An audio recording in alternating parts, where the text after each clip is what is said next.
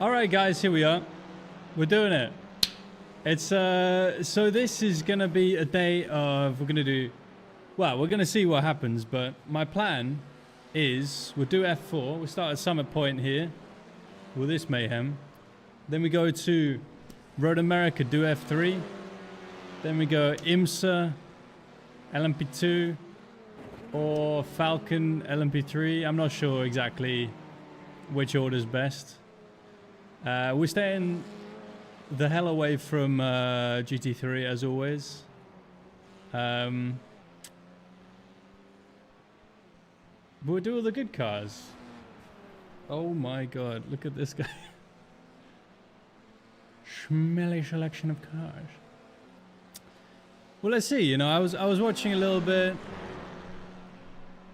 spectating a few races over the weekend. I was kind of just chilling.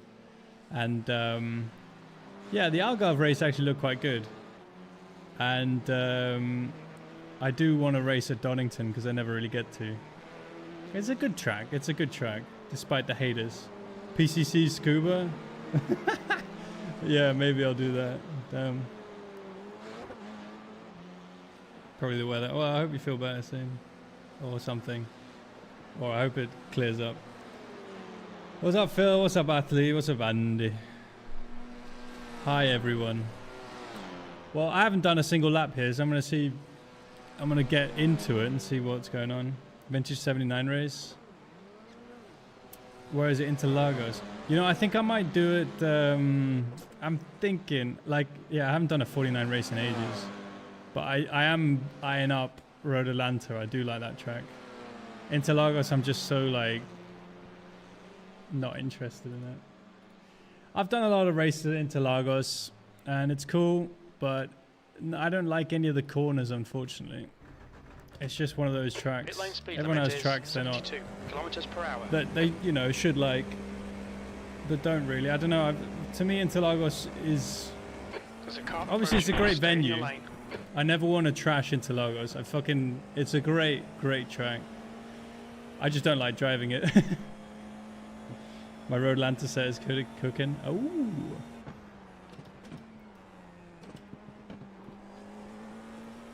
I forgot you made setups. Can you send me one if you don't already? I forget. I would love to try it. So I haven't actually I haven't driven the 79 for ages, man. I have the data pack. Okay. Yeah, because I couldn't remember what happened. But yeah, I'll definitely give it a go. I want to do a race as well. There's a race on Wednesday, isn't there? After the IMSA Vintage. I might do that. That would actually be really good. Because IMSA Vintage is somewhere good this week, isn't it? As well? I think? Can't remember. But yeah, cheers, Andy.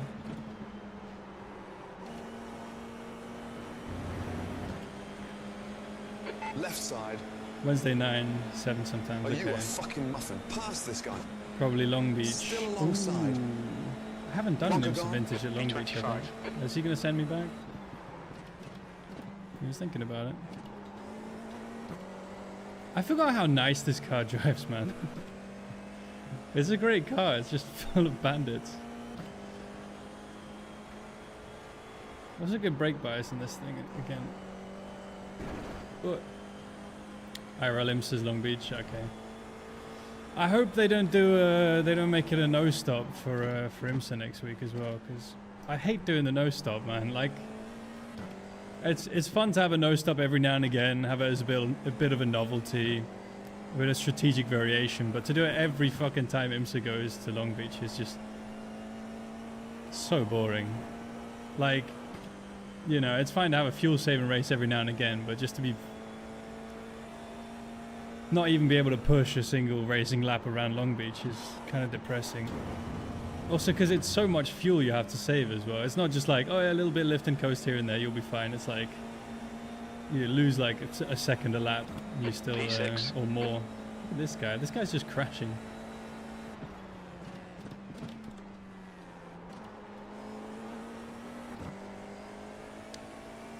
Am I doing leave grazing? No. No, I haven't done. I don't do any league racing. I've done like occasionally. I've done a couple of Alex's events, the Exceller Plays, man, the Williams things, which are really fun. I always like doing them. But I don't know, man. I'm a very sporadic person. Probably a bit too much. It's probably to my detriment. I probably need more of a system, but I just end up getting distracted by shiny things or something. I don't know. You're so getting murdered here, yeah. This is why I've got an F4 smurf. It's for weeks like this, where everything's free. The Valorant player, yes, the famous Valorant player. P5. Shame it doesn't go official more. What, the IMSA Vintage? Yeah, man, it's so good.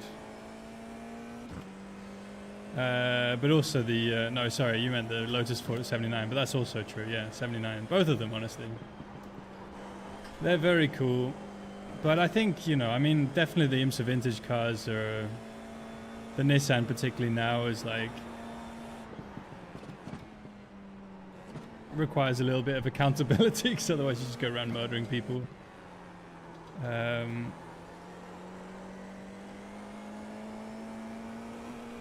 So it's kind of that series probably better suited to a league, but the 79 is good. What's up, Paulius? Yes, F4 indeed. I would absolutely not be doing this if I didn't have a Smurf account. I know everyone's very anti-Smurf and saying it's a big problem, but I don't know, man. I feel like everyone drives F4 like they're on a Smurf account, so V6. I don't think it really makes a difference. Off the pace.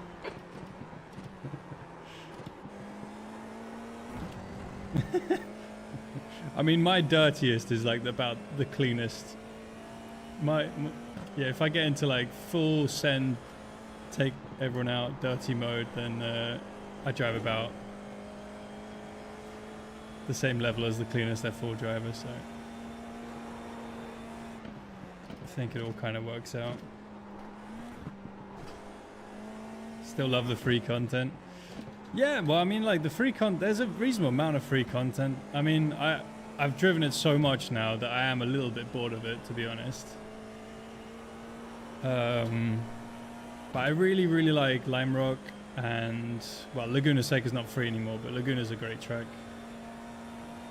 VIR is also mega, but it's a little bit overused now. So, but I do really like VIR. I wish they'd use the Grand Course more.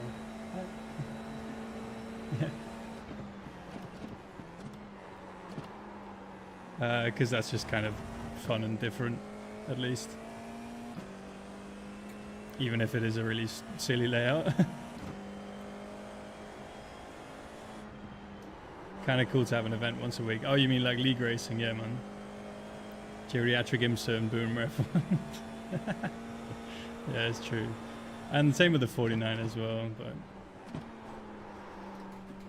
Oy. I was watching, oh my god, the rear's gone. I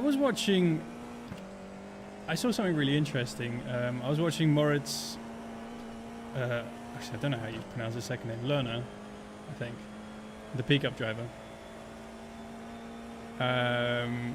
So he's obviously insanely good at pickup. The guy in front has just done a 108.8. Yeah, I can't keep up in the Porsche Cup. I'm like sort of 7/10 off usually in that thing. E7. But then I watched him do an F4 race. You've just done a 109. And it was just so interesting to watch him drive. Because he was so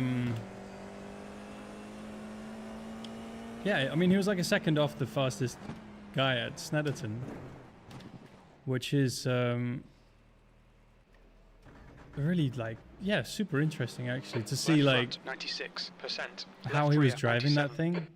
Because the F4 you have to be a lot more aggressive and slide around and kind of rotate the thing on the rear, kind of drive a little bit over the edge of the tires, right? Whereas the P-Cup, I think if you do that, you just overheat them. And you could really see like how he was just like babysitting the F4. And it was, yeah, I don't know. It's just like made so many things click in my head. Checker flags out. 7th position. It kind of felt like a confirmation of everything I was sort of thinking about when it comes to the difference and why I'm always quick in formulas and things like that, but then I get into the P-Cup or GT3 and it all kind of falls apart a little bit. It's just because I just overheat the tires when it comes to those Your exit's clear. Dipstick left. those cars. You should take up cricket. You're brilliant at taking people out. So yeah, it was really interesting. And still Really interesting there. to see. Forecast for the race. 100% chance of tears. Oh. Fuck's sake, Emil, get on with it. Left car gone.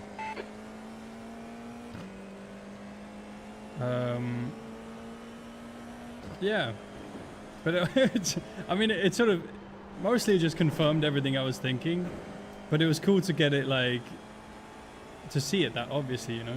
Gordon's a bit chatty. Gordon's always chatty. Anyway, that was super interesting for me to see that. Because obviously, like, Morris, if he puts his mind to it, I'm sure he'll figure it, like, he could figure out, but I mean, The leader's just done it. why would he 110.2. spend time driving F4, right? There's no real, well, there's a few competitions in it, but one of the reasons I like Max Verstappen to be faster at both GT and Formula.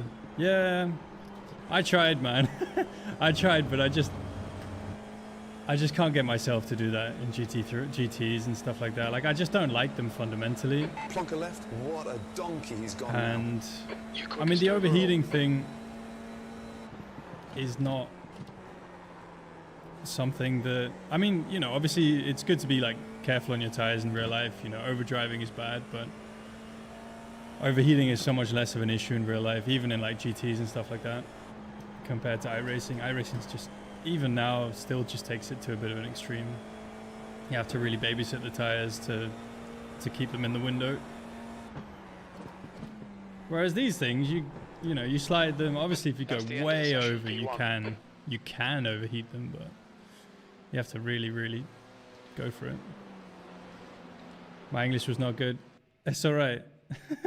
I understood it.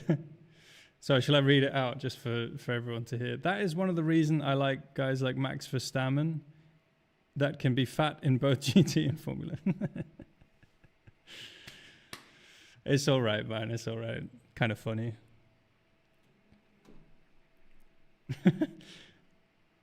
Sorry for reading it out for everyone. But it's kind of a funny sentence. Shots fired at Max. Was there? Oh, because he's fat. Yeah, bro. We've got 2 laps to get the job done, mate.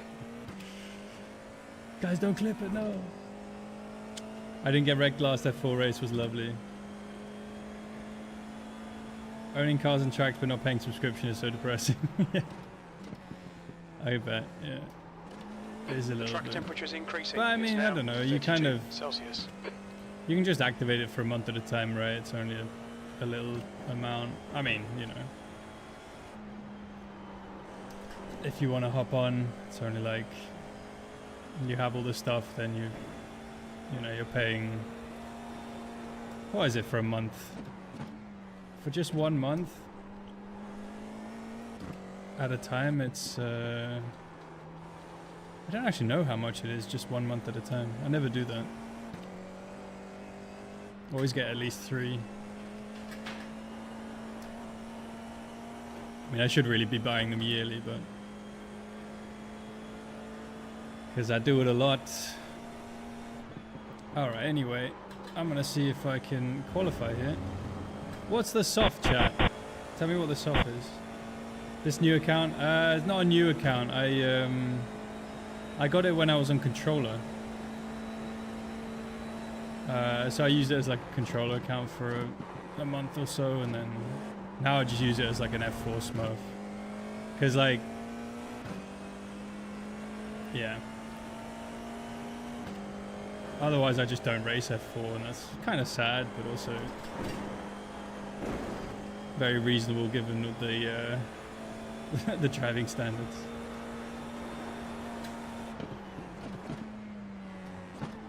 Controller best, never forget. I was thinking of doing a stream or two back on controller. 108.3. Just for the just to kind of remember what it was like a bit.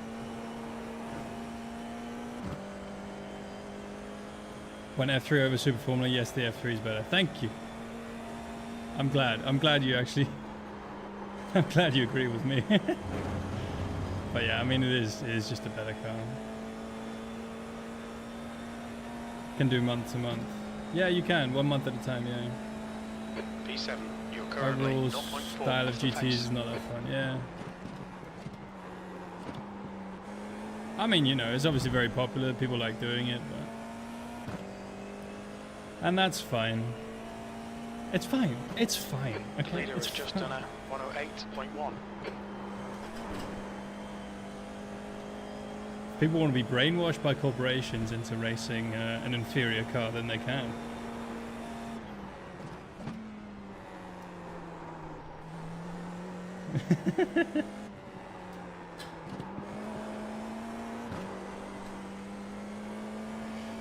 Anyway, I think I've been a bit brainwashed by F1 as well, so there's that. Brainwashing has 100% success rate, exactly. Wait, what lap are we on? Is this the first or second one? Oh, that was the second one. Oh, Ross Gunn is here. Fuck, it's a pretty competitive lobby. Oh my god, I qualified. Whoa, I'm only 3/10 off and I'm 9th. That's crazy. Ross Gunn drives the Valkyrie, doesn't he? Or is that, am I thinking of someone else? Lol.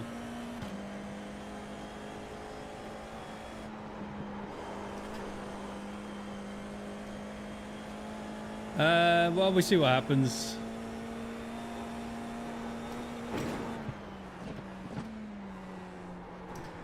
Everyone's so good at these free tracks, man.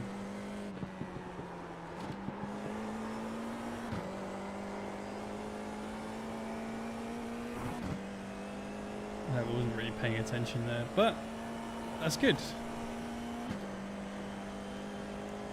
Fuck, it's so close though. That is crazy. 3/10 off and 9th. Almost esports lobby vibes. Did someone tell me what the soft was? F4 for me, safety rating bin. Yeah, it is for sure. It's a short track, that's true. Are you calling me slow? So that lap was a 108.2. I mean, tires get warmer and whatever, but 2.0s. That lap would have put me second. Fuck. I should have been paying attention. It's a 2.2k soft? Really? What the fuck? Okay, well they're all gonna die, so we'll be fine, probably. As long as I avoid them all. It is sketchy being in the mid-pack. Oh wait, how many cars are there even? It might even be the back. Oh no, mid-pack.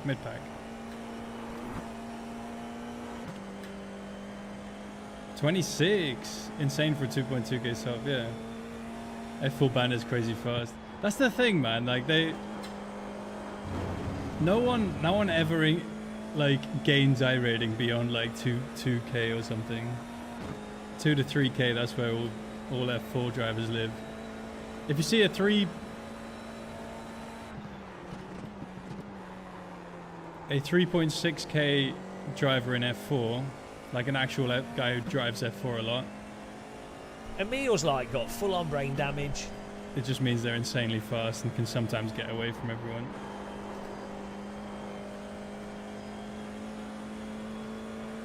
Good luck, CX.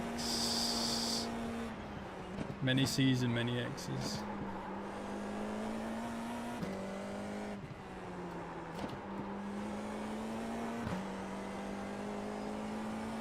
Alright, well, whatever. We got pace.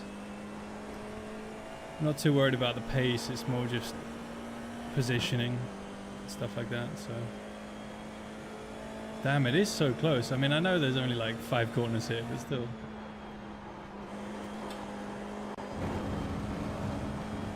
Someone's going to touch that gravel and lose all their time as well.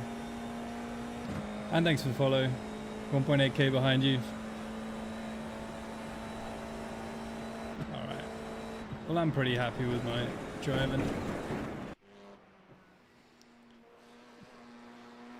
A lot of C's and X's, yeah. That's the end of the session. B9. B9.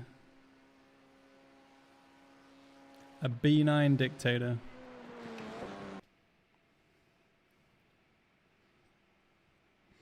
All right, guys.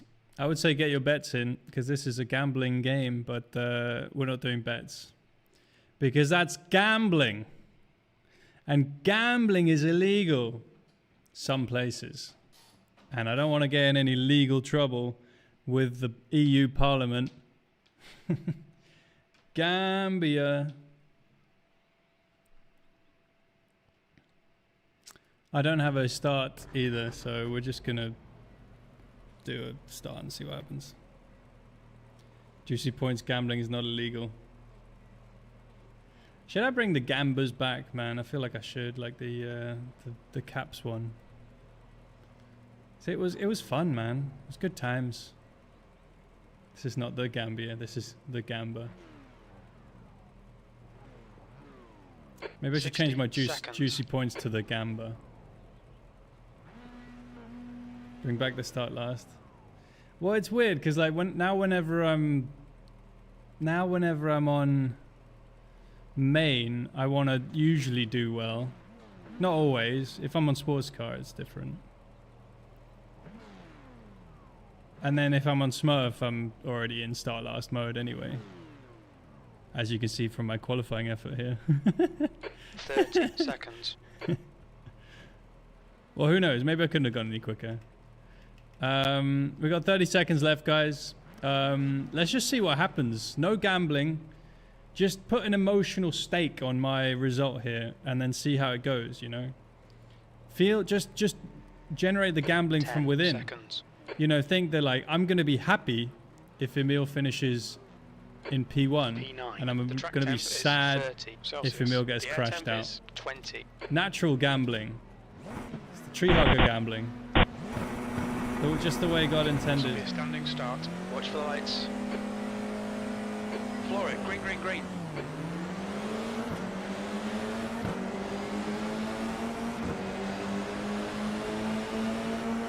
Okay, so what are we doing?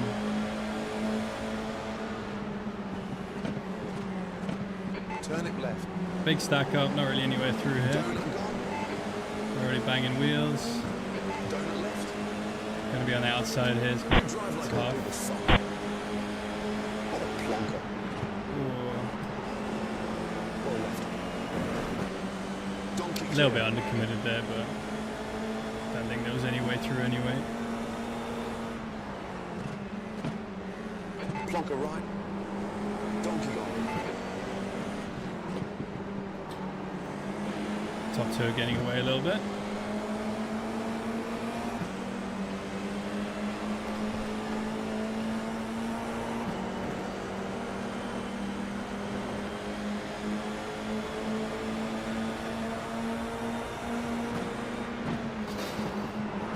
Oh God.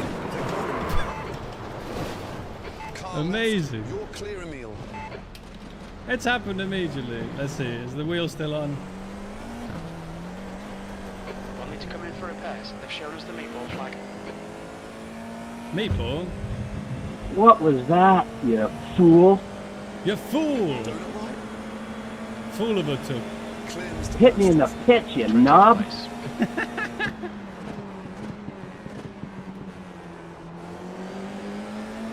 Why have I got a meatball, man? The car actually kind of feels fine.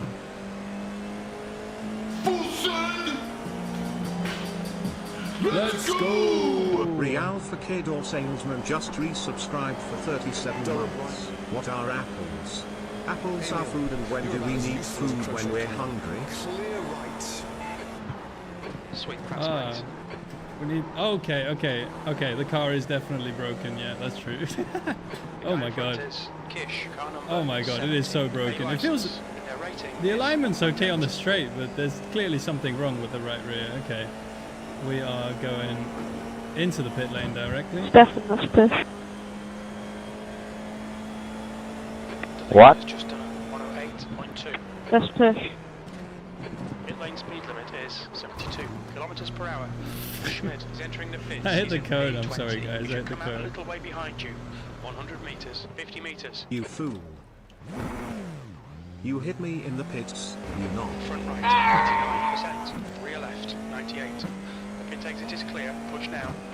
Thanks, Real Factor Salesman. Had he started dead last IMSA Vintage and what? I didn't see that, no. Damn, that's sick.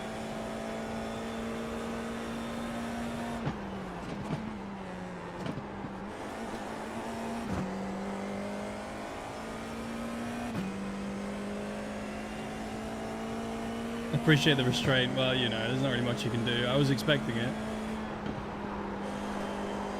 You know, it's not my first rodeo in fucking F4. And I'm on an account where I don't care about the ratings. Car ahead is EN, car number 22, C license, and their rating is 1.7. If that was any other, if I was on a, The leader's just Yeah, done I don't know. 108.1. just racing for the sake of racing. you know, Fastest so. lap for Greenwood, 107.9. But having said that, what is the point of continuing if we are 9 seconds behind the next guy?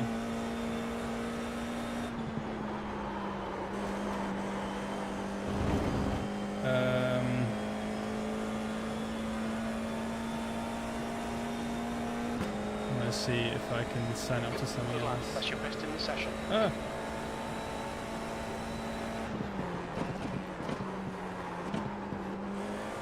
Best in the session, guys. We're improving. Fucking F4, FF4. Yeah. I kind of want to see what happened as well. There's not much point in me driving around in 21st, 10 seconds behind the next guy. I mean, we're gaining a bit. We might catch him, so I might do the next F4 at Q2. I'm not sure. Which track is that? Is that like Winton or something shit like that, or is it Snetterton? Or something else. Where's the American one? That might. No, this is the American one. Where's the European one? I think is the one. The other one.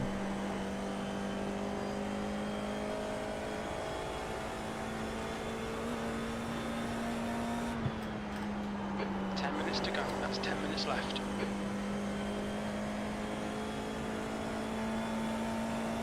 So wait, what time is it? It's 34, so we need to look for 145. That's your fastest lap.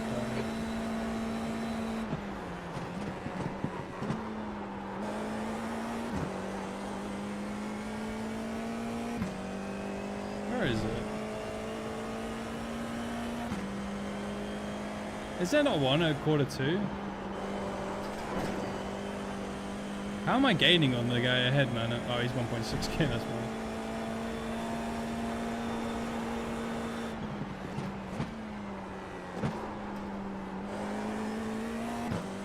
Oschersleben. Ah, okay. I can't fucking find it.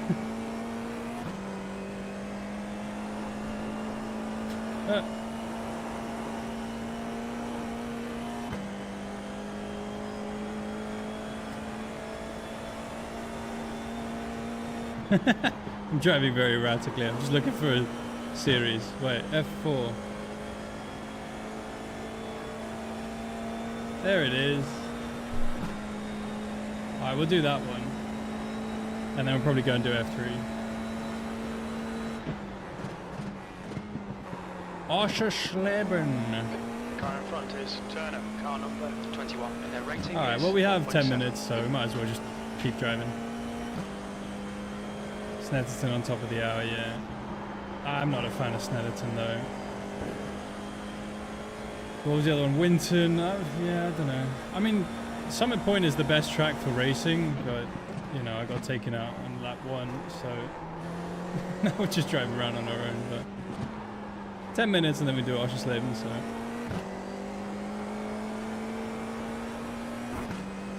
And then either we do this again or we're going to do F3 at Road behind us now, 6.3 seconds. Oschersleben.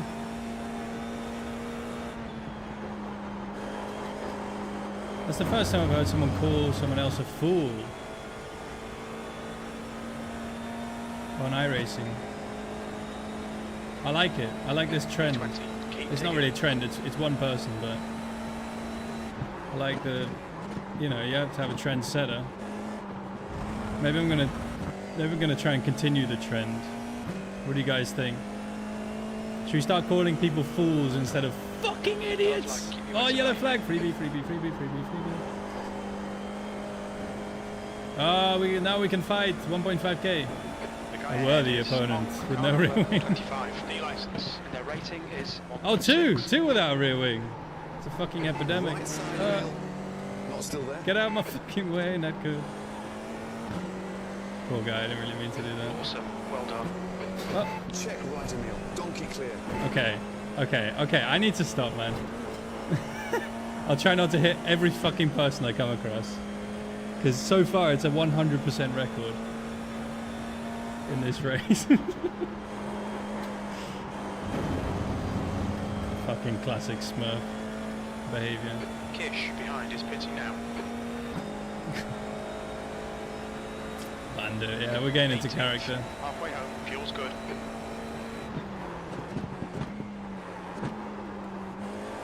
Now I'm getting slightly invested in this race because right up ahead is P15. I mean, how long is there left? 6 minutes to gain 6 seconds. Is now Colin. Can we do it? 26, D license, and their rating is 1.6.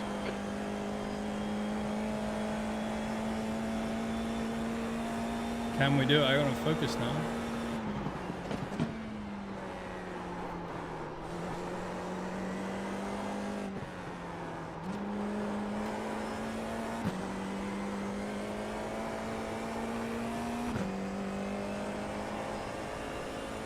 You're reeling, Colin. The gap is now Reeling. 1.2. We're reeling in despair, more like.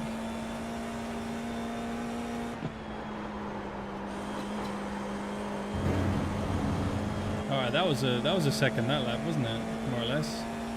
On Pierre Belizaire. YouTube video about smurf behavior. This fucking guy. They've all crashed. Well, they're all waiting for each other. What's going on? Right side. Donut. Alright, so I gave myself 6 laps to catch this group, We need and fast it happened right in now. 5 1. minutes remaining, 5 minutes left. Clear left. Clear left, Emil. You have What am I 8 supposed to seconds in fucking advance. do, man? He's everywhere. Showing the meatball flag. We'll need to come into the pits Oh for my repairs. god. Fuck my life, man. We've got a second meatball of the race. Fantastic. Not hit them. We managed to not hit one guy, but he's right behind me. Well, I don't have any more quick repairs. I already used one. So. Oh wait, I'm gonna stay out. Because then I gain a place on that guy, unless he's got a quick repair. The track temperature's rising. It's now 32 Yay! Celsius. We're P14, 15? 15th place. The next car is Walker, car number 18, and their rating is 1.8. Probably gave him a meatball. Why? Fuck, man. How many incidents we got now to look through? Well, at least 2. And then me sort of podding or hitting everyone else on the way through. But wait, do I have... How long is a lap? How many times can you go past the pits with a meatball before you get DQ'd? I mean, I might as well, right? It just DQs you on the lap that... I mean, there's no way I'm coming out there fixing my car before the end of the race anyway, so I might as well just keep going. You don't get any penalty for getting meatball DQ, That's do you? half fuel. You've used half your 3. fuel.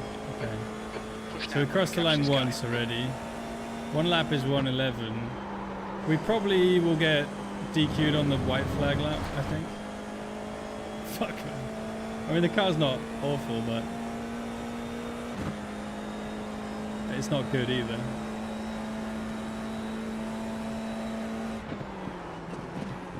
Oh, it's very bad under braking. And turning. And throttle. Actually, I think it's okay in left-handers. Let's have a look. Oh, yeah. Left-handers, it's a dream. Shame there's only 2 of those around here, really. Here we go, another left-hander. Oh, yes. And then a right-hander. Oh, no.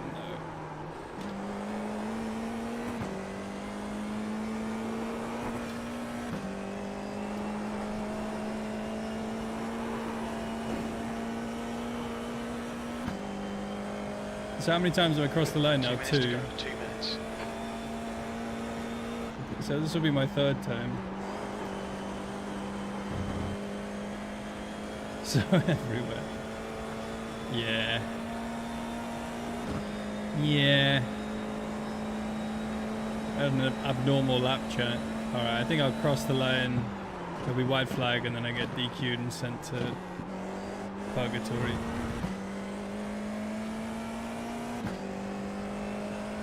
And then we can see what I did. Whether I deserved all this. Or I should have gone slower, or I should have done something better.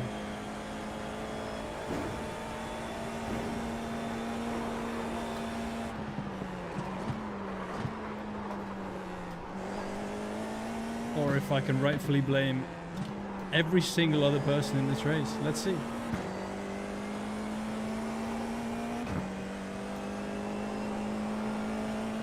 What happens if you go through the pit lane? Car number 12, D license. Their rating is 1.9. I'm going to drive through the pit lane. Because I think I'll get DQ'd otherwise Look now. out for the pit speed limit. So it says return to pit, so technically... 100 meters.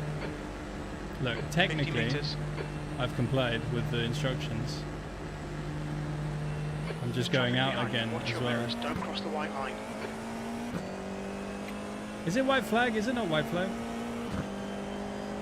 The car in front of us is Schmidt, car number 10. The C Michael license. Schumacher Their approach. rating is 2.5, B16. I don't know if I would have got DQ'd there anyway, but... What's up, Pedro? Blame Tommy. I don't know who that is. If it was the bastard who took me out. Leader is a third of a lap behind. Ah, okay.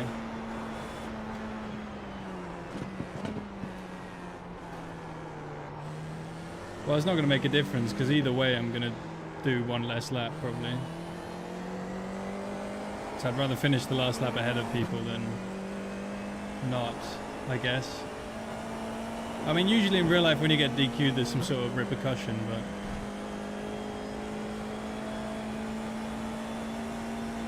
guess it's the same.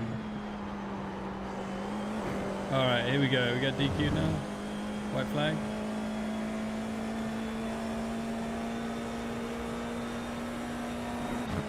Fuck! Well, I guess pushing someone white is working for Thursday. Alright, well, I'll do it myself. 2 litres remaining. I think Good it was the race, steward's guys. room.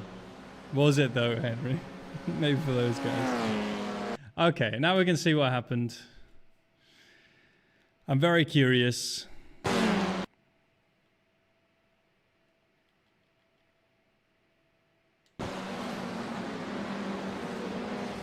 Oh my god.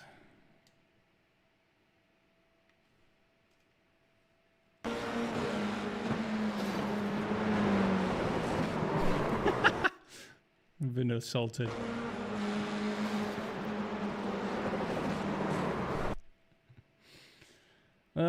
It's a bit of a stack up. I mean, I left a lot of room, but the guy ahead of me didn't leave that much.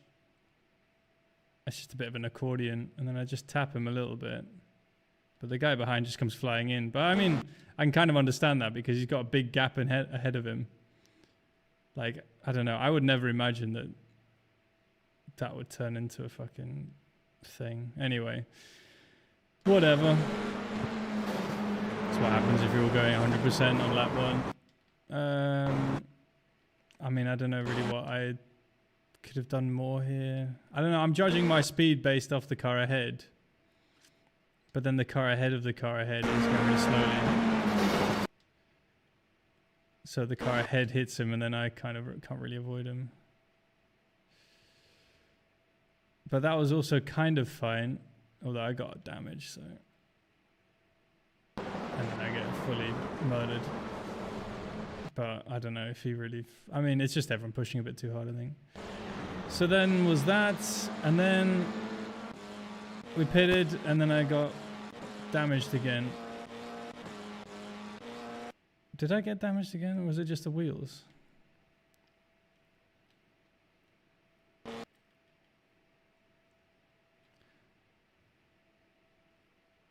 Which lap was it? What happened to the guy? Someone called him up. Hang on, let me just see what I was doing. Must be this lap.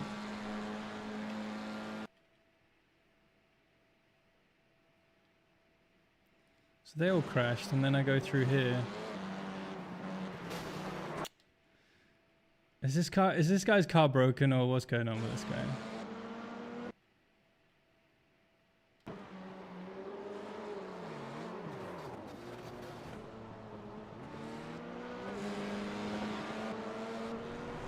It is broken, right.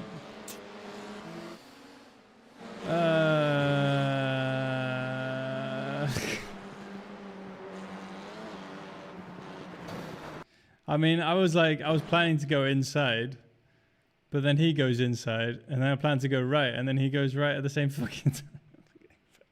Is he just holding on to his car, or is he just like looking in his mirror like, oh shit, shit, shit? Yeah, no, he saw me coming and then tried to get out of my way and then ended up just taking me out. Fuck. Fucking hell, okay. Then I hit two other guys as well, which I didn't really mean to. Like the Lando livery. Wait, there was the two guys without the rear wings, wasn't there? This is, my car was broken here. I came out, was fixed, and there was, where's the two rear wing guys? We're getting raided. My God! Okay, it's happening. Oh, here we go. Everybody stay calm. I hit both of them. Everyone, what's the procedure? Stay calm. Okay, that was a small one. What's up, Red Eye? Hey, man. And then I hit this guy as well. I mean, they're both sort of netcode hits, but that was kind of a hit. Fuck, man. Okay. This one was pretty stupid by me, to be honest. The other ones, I think, were like either racing or just like unavoidable. This one was a little bit like, no need to cut it so close with a guy with no rear wing. That was a bit dumb. F4 and iRacing is always I hit everyone. I did. So then the guy who got hit in the pit lane. Wait, where's the? I need to join the other race now. But thanks for the raid, Red Eye. Who was the guy who got hit in the pit lane? Does anyone remember? Because I really need to join the other one. Oh. Oh no, we found him. 15. Here we go. Well, he is going incredibly slowly before the line. Okay. I should have played through the voice chat, but I don't have time. I don't have time. What happens if I don't qualify this race? I lose so much rating. All right, guys. We're going to make an effort not to hit anyone this time. I mean, I was making an effort last time, but we have to, obviously, because it's F4, we have to make a huge effort not to hit anyone. That's the only way.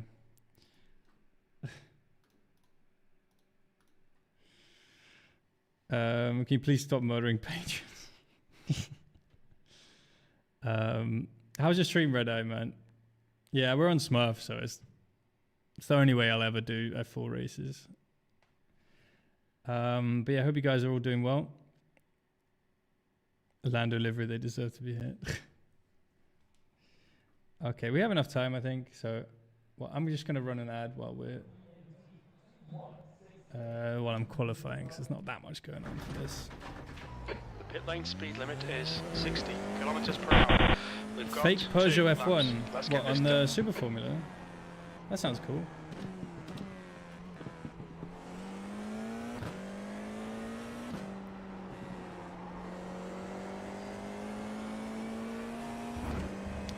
You know, I was thinking the other day about so I remember you did the Audi TCR Super Touring livery, and it looks sick.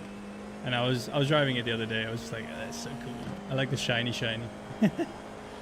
But it does look really good on that car, actually. The leader has just done a 123.4. But and guys, go follow Red Eye if you don't already. To see how he makes those mega liveries. But I was thinking, like, why? I looked up how much a TCR cost, right? TCR costs 140,000 fucking euros, which is like, I don't know, why does it have to cost that much? It seems unnecessary. Plus, they have a little bit too much aero, so they get dirty air, which is even more silly. I was just thinking, like, why don't they have proper touring car series that aren't like kind of gratuitous with money spent? I mean, I know racing is always expensive, but I don't know, like, generally speaking, racing just gets, I don't know, it just feels like everyone charges way too much money for everything all the time. So I was thinking it'd be cool to have a sort of super touring style series, but not fucking expensive. That's a new fastest lap for Lucas, 123.2. And obviously it's like a lot easier said than done,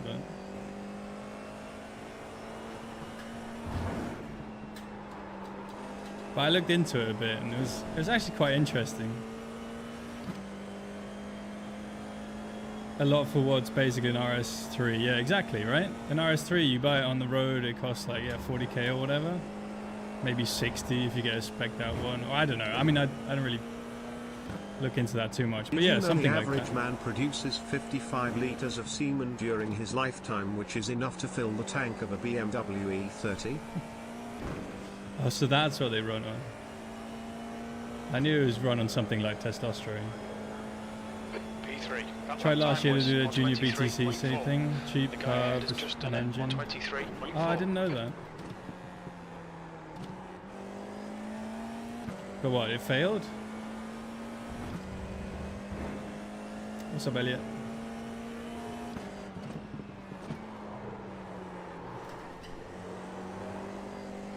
Safety stuff, I know.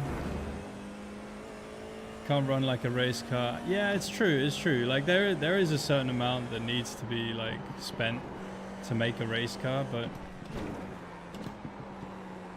I don't know, man. Like, it just seems excessive. And I looked into it a little bit, and like they have all these. They have a TCR. Well, they used to have a TCR Denmark series, which died because there's only like 3 tracks in Denmark, and then there's Swedish touring cars, and they tried to go fully electric, and then they died because each car cost like 350,000 euros. So now all of Scandinavia doesn't have like a top level series, at least that I could find. I don't know, correct me if I'm wrong, guys, but like, and not that TCR Denmark was like the biggest series, but it was still like the top, pretty much, I don't know, man, one of the top series in Denmark at least. And then STCC has been around since the Super Touring era, and it's been slowly dying out since the 90s because all subsequent cars were not as exciting or fun as Super Touring, and then they finally killed it with a overpriced electric thing.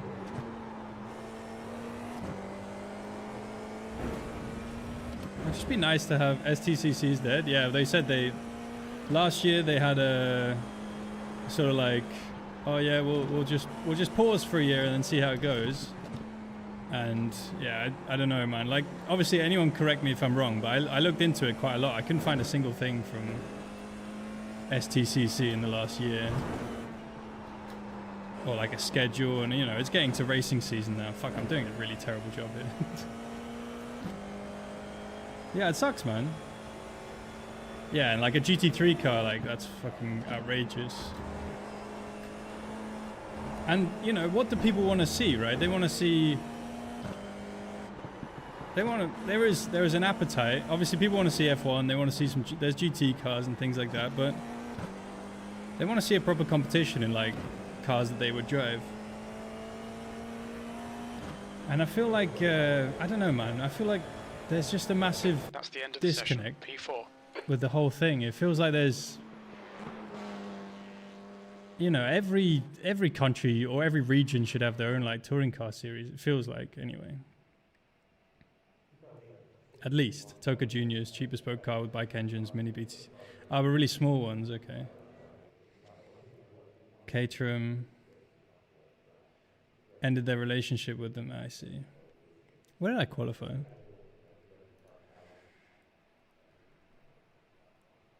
Qualified fourth. Emil's like got full-on brain damage. I was only a 10th off, mate. I was not.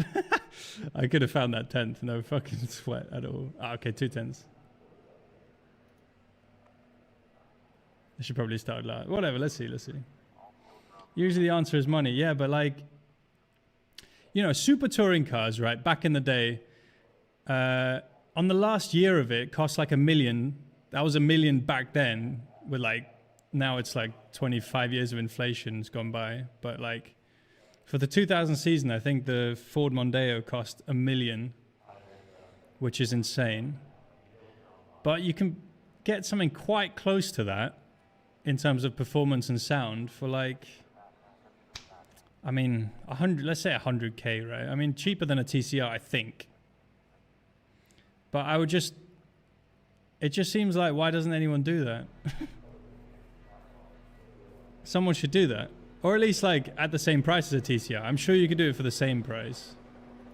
But maybe not, I don't know. I don't know that much about it, but I was just like, it just feels a bit sad. Cheers, guys. 15 minutes. You really need to get on with it. Car number 3. The Champions League, yeah. And then they get all the Pro-Am champions and all the top dentists in the world come together for a world finale.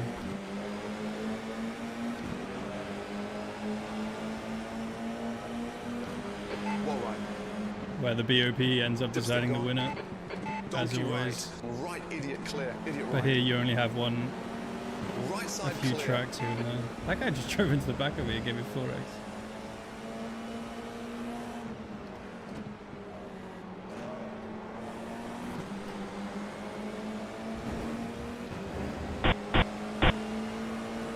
.41 car field of Citroen C1s. I mean, there's so much motorsport that you never hear about because it's not like, you know, professional level. And like, sure, that makes sense, but there has to be a way to like combine a sort of a cheap running cost of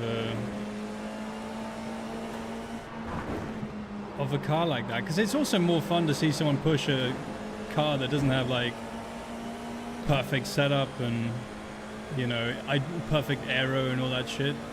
See like a pro guy wrestling one of those things around, and then, you know, you watch like the Time Attack guys. Thank you. They're fucking wild, man. Like those cars are insane, and they get some pro drivers to hop in. And you know, they're like sparking down the straights. They make this like insane turbo noise. It's just like 80s motorsport, but like continued, you know, all the good stuff from that era. Minus all the, yeah, with more bit of technology from today, and then like England, car number 7 is now leading.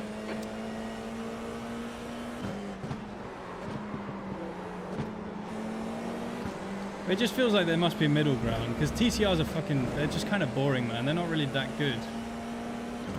Like, they've got too much air, they're too aero dependent or something.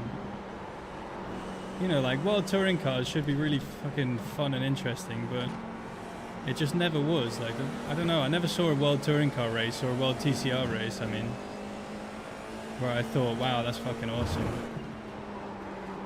As opposed to like BTCC, where you see them like smacking into each other all over the place, and that's quite entertaining, you know. Freebie. I don't know if we got a freebie. That guy's just blinking like crazy.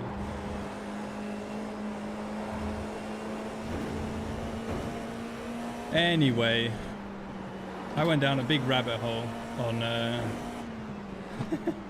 on the internet, like just kind of researching all this stuff. Our message came up, rip. Alright, freebie, yay. Oh, Carlin's in here as well. The leader has just done a 123.3 E3. This is brilliant, keep it up. The car in front has just posted a 123.3. But yeah, I don't know, and generally speaking, motorsport feels so fucking sterile now. Like, I don't know, man, like, I mean, obviously partly with the whole, I mean, F1's obviously gone totally electric, not completely, but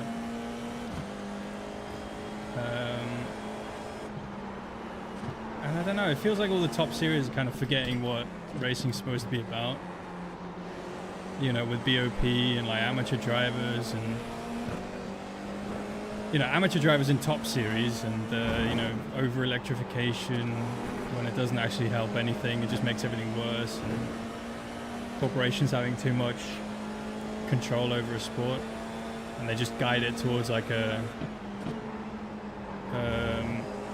you know, whatever suits their marketing department, which in the 80s used to be quite aligned. You know, you wanted the fastest car possible, but now it's all just like, it's so different from what people actually want to see. Fun discussion with chat while driving leaders, Keep yeah. pushing it, there'll be a chance here. Fastest lap for Leahy. Turn it right. Emil, man, you're driving like a donkey. Still there, still. Jazz, give me that fucking apron right now. Right, clear. Donkey left.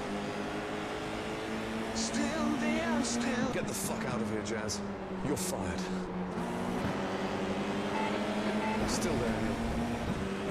Oh, I didn't get a 1x for that? Okay. You'd struggle to drive. Alright, this never ends well, but What a fucking donut. Left is clear, they probably crashed. On the left.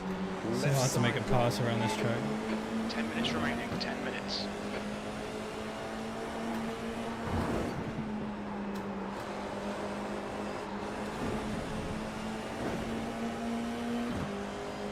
GT World Challenge.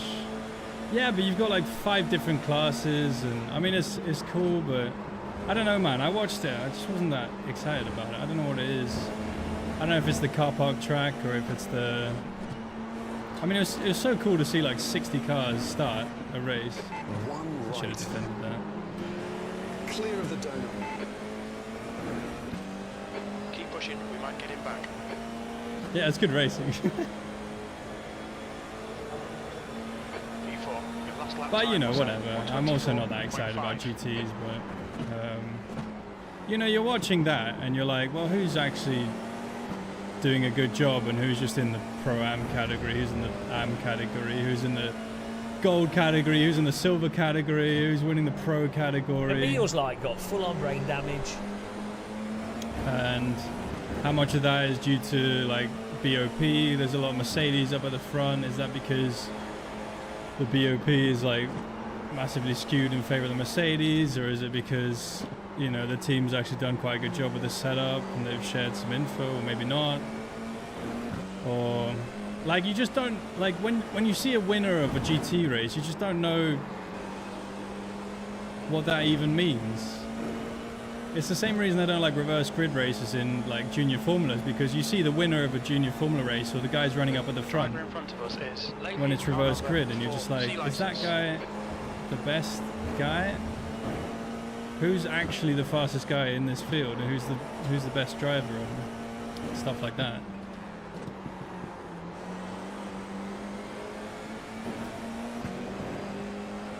So that's reverse grids and uniform there, exactly. You've just done it. Dipstick right. Clear right. No, you're right, you idiot. On the right. One left. They're gone. See you later, bro. You have 8 incident points. Well done. Amazing Nice display run now. of defensive driving there by former Guy in P3. front is O'Connor, car number 2, and their rating is 5.4.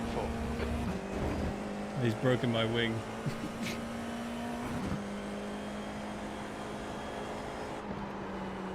The funniest thing about that is he would have been absolutely fucking fine if he hadn't freaked out about it. Because it's so hard to overtake someone on the left side there. He's probably going to catch me up now that I've got a broken wing there.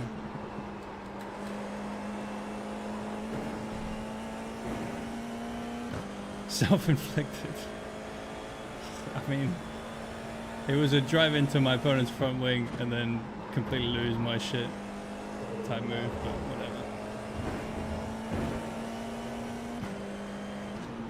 It's F4, that's what we expect.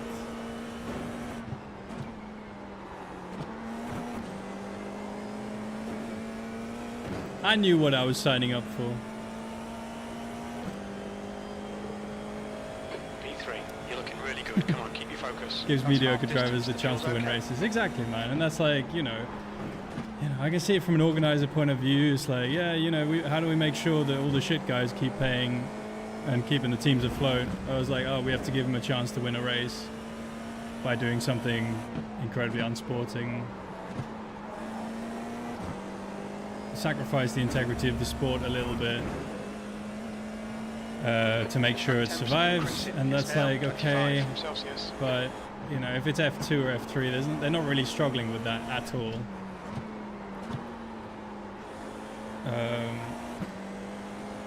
At least as far as I know, so they can kind of dial that down a little bit. Because otherwise, I really like F3 and F2, aside from the insane budgets you need for it now. But like actually watching an F2 or an F3 race, a feature race is awesome. Like it's so cool to see, like some of the best racing you'll ever see in anything. Always carnage, always action, always something going on, right? And then they slap on a reverse grid race, and you're like, oh, who the fuck is doing well here? I mean, it's a lot of carnage that seems meaningless because everyone's out of position. Designed for entertainment, not sport. Yeah, but then the other thing. All right, I'm coming back to like F2 and F3 now, but That's 5 minutes to it's go. not designed for entertainment because they're not promoting it as an entertainment. They're, you know, like they're not doing anything with it. They have this whole awesome racing series on the F1 weekend that they just completely ignore in all the broadcasts and marketing material and shit like that. Like they would actually have more, they would have a chance to have legit sponsors, not just like someone's dad or like, obviously F1 teams are fine. It's good that they sponsor, but you know, there's this whole other revenue stream for teams and drivers that is just not, it's barely being used because it's just, the whole F3, F2 thing is dismissed as like a little sideshow instead of being like, you know, the highly watched, super entertaining racing series that it is. Which is really sad. Because it's just going to waste, the whole thing, a little bit. Leahy is closing you down. The gap has come down to Reverse grids are for entertainment, not sport. Yeah, but in F2 and F3 they're not, because the feature races are entertaining enough. Like there's not, I don't find the sprint races more entertaining. Like I don't think there's more action in the sprint races. On average, you know, what you end up getting is like one guy who maybe had a bad quali just gets away from the pack, builds a big gap while everyone behind him are busy holding up the actual, the guys who qualified well.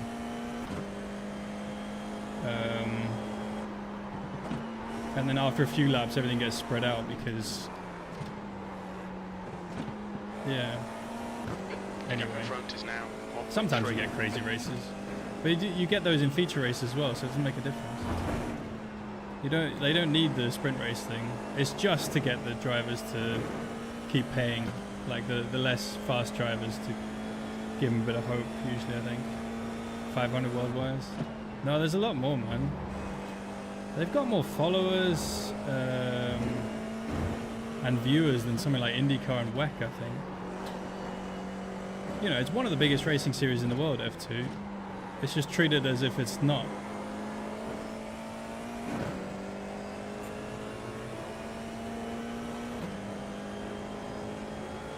Two-tire compound rule.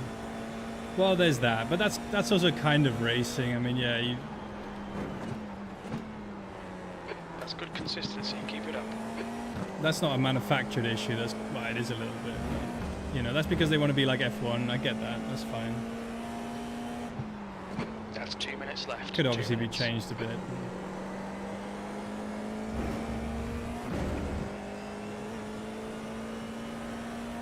Hey, how Sky treats F2. Exactly, man. Oh, so you just finished watching F1 quali. I keep talking about this, but it's like, oh, you just finished watching F1 quali. Why don't you go and watch this random TV show that we've got? Or like this football match, or this boxing match, or some darts, or, you know, this reality TV show. Anyway, goodbye. And then 5 minutes later, after the adverts, there's a fucking F2 race that's happening that they've not even mentioned, man. It's nuts. Pavlovich. Like, just mention it. Just say, like, hey, yeah, and if you want to stick around, watch more racing, we've got F2 coming up right now. Get an idea of what the F1 race might look like and see who the next upcoming drivers are, who might be on the grid next year. Easy. Easy views, man. Easy money. Last lap. Looking good For how the podium. MotoGP That treat time this was is. Yeah, exactly, man. 1:23.4. Same with NASCAR. Even IndyCar does it better. They just have not as many people watching it. Give it a full production, yeah. I mean, at the very least, just say. But, you know, it would be great to have a full production for it. But they just... Anyway, it's very stupid. It doesn't even cost them anything. They have all the people there. Maybe they hire 1 or 2 more people than they already have, and then bam.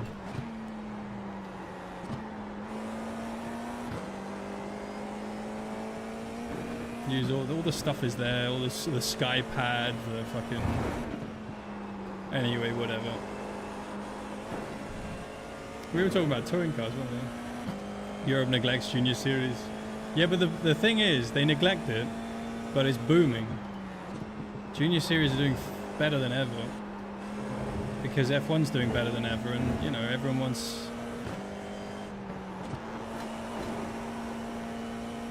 Everyone wants to be an F1 driver.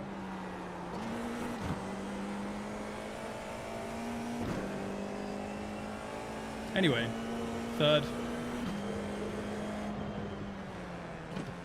We're on the podium. Good drive. That's the end of the session. Let's see what happened there. What a race. I might actually do Falken next. Or what? Oh, we have F3 in 10 seconds. Oh, it's too late. We could do Falken. Or we could do... Oh, right. Yeah, I think we kind of have to do Falken. Otherwise, it's a Winton F4 race. Okay, fuck that. No. All right, we've got 15 minutes. Like most amateur sports, people don't watch. I mean, most junior single-seater series are kind of... I mean, the racing often quite good, but you know, there's so many series that it's like, okay, Co whatever. się wydarzyło, Dominik? But for F2 and F3, it's a pretty pro level, honestly, generally speaking. At least the top 10 or something are like just kids that will be in world motorsport for many years to come. Fucking hell, what's going on at the back? Yeah, I kind of expected this race to be a little bit strung out. It's kind of what happens at this track. GT3 Spa. Didn't finish P3, you survived F4. Oh yeah. Emil for F5 president. No, it's a dictatorship now, so I can't really do anything, unfortunately. Unless we overthrow the government. Should we overthrow the government, chat? What do you think?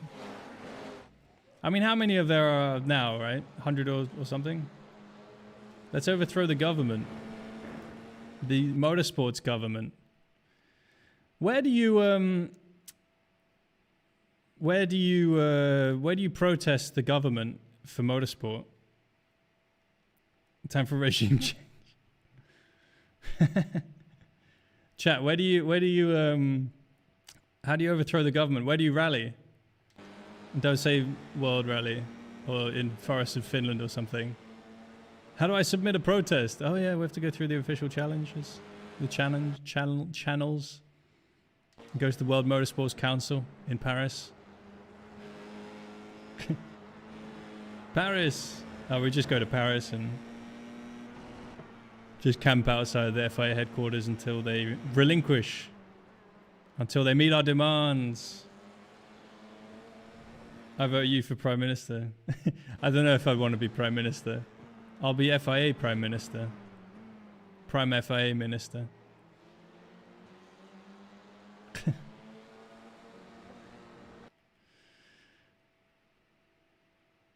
Yeah, I don't think I could have done anything. I gave a bit too much space. Fuck. I was just thinking, like, it's fucking F4, he's going to kill me, but he was running really well. French are experts at protest.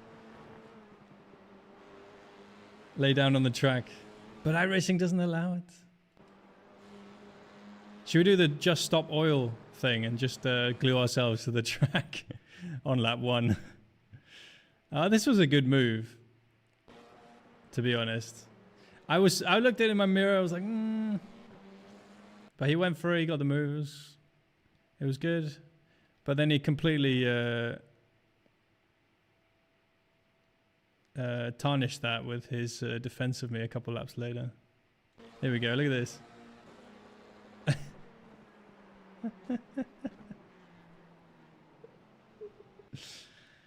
I really fucking hate it when people do this, like, drive into your front wing thing, man. Why do they do that? They do it so much in GT3 and F4. Just like you pull out and then they're like, no! You shall not pass. But it's like when you're already there. I mean, he's literally just driven into my fucking front wing. You know, I mean, I can slam on the brakes. But I've just stopped doing that because it's fucking annoying. I'd rather just hit people. It's sim racing. If they're going to drive into me, let them drive into me, you know. If it was real life, I would have lifted, but... Actually, I think I've ingrained it so hard in my fucking muscle memory that if that happens in real life, I'm just gonna get hit. The Alex Dunn special. I ran just totally upstage, just off one.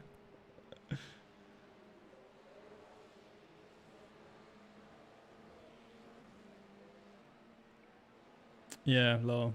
Well, now apparently it's being blockaded by America as well. So now America's joining in on shit racer. He's a shit streamer.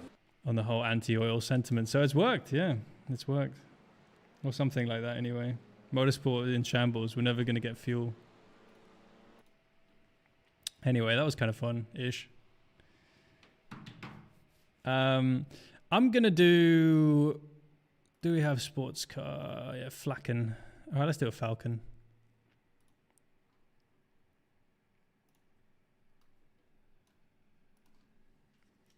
No reverse.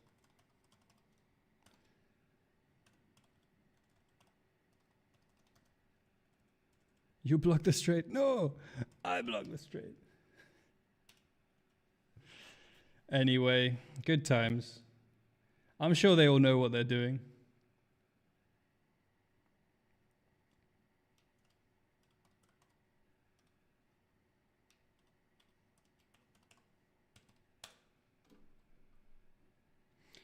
Blockade, the second blockade. Ah. Big brain chess move. Probably what is going to happen. You can't block it. We're the only one who can block it. Oh, I don't even know. Orphan Warm Music, thank you for the follow.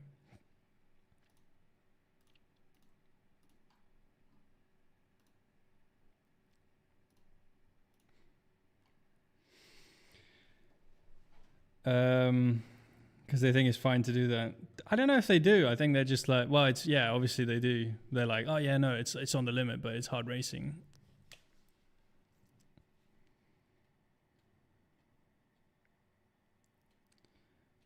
Greta Thunberg in it for the long game plan all Can't along. triple stamp a double stamp. Watch me. Orange Moscow. Sorry, I had too much lunch, fell asleep. Our blockade is the blockadiest blockade. It's bigly blockading. We will do the best blockade. Some people are saying the greatest blockade in history. Yeah. Number one, bigliest blockade in the world.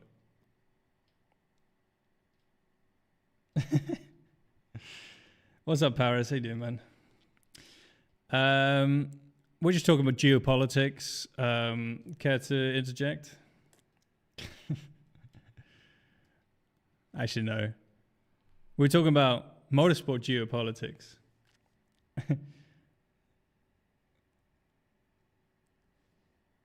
I was complaining about motorsport, and then what were we talking about? We were talking about touring cars. I don't know, man. I just think that there needs to be a touring car series for like, I mean, there was one. There was a touring car series for Scandinavia, but like, it's so weird that that whole region of the world they have all these tracks in Finland, like Nordic countries. Like Finland's won, I don't know how many world titles, right? They had Häkkinen, Rosberg, sort of Rosberg too, even though he's more German. Rosberg returns. And am I missing one? I feel like there was 3, but there might just have been 2. No, Raikkonen, obviously, but... And I don't know, they don't have there's that, and then there's all of Sweden, which has loads of racetracks. Norway's got a few good ones as well. Denmark doesn't really have any good ones, to be honest. Denmark doesn't have any good tracks, unfortunately. But they've got a lot of motorsports history, at least for drivers. And it's just weird that there's no proper like top-end racing series in that region. It's just weird, man. What the fuck are they doing? It's not that difficult. Okay, it is pretty difficult. But why don't they just sort it out? Are they stupid?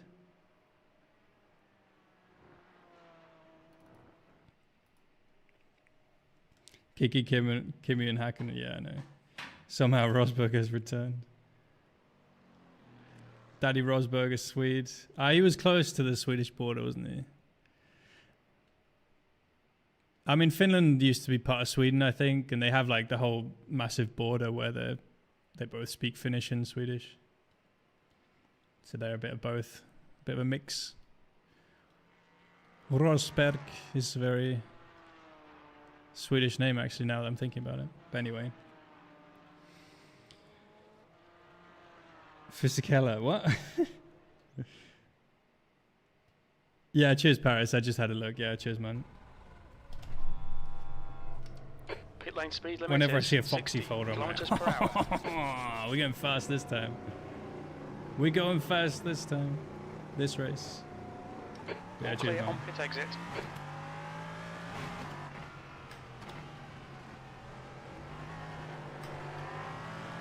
Most of the time, anyway. Raw left. Left side clear. But yeah, man. And then Sweden has Volvo as well. I mean, that's... So they've had, like, the Swedish touring cars, or the Scandinavian touring cars, but... I think that died now, so they need something else. And it's just insane that there's no professional racing series in like Northern Europe. It's weird, man. It's making me uncomfortable. I don't understand. Or maybe there is. Maybe I'm wrong. I don't know if someone could correct me if I'm wrong, but I was spending a lot of time looking for them, and I can't find any. Saab fighter jet. Paulington Dart. It is. Enjoyed this combo. It's a great track. I feel like it needs, I mean, as good as the national layout is to drive, it is pretty fucking bad for overtaking. I mean, T1's definitely not. There are some places, but I feel like the GP loop is quite often necessary. But let's see. I mean, I haven't tried it yet, so I might just be talking shit. GP loop just gives you a couple overtaking opportunities, even if it is fucking annoying to drive. Hey, man. Oh, he's gone. Where'd he go? Oh! Idiot ride. I'm off. This spotted job is shit. Tense in traffic. Well, that's what I like, man. I like that type kind of stuff. Okay, so that curve's no good. Now we know.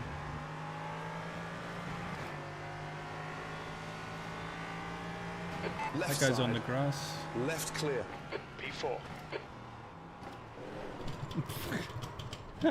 No, don't hit me, bro. Come on.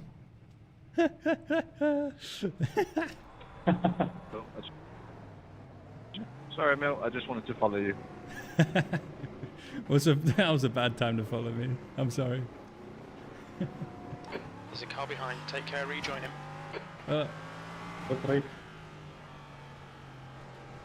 Donut left. Clear, Mr. Bernstorff. Yeah. I start hitting Paul Ricard again. Avoid all curbs in final chicane. Okay. Started hating Paul Ricard. Why? Because of GTs. GTs make you hate anything. I'm looking forward to, well, I'm kind of not, but I'm also kind of looking forward to Paul Ricard being on iRacing, because then I want to see which layouts they give you, man. Because there's like, I don't know how many, there's like hundreds of different combinations you can do. And surely iRacing is not going to do all of them, because that would be silly. But I really want to drive the historic version of Paul Ricard, with the fast first chicane, the Mistral straight.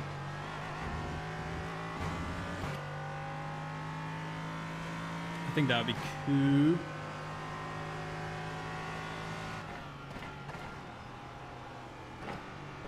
Whoa. Maybe a bit of forwards on brake bias or something. They got rid of the sausages in real life? One left. No longer left. Is it just tyre stacks then? Jumping in the rig, first thing I see is Henry in breaking my favourite. No, he was just following me. He did a good job of following me. Disgusting.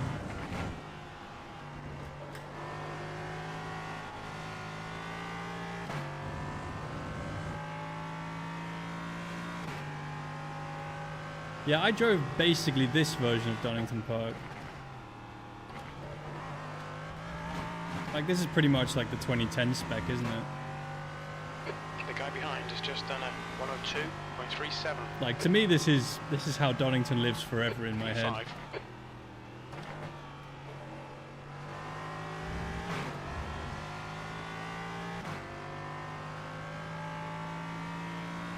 Not parked in the apex for some odd reason. They do for BTCC. Yeah, yeah. I actually want to see what that looks like. I mean, those sausages were always fucking enormous.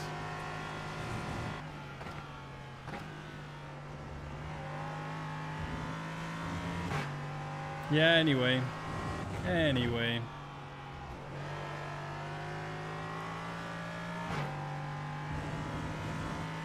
Anyway, guys, I wish there was a bit more professional level domestic motorsport. It feels like it's possible to do, but everyone's just doing all the wrong shit all the time. But it's probably because they all just need money to survive. So they stop doing all the fun stuff and throw that in the bin as soon as any companies get involved. Which is a shame. Front left, 98%. Left rear, 97. Oy. Too expensive. No, but it's not, man. It's not. The top level stuff is expensive because they're reliant on either really rich people or manufacturers to pay for it all. But the manufacturers don't want any fun stuff. They want all the fun stuff to be taken out. And they just want it to be like a soulless corporate husk of motor racing, which is kind of what it is at the moment. Has some moments here and there, but generally it's a fucking disaster. And really boring. And then, yeah, I don't know, man. Like, I really want to go to like drift events because they feel like they're actually having fun, you know? Motorsport just seems like no fucking fun at all. You know, everyone's just there like, oh, I have a job to do. I have to beat everyone and I have to show that I'm the best racing driver of all time. And otherwise the manufacturers won't give me any money to race. And then my dream is over. Go to hill climb in England. Exactly. There's so much motorsport where so many people are having fun. And it's just like, why can't you do that? Why can't there be like a... Emil's not only a shit racer, he's a shit streamer. Why doesn't that... Why is there no like... Yeah, I don't know, man. Why doesn't that translate to like domestic motorsport generally? Well, it does, but like not on a national level, you know. Nothing that gets like televised or anything. But the whole blueprint is there, right? From like the 90s. Because the 90s was the perfect mix, right? Just you need to deal without manufacturer support as much. Anyway, I need to take off my my jumper. I'm getting freaking hot in here. The state of motorsport makes me want to stand at the corners of rally events. Yeah, or drift events, or they have these like festivals as well. Like they have one in Norway called, I think it's called Gatebil, which is like a car festival where they just like drift and do time attacks and like race these old insane race cars and stuff people build, and just looks fun. But I haven't been to it. I kind of want to go. And then there's like grid life as well. It's cool, isn't it? In America. All this stuff is fun, and then racing's just sitting there just like, there's no fucking money.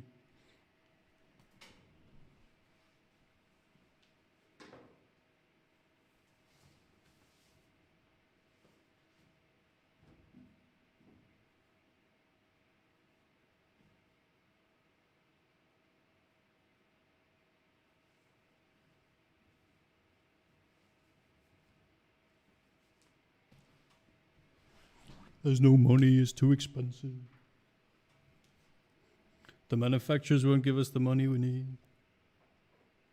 So we have to make the whole sport fucking terrible. That's the only way.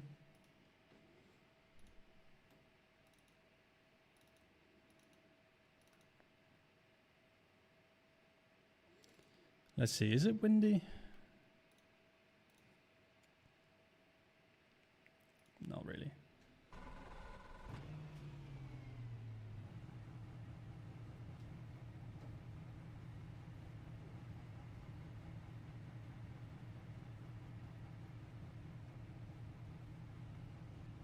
No.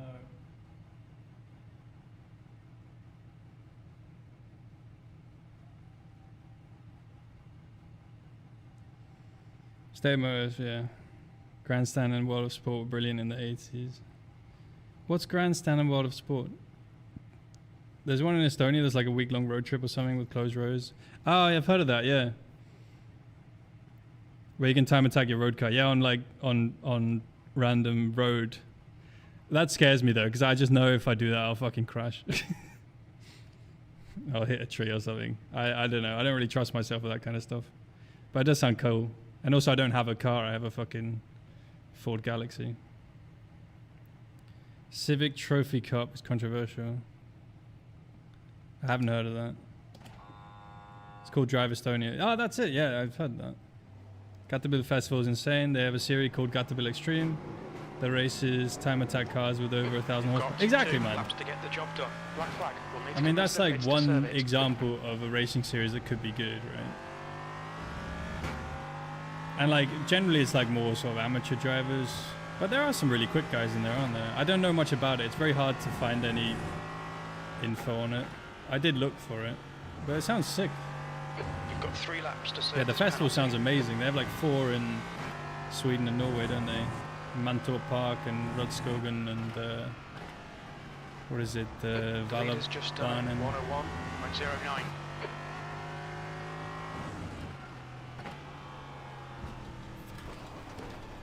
anyway, I need to focus, man. I'm driving off. We can do a quick reset. It's only a minute lap.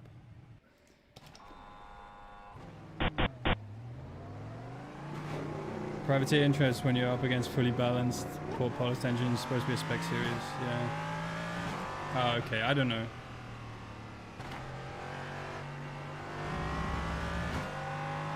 Caterpillar was drifting. They have all kinds, man. They have time attacks. They have drifting. They have. It's basically just a kind of a festival. It's like a track day for.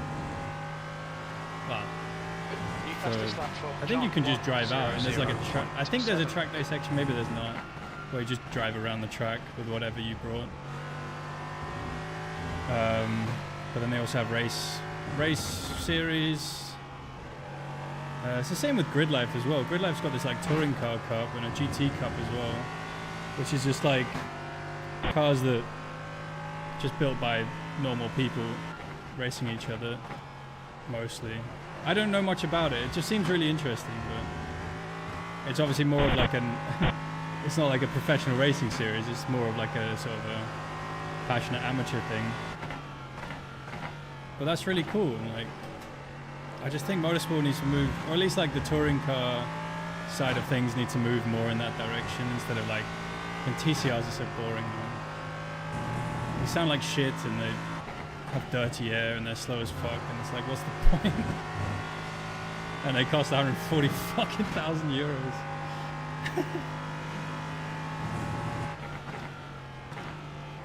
Do you want to pay 140k to go really fucking slow? Or do you want to pay that same amount and build a fucking beast out of a road car? I don't know, man, like, and then actually have fun instead of getting upset every time you don't qualify pole or whatever.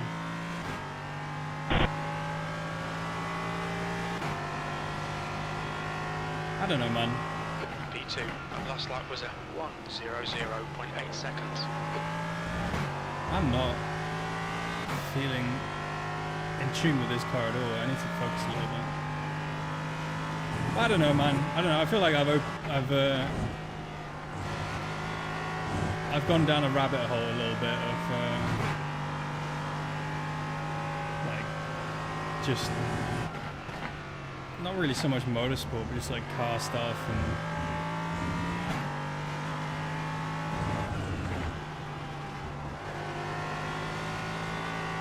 different racing series that exist that aren't like, you know, DTM, BTCC, stuff like that, or F1 or WEC or something. And there's so much. There's so much that it's kind of crazy that no one can figure out a proper racing series in a place like France or the Nordics. With like, yeah, like sort of professional level stuff, you know. It's wild, man. There's so much interest. People spend so much money on all these cars, and racing, yeah, I don't know. Anyway, that's what I think. F1's leading the way to when it comes to making absolute fucking scuffed racing series. Yeah, man, it is a little bit true. No, I don't know. I feel like it's all of them, man. Like F1 was like the, you know, they had the hybrid stuff, which is kind of like, okay, fine. But, oh, look, a plane. Now they've turned it into like a 50% battery series. It is a bit fucking nuts. it's like very obvious that it's going in the wrong direction to everyone. Whereas, yeah, like, you know, and then you have WEC, which is like BOP Amateur Series, and then you have GT3, which is the same thing. I was watching that GT3 race, right, at Paul Ricard, and I don't know, it just did nothing for me. Maybe I'm just a bit jaded with GT3s, but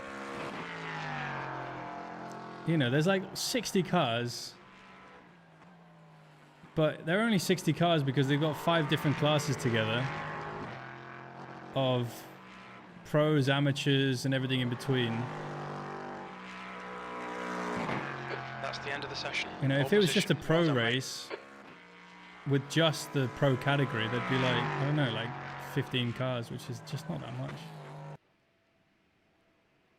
Crash at the beginning was the most action, yeah.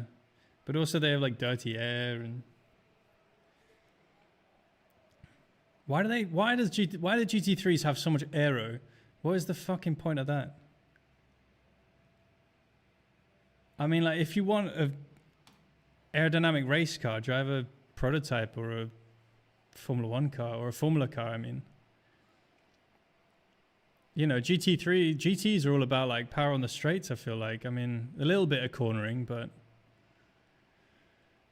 that's not what people want to drive those cars because they're, you know, they're like desirable cars, you know, they're Ferraris and Porsches and Lamborghinis and stuff like that. They don't give a shit if they've got tons of aero on them, and the aero just ruins the racing and makes them way more expensive. Like, it's like NASCAR, man. They keep going down this aero route of like, oh, we need to put more aero on and reduce the power, and it's like, that is exactly the opposite of what you should be doing.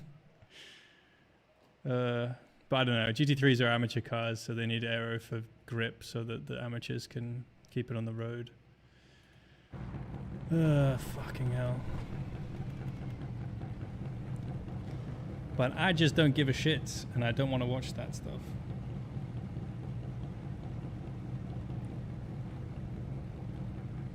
Emil's like got full Like to brain wish you all damage. good luck. Have fun. Aero makes him feel like that. Me, Emil, what a beautiful man in a Formula car. Thanks for follow, guys. David and I'm so excited. Lucid. This will be such a fun time. I love having fun! It's gonna be Attacker, isn't it? Very competitive here.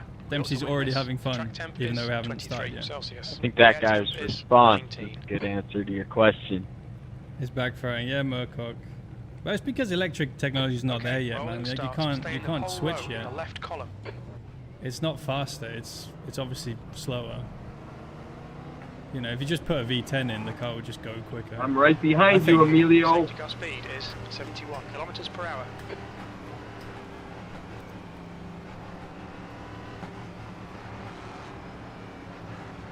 Guys, do we have the box in this race? You can if you want, but you don't have to. Okay, cool, thank you. Never done one of these before, so let's give it a go.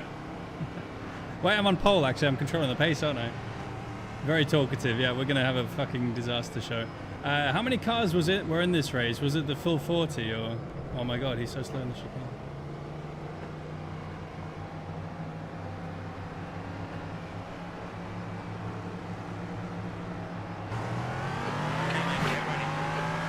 Bam! Away we go. Hope I didn't pass the pace car.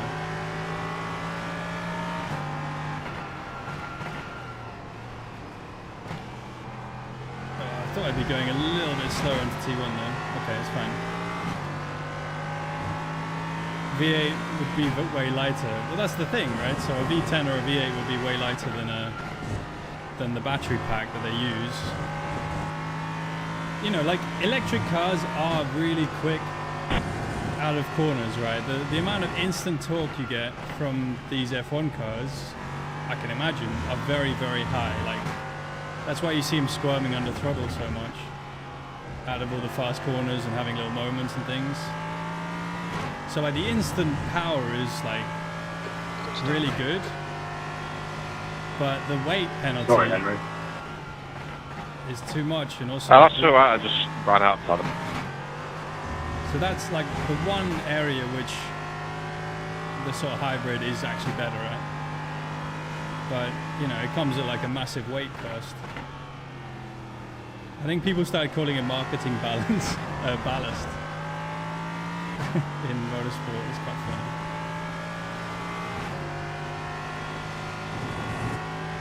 But like, yeah, endurance racing is for, it kind of always has been for manufacturers, or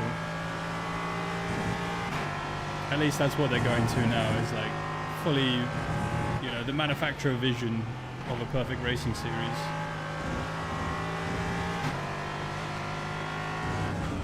Which is fine, you know, let them do that, whatever. But leave the F1 alone! That's the one that's supposed to be the best racing series.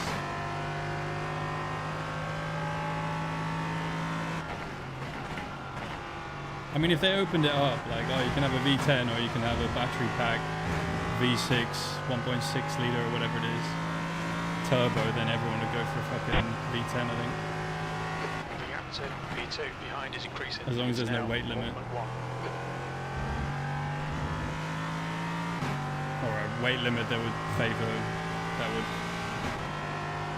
allow V10s to make the most of their advantage.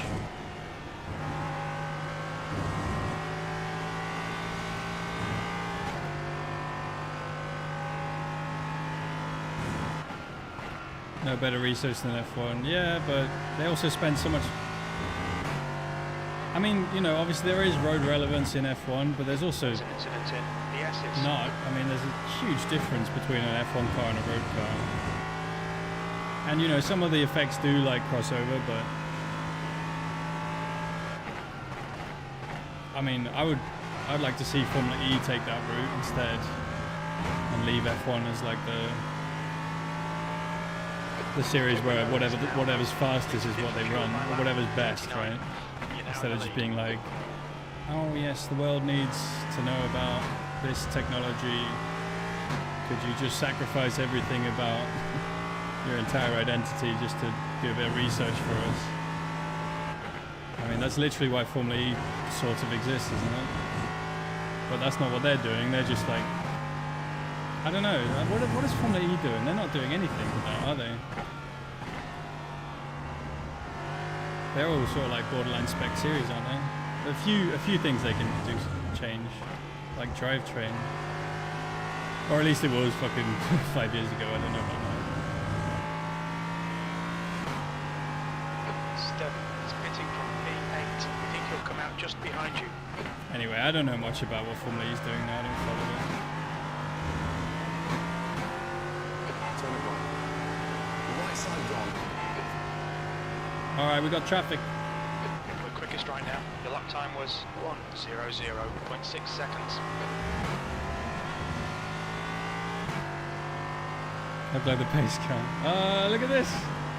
What a beautiful track, actually. This section's so cool. Coming up on a slower class car. Trainer curves into old hairpin. Such a like flowing ribbon of tarmac, so nice.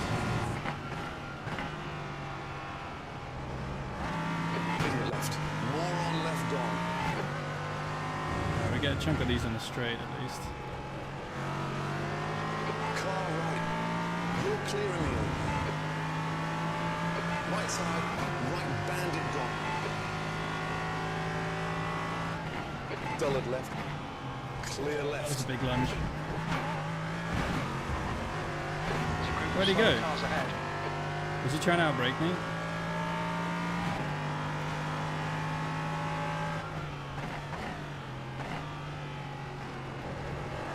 Donkey left. Dipstick one.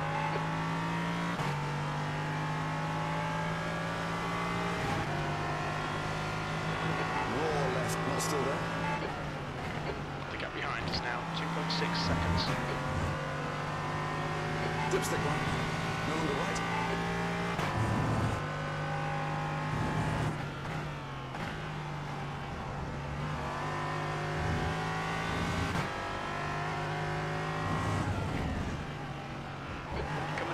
slower cars. These guys are busy. Check right, Emil. Roar.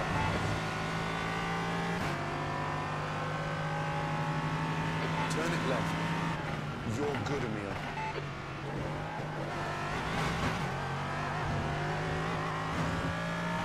What's up, Ambush? God, there's not a lot of time to reach out around here. Spec element, all cars look the same, doesn't matter if it's 101.77. Ford, Fiat, or whatever badge, yeah. Dipstick left. But like all racing series have gone towards a sort of spec Turn it format gone. in some way, I feel like. Dull it right. Right bandit gone. You know, or at least a sort of BOP thing. BOP or spec series, you know.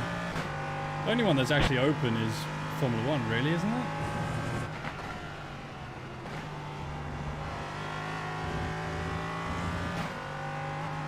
Maybe BTCC, I'm not really sure. They can sort of build their own cars, I guess. Is there any like high-profile racing series that's not using spec chassis or BOP? BTCC kind of, yeah, exactly. But that's cool. You know, obviously they have like the Success Palace, which is a bit lame, but whatever. They want to, you know, it still kind of works, sort of. Still, you still kind of get the best guy winning with Success Palace, even if it's not really the best. But you know, it pegs you down to everyone else's level after you've already done some winning, so it's not too bad.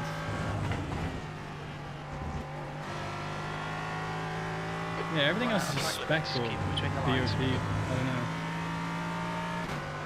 Because like motorsport is quite a lot about the car. And I think if you turn that off almost completely like they do with BOP and spec series, then you lose a large part of motorsport's identity, I think, actually. The guy behind has just done it 1:00.9 seconds. The whole thing of building a car is quite a large part of it. But that's all just outsourced to like certain people.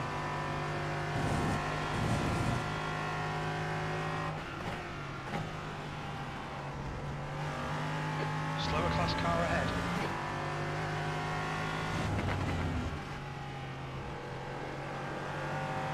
Plonker left. More on left gone.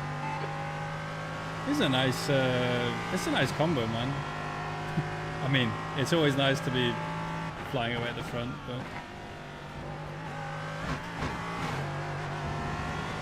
it feels like the right size for these cars. It's maybe a little bit on the small side, but it's quite fun to have a multi-class prototype GT race at Donington Park. The guy behind has just done it 1:00.7.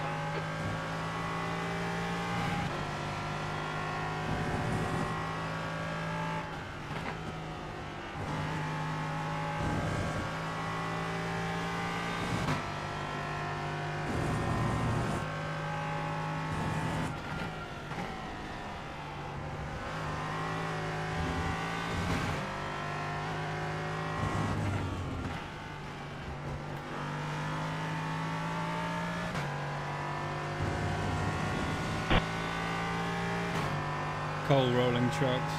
There's 20 minutes to go. 20 minutes. Yeah, those are not good. Keep doing it. EVs bad for environmental concerns.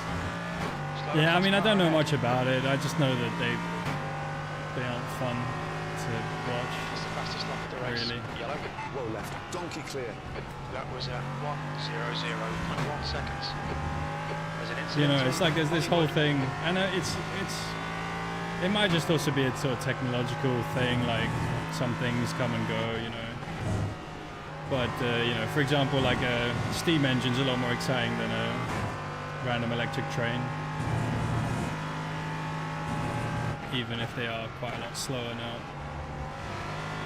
They just feel like beasts, you know.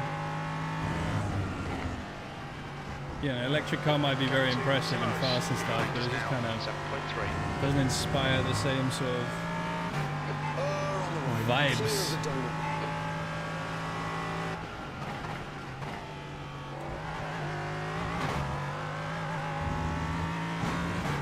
I feel like a large portion of why people like rocket launches is because it's it's full combustion, baby.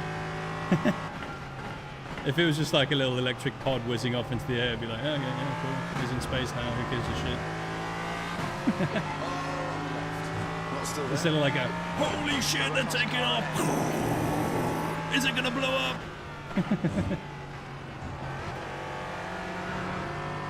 The bottom half of that thing's on fire! One right. Dipstick gone.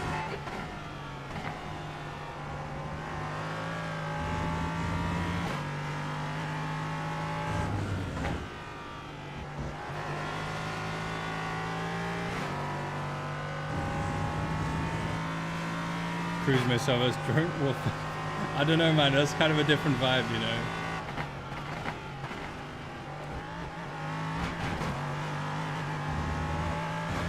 Unless you're saying the only reason people go to war is because of they're just doing eccentric fireworks. Not even eccentric. Dollar gone. We're quickest at the moment. Low left. Donkey gone. Quadcopters, those are electric pods. Yeah, but there wasn't anything before that. Oh my god, why is he... He's just in the middle of the road. Turn it left. Left clear. You know, what was there before a quadcopter? It was a camera and a crane. Or a helicopter. You know, and a quadcopter meant that you could have like helicopter type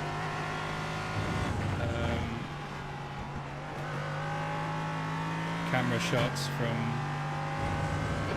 like slower class car. 300 euros or whatever. Plus you fly it around and stuff with the camera on it. You can see where you're going. I don't know. It wasn't really replacing anything. It was a whole new thing.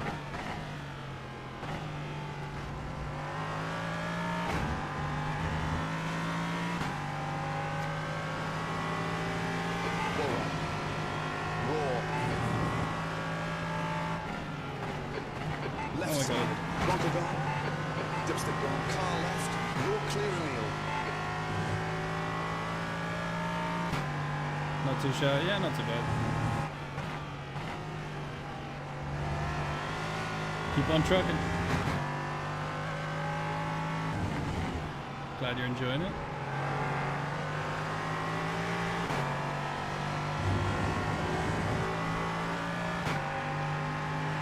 Maybe you're the next Max Verstappen, Micro. You're clear, Emil.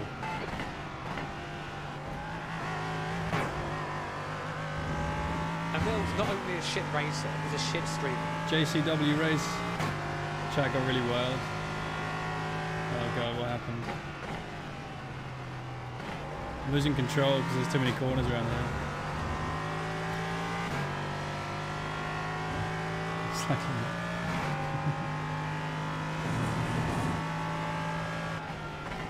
The gap behind is now 9.3 seconds.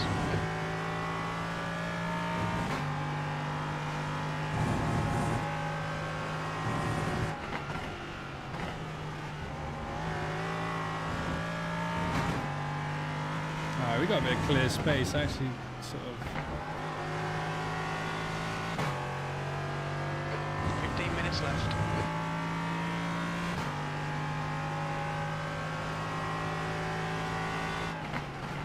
Emil's like got full-on brain damage. I was everyone debating oil versus EVs. Uh-oh. Well, we're all going to be forced into EVs very shortly, so it doesn't really make a difference. That's the fastest lap. Oh, fuck. That was the fastest lap! Track limits, watch And those then lines. immediately off.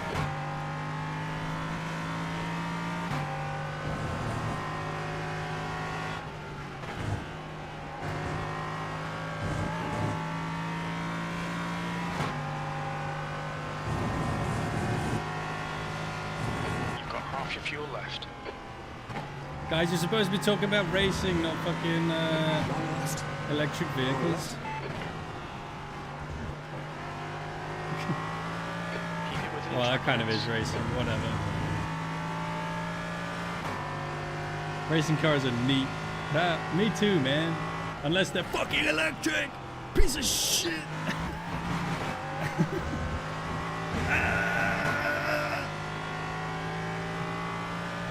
It's fine, it's fine. I don't really know That's what's going on halfway. anyway. You'll be tight. As long as you guys are being Coast. civil, we can talk about whatever. I just like to be included every now and again.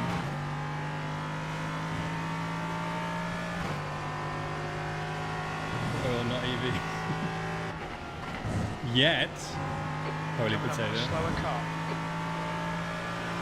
Give another 20 years.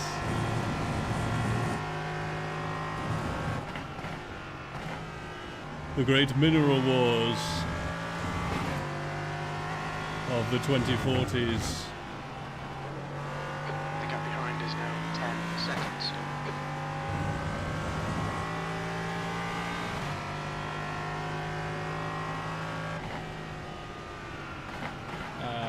Bad timing. Ah, bro, you could at least go on the limit through the fucking chicane. Clear right. No, you're right, you idiot. He's 1.3, he's doing his best. Can't get mad, it's fine.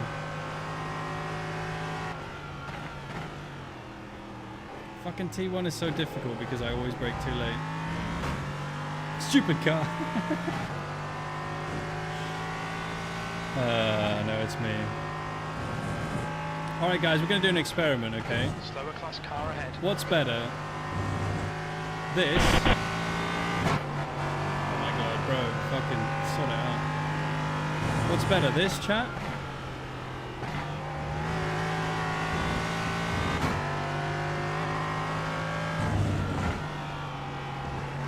Or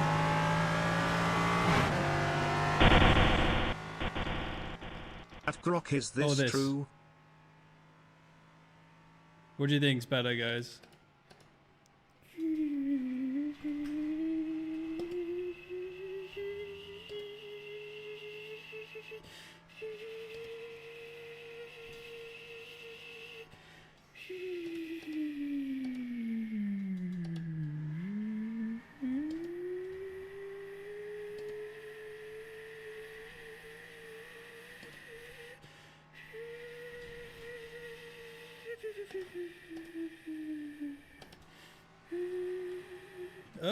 There's an incident hello? in the old hairpin. Sorry, mate, I lost it a bit. Dipstick left. Clear, Mr. Bernstorff. I don't know. What do you think? Sounds pretty Flanker good. left. Nice, Rich. You're good. Nice and Leo. quiet. Can finally fall asleep.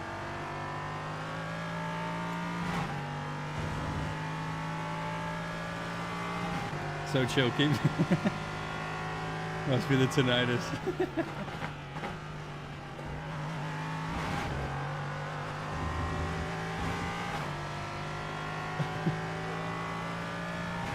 Alright, we'll do that the rest of the race then. Your lap time was a 102.84. It's actually stressing my tongue making that noise. I'm getting like tongue cramp.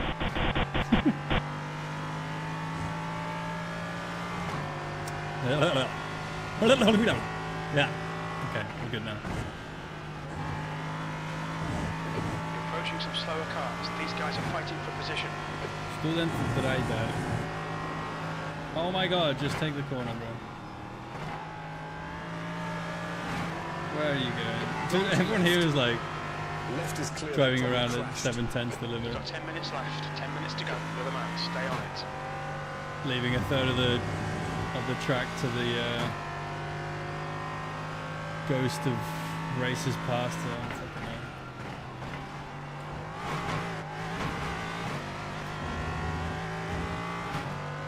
Could hear the grass grow.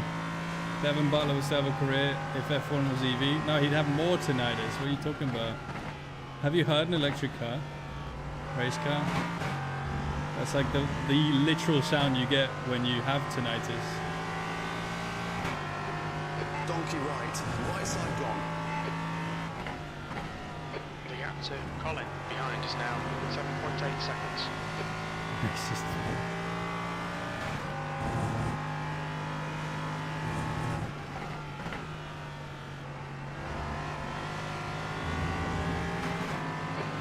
cars ahead. On the left. Turn it gone. In the right. You're getting your knickers in a twist. Calm down. Clear, Mr. Bernstorff. Couldn't hear the. Yeah. Well, Devon would still have an F1 career if he had good earplugs. Such a shame, such a talent Appreciate it, wasted. thanks. I haven't watched the. All good. There's no point in me ruining your race. I put a setup on that I've never used before, so that's how my opening laps went. Oh, shut the fuck up. I haven't played F1 25, man. I haven't played the most recent Breaking Point, man. I'm such a diehard of the series, but I fucking obviously not enough. Like, I'm a diehard for Breaking Point, but I just hate the F1 game so much. It's like a very weird situation. How much is the F1 game now, anyway? Can't be that expensive anymore. Key Devon Butler Law. I haven't watched the last. I haven't played the last game, man. I mean, in the 23 one, he got tinnitus and had to fucking stop racing or something. Fastest lap. All through sectors are pretty quick. And turned out he was the friends we made along the way, even though he's still a massive dickhead or something. I can't remember. It was really weird. It's so fucking funny, man. I love that shit. I hope that Breaking Point and Driven make a sort of a Breaking Driven 2 or something. That'd be so good. Slower class car.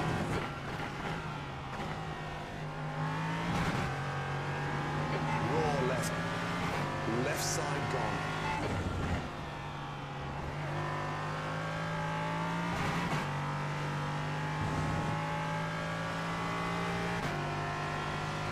Good arguments, top level. Uh-oh! Is it getting nasty in the chat? Stop.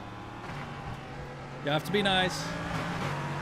No Bunker right. unnecessary sarcasm. Right side clear. I'd rather have you just call someone a fucking dickhead. Donut left. Clear left, Emil. That lap was at 1:00. Well, I don't know. 6. It's more entertaining anyway. 2 people on the limit. Oh shit.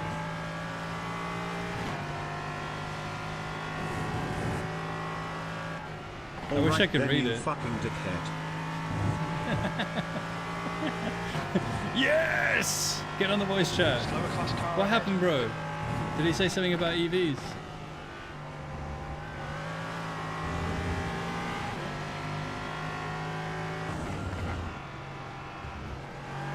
The gap behind us now. Dullard left. Left car gone. Well, there's some incorrect facts in his fake EV statement. What happened, bro? Oh, you're talking about oil incorrectly with bad knowledge. Was there some sort of incident with that? Oh well, whatever.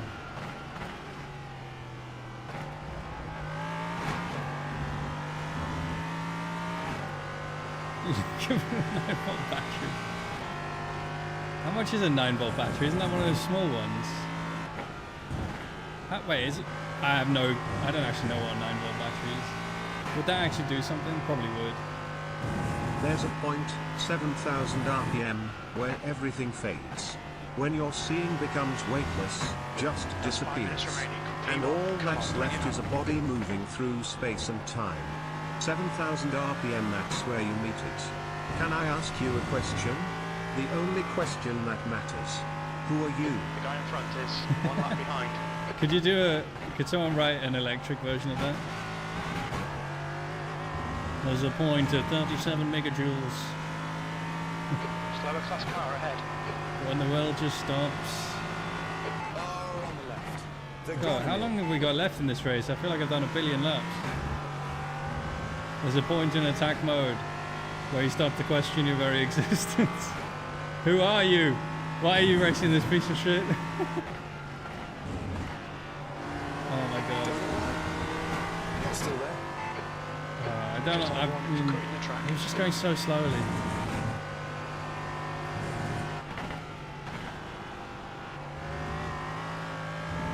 Why is there so many 1.3k guys on the track? Was this a single split?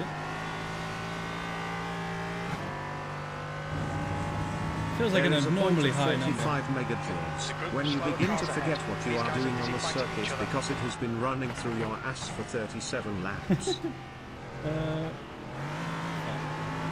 Dullard right. I'm off. This spotter job is shit. Dullard left.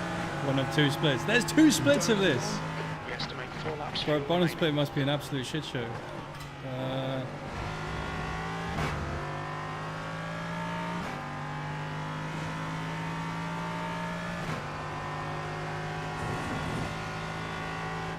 Bro, if there's like 5 1.3k drivers in here in GT4. Coming up on a slower class car.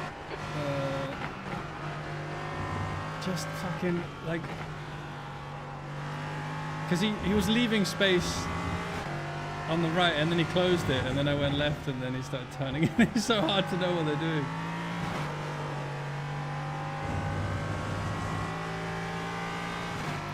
Bro, come on.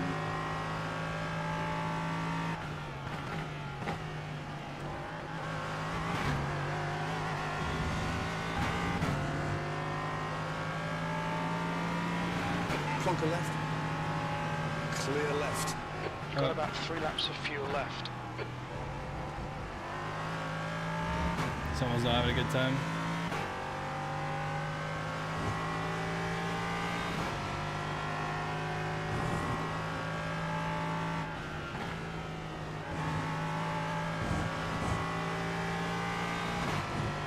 How long have we even got? Oh, 2 minutes. Okay, we're near the end. We have to pass the leaders again. Slower cars ahead. I built one of those guys with a shit screen. For position. Just 2 minutes. Donut left. When you're fucking ready, Neil. Left side clear. Well, left. That's the second time I separated the lead pack with an overtake there of GT4s.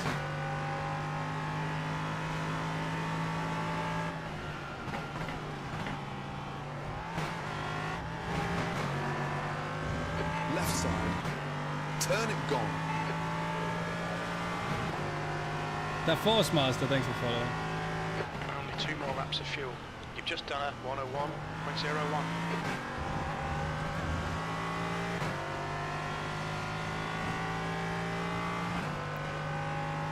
There's so many random things in the sky around this track. There's like, there's birds. Oh, okay. There's planes. Look, there's a plane there. Wow. East Midlands for the win. It's probably going somewhere nice, like Spain or Greece. Instead of this fucking shit. Oh, actually, I like Donnington.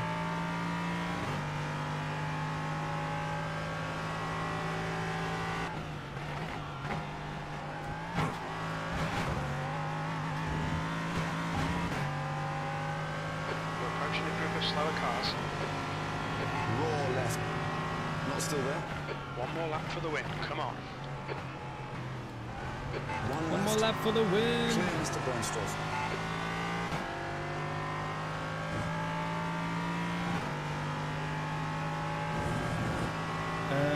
We'll be fine here, yeah.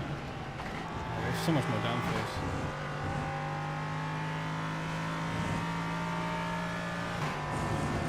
Okay, 1.5k guy and a 1.3k guy, and then we're clear.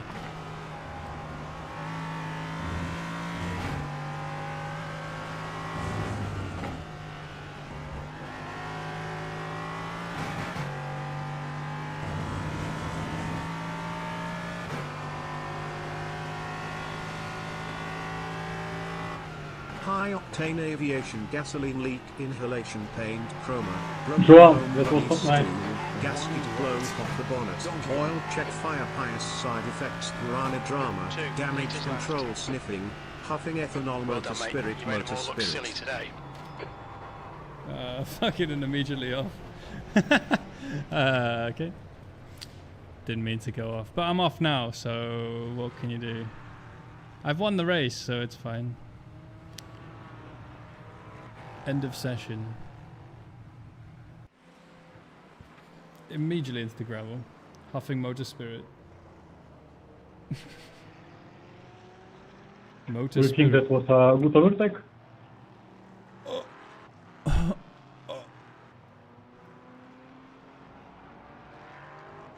What happened, mate? Was there some sort of overtake that you didn't like? God, that was a lot of laps. Was that 30 laps? Fucking hell. There was a race, yeah. P1, baby. First win of the race. Oh, the stream. Dude, we're getting near 1,000 wins, man. Very near. Alright, let me see what we're doing next. That's the end of the session. Flew by so fast. It's like a breeze. We could do a...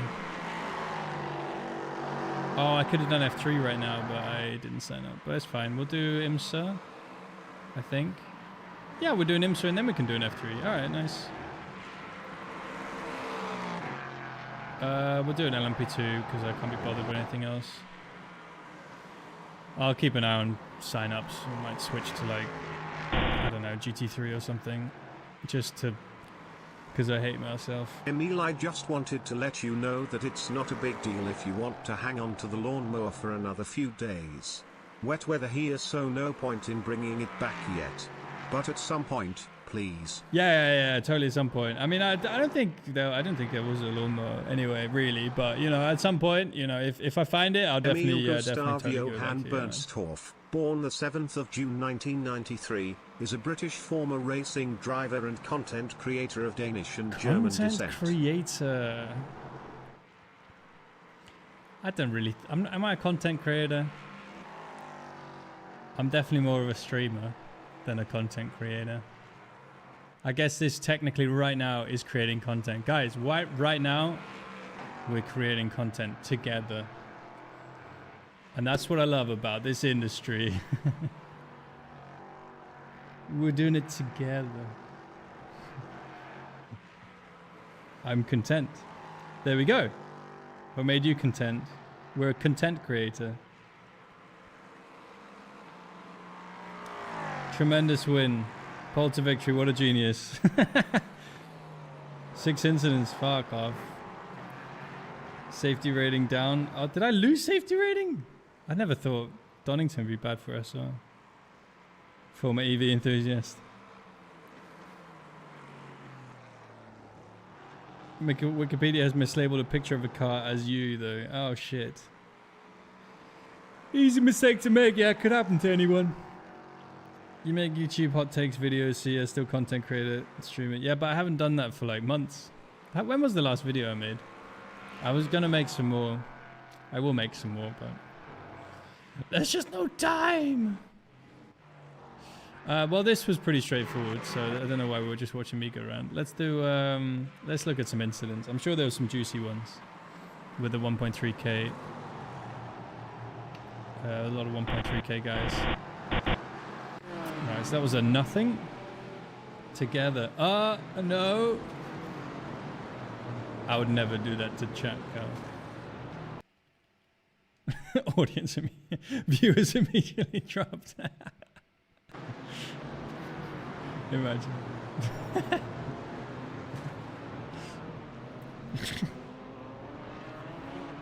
Streamer is a content creator. Well, there we go. Bam. Everyone here in UK has German. I don't even know what that is. Trundling round at the back was fun. Congrats on your back trundling. How did it go? Did you survive? A little trip across the grass for that guy. Now we got... Oh no! Pure murder for Peter Hitzman. By Ryan Carlin. Ryan Carlin is absolutely destroyed. A perfectly innocent Mercedes GT4. Such a shame. He had such a bright future. A big battle for P567. Ended P7 caused by GT4. Oh, okay, well at least you had a good time. Nice, GG. Is the name for West Germany before Germany found it? Okay. Alright. I have no clue. That guy just went off. That's fine. He's entitled to do that. As long as he doesn't do it more than 17 times. More than 16 times. Spin, he can do that. Wait, I can't even fucking count anymore. He can do that 8 times? That guy was me. Ah, where are you going? My plan was to be super safe or went double green, so happy days. Nice. Double green? What's double green? Can race drivers do math? The obvious answer is no. Obvious answer is no.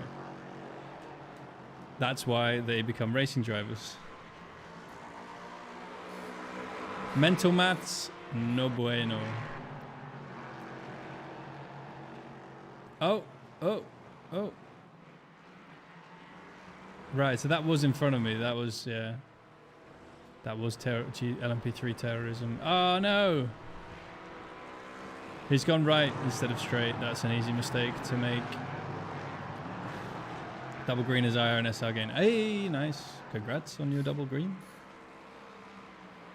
Trying to count your revolutions. Racing drivers even need a full-time engineer. That's the thing. Bro, come on. Bro. Hayden Wynn got taken out by Peter Hitzman.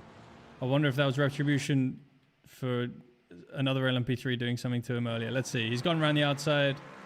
That's LMP3's fault, unfortunately. GT4 could have adjusted his line, but technically doesn't have to.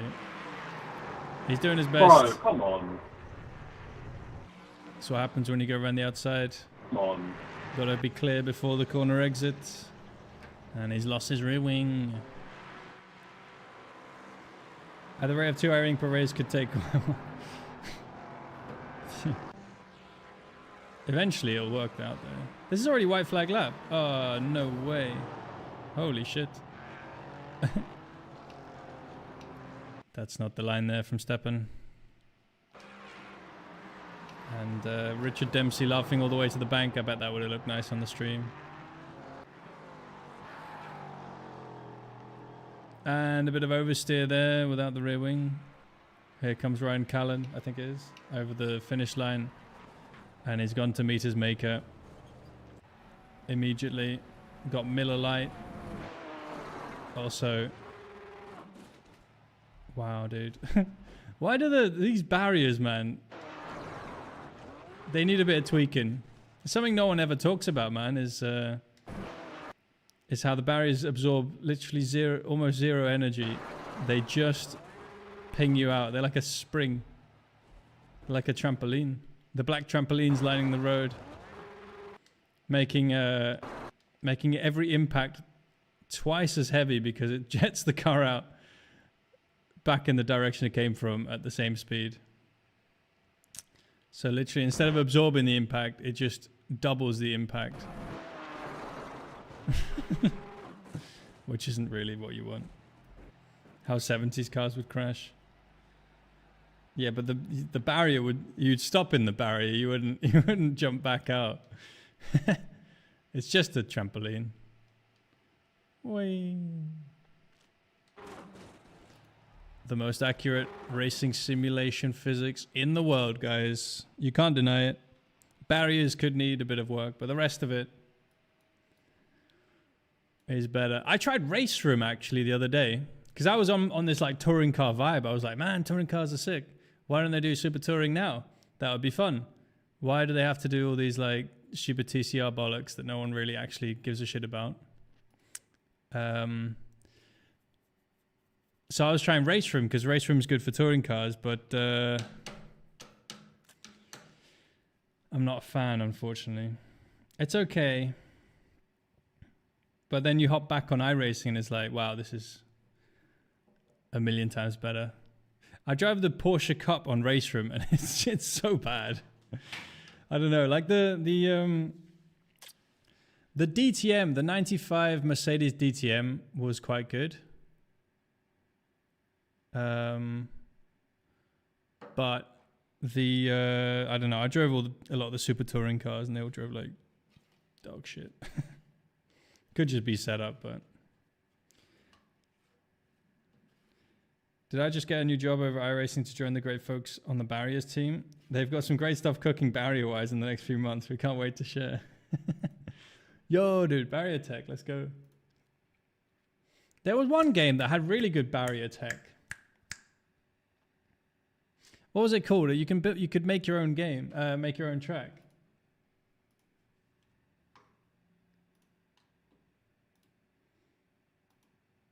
Wait, it was called Race League? Yeah, it was. Oh my god, I got it right. Damn. I'm a genius.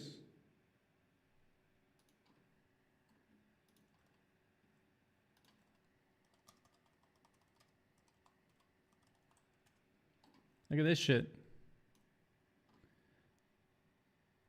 That's Race League. Look, barrier physics, chat. Oh, it's gonna hop off for a sec. What is up, you guys? I kind of want this game. Fuck. Hang on. One sec.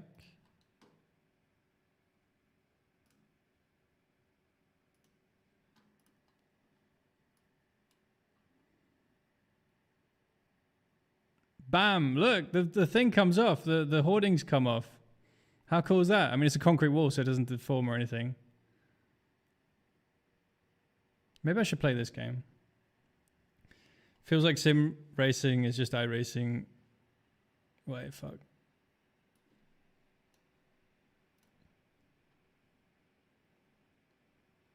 Bit of LMU if you like wet cars, yeah. Okay, that was not good barrier physics. Punt it out of the way. BeamNG doesn't have good barrier physics, I think. It has good crash physics, obviously.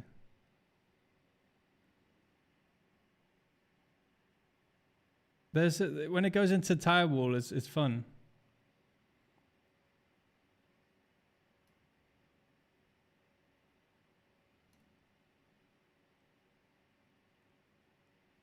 Ah, what? Okay, well these barriers. Don't do it. Micro machines. iRacing barriers of the future, yeah. Maximize impact. That's creating content. Oh my god. I wanted to see the tires, man. There was good tire stuff on this one, but oh, maybe I should just be more like this guy. He's got 800,000 subs, man. Maybe I should be more engaging and fun and outgoing. I don't know. What do you guys think? What is up, you guys? All right, so we're here at the Algarve, the Autodromo Internacional do Algarve. We're here at the Grand Prix layout. We're in the LMP2. Let's just see if we can get a setup on here. We're just gonna dig through the setups folder. You can't see it because I have hyper docs in here that if they were leaked, it'd be an absolute disaster. Anyway, we're gonna put the race setup on and we're gonna start turning some laps here in I believe this track is in Portugal or Portugal. I'm not sure if I'm pronouncing that correctly, but you guys in the comments let me know if I'm pronouncing that wrong. But here we go, heading out onto the circuit now. This is the first time I've ever driven here, aside from the roughly 1,000 laps I've done at this circuit. And we're gonna head into turn 2 here. Awesome. Up over the rise. Oh my god. The rear end's going crazy. Comment below. All wrong. It's Portum. I don't know. What do you guys think? Should I just keep doing that or smash that like button? Decent attempt. How's the setup feeling? It's okay. What do you mean? Oh yeah, all right. The setup. Yeah, it feels all right. Feels okay. It's a little bit of oversteer on throttle, but I think that just might be my lead foot. But anyway, we head up here. We can't really see what's going on. Late apex here. I've missed it. Oh my god. At least this one's full throttle. And then we head into here. Tight left-hander. Gotta hug it in tight. Tight as fuck, dude. And then the long right-hander. Get that oversteer I was talking about. Woo! Woo! Woo! Heading around this last corner. Oh my god, that's a lap of Autodromo Internacional do Algarve.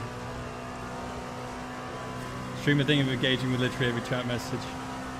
I'm not sure what you mean. Hot dog and it's Matt Malone. Was I accidentally doing a Matt Malone impression? Maybe I was. Matt Malone's a great content creator though. I'm fucking rubbish, man.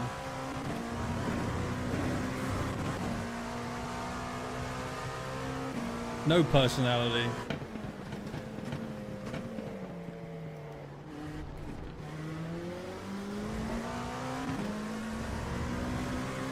Just brake on the 8th.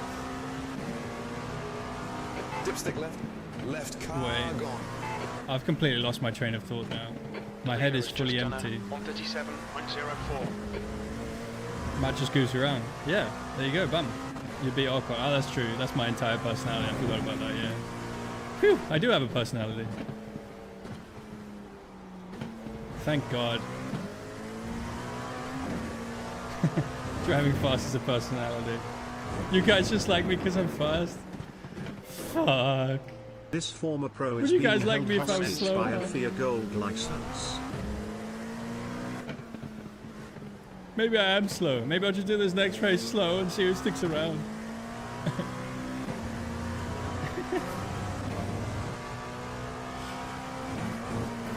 Hello, man. How you doing? I'm having a breakdown. No, I'm fine, Trattorino. How you doing? Former pro being held hostage by a FIA Gold license. The FIA won't let me race. I'm starting to descend, man. I'm gonna assemble. How many subs we got right now? 50 or 60 or something. I'm gonna assemble 60 of the biggest motorsports fans to camp outside the FIA headquarters. You do that for me, right, chat? We're gonna start an uprising. New movement. FIA Internacional de Emilio. FIE, let's go. Federación Internacional de Emilio. Idiot left. They're gone, Emil.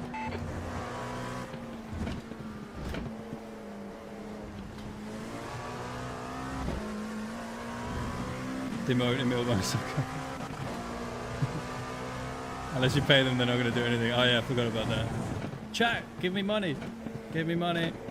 All political campaigns need money. We have to dethrone the government.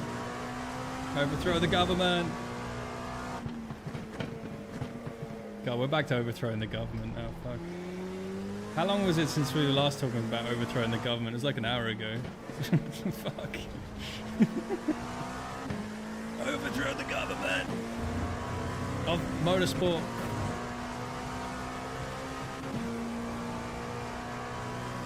You know, I actually found something really funny. I went on the FIA website. And if you guys have heard of a LinkedIn translator, there's a really good one which basically translates all sort of corporate speak into real human English. You're clear, Emil. And going through the FIA website is fucking funny with that thing on.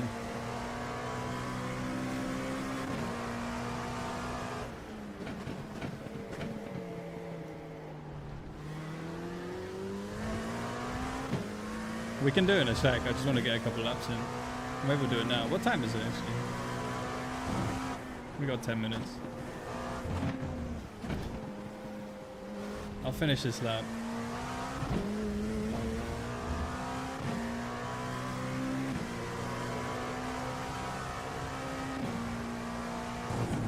So it looks like it's going to be a single split race, probably.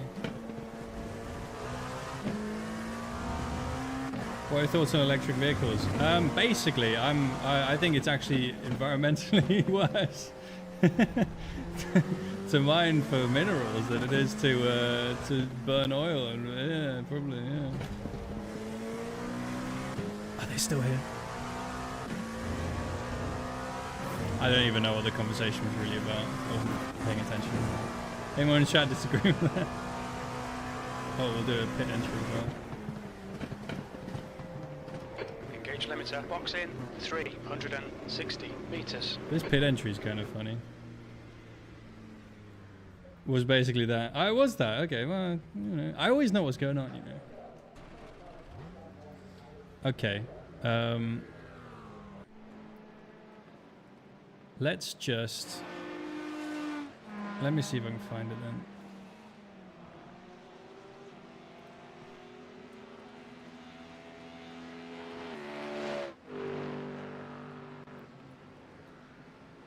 Okay, LinkedIn Speak Translator. And... Oh, actually, there was a good one on GT World as well. Wait, let me see if I can find a good one, and then... The leader has just done a 136.66. Or if you have any favorites for favorite corporate jargon things, then just let me know.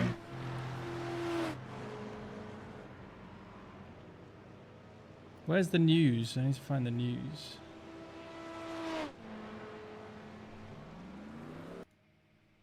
So we're on the FIA website. Look at these guys. Slow-mo walk. Sunglasses on. Bam. Where's the news? Alright, we'll just put this in. So governing motorsport, championing road users.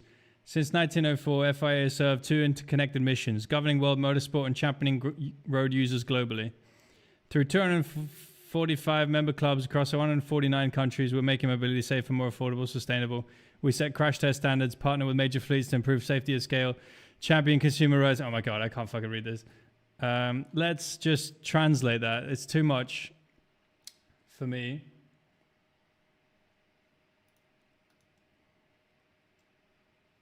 All right, we put it in. What's this gonna say?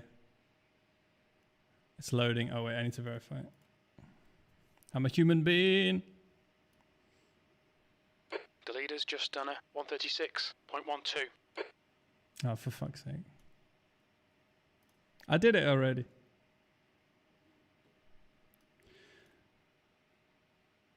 Car racers and lobby for drivers. Since 1904, the FIA has been doing two things: making rules for racing, acting like we care about everyone else on the road.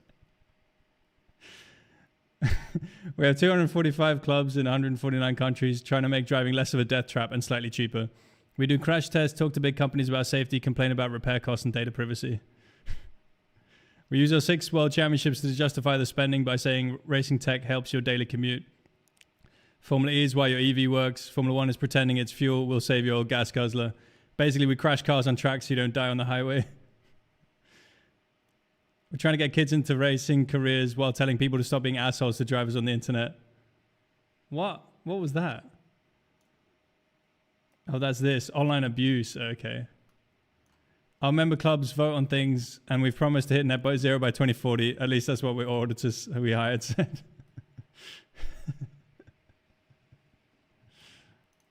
Okay, well now we know. Now we know.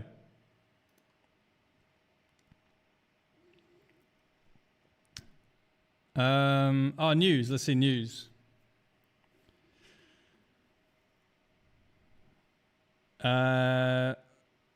Scholarship programs with top business school to develop the next generation of motorsport leaders. This one will be good.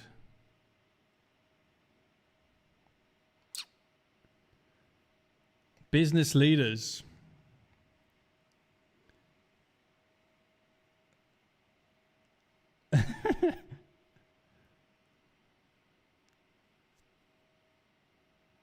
Global motorsport leaders. This is quite long though. Well, let's just take this. So what are they? Okay. Let's just get a quick summary.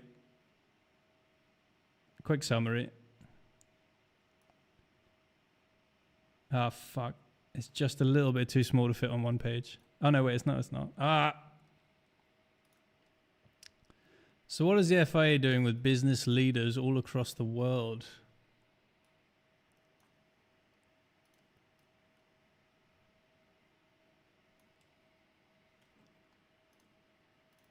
Let's find out.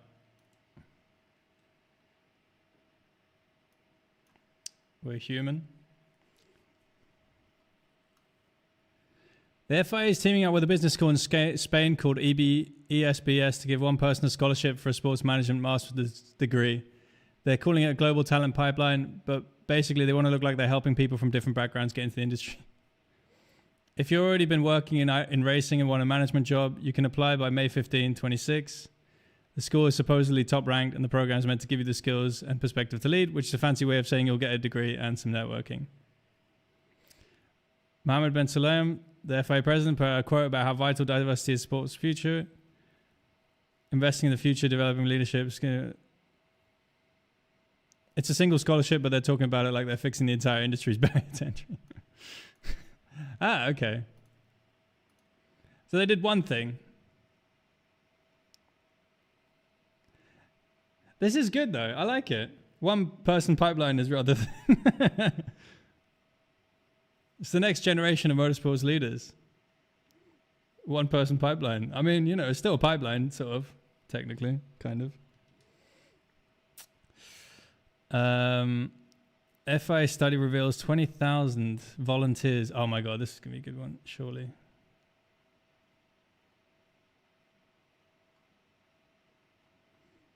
So they're saying how it's great that the marshals don't take money for what they do.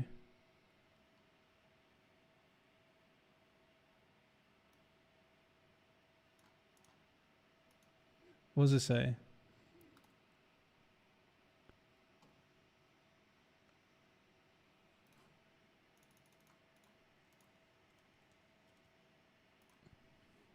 My cousin wants a job, doesn't want to work, so we made a scholarship for it. Probably. So good to work for free. FIA just put a report that pat themselves on the back for the fact that FIA literally wouldn't happen without a massive army of people working for free. All right, here we go. Since the beginning, racing has relied on suckers, enthusiasts, to actually run the show. Whether they're waving flags or pulling drivers out of burning cars, these people do all the heavy lifting and provide the spirit of the sport, mostly because we don't pay them a dime. As the governing body, we like to claim we invest in these people. We did some maths at our own university and decided that the training we give them is worth around 11 million euros a year. It's a great way to make not paying people sound like a line item on a budget. Oh, man, this one's fucking brutal. We try to keep the vibes good so they don't quit. Apparently 2/3 of these people have been doing this for over 5 years. That's lucky for us because the workload has gone up 20% lately. And if they realized they were being squeezed, the whole championship would probably collapse. We sell this as a unique opportunity for fans to feel important while they provide 13.2 million euros worth of free labor in their spare time. It's basically a hobby that saves us a fortune. We gave them their own month last October to say thanks for keeping the track safe without asking for a paycheck. This report only covers F1, but trust me, we're exploiting this same volunteer spirit across every other racing series we run as well.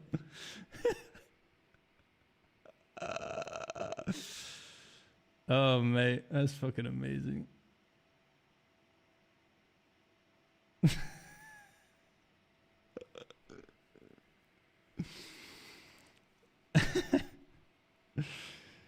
Surely if marshals wanted to make money, they'd start their own racing series. Yeah. Let's see. We'll take this bit as well. We didn't copy this bit in. It'll probably break the whole thing a little bit if we just reset it, but we'll see what happens. The report ends with a bunch of ideas to keep people working for free without quitting. We're thinking of calling it a center of excellence, basically a place to find more suckers and train them using innovation, whatever that means. We might also expand the FIA officials department and write a charter to tell them the bare minimum we have to do to make them feel valued while they stand around at a Grand Prix. No, they don't stand around. They do stuff. They do stuff. FIA, oh my God. The The FIA World Championship relies on volunteers. They're the backbone of our sport. Without them, we simply could not go racing. They ensure our competitions are safe and fair. They act with professionalism and pride and support drivers, teams, and fans. What's that mean? F1 runs on free labor. They're the backbone because we literally couldn't afford to do this without them. Doubt that. They keep things safe and fair while we take the credit. They're professional and proud, which is great because it means we don't have to pay them. Oh my fucking God. FIA appreciates the free help, and this report is just a fancy way of saying we've looked into how they work and want to keep the system running as cheaply as possible. Dude, this one's fucking brutal. If we're going to overthrow the racing government, we need to know where to start. The marshals, let's go! Let's go! Marshals, rise up. Oh fuck, it's already time to race. God damn it. Along with our members and all the people working for nothing, we're keeping the F1 machine moving. Carol Armstrong, who we named Official of the Year to keep her happy. Oh my God. Said, I've spent 14 years and over 50 races working for free. The atmosphere is great, which is good because that's the only thing I'm getting out of it. It's nice to meet other people who are just as obsessed with the sport as I am. All of us standing in the heat to be part of the action. I'm glad this report finally puts a number on how much money we're saving them. And it mentions the training we get while we're actually just working. I really hope these recommendations make it slightly less exhausting to volunteers so they can keep using us for every single race. What was the original quote? Holy fuck. Over the past 14 years, I've volunteered at over 50 Formula 1 races, and nothing beats the incredible atmosphere which is present in every paddock. Marshals, post, and pit lane around the world. There's something so special about meeting new people who share such a deep love of the sport, all convening to play their part right at the heart of the action. I'm grateful that this report has not only measured the immense value volunteering brings to Formula 1, but also highlights the extensive training and development opportunities we receive at events. I strongly believe that... This is fucking so annoying to read. How many words are they using, man? It's insane. I mean, this sentence, mate. I'm grateful that the report has not only measured the immense value volunteering brings to Formula 1, but also highlights the extensive training and development opportunities we receive at events.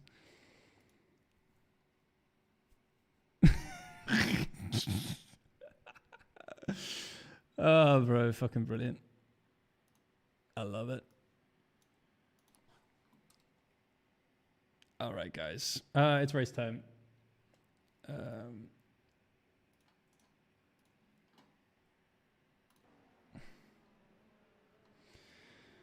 Screams AI. Probably is. Yeah, it's AI translating AI. Yeah, why don't these idiots just get real jobs and get... Yeah, exactly, Peregrine, right? A lot of us have real jobs that we take time off from to wave flags. Oh my God. Yeah. It is fucking stupid though. Like, it's fair, like, if it's a club meet or something like that, you know, like local stuff, but I've thought this for a while, but like, they should at least pay people doing F1 marshalling. You know, as if they need the volunteers, man. It's like, fucking hell. But people do it for free, so they're like, yeah, well, you know, the environment is just so great. People do it for free. I'm so happy. I don't have to pay anyone. We can keep some of that money for ourselves instead of sharing it with people who help us. What was I going to do?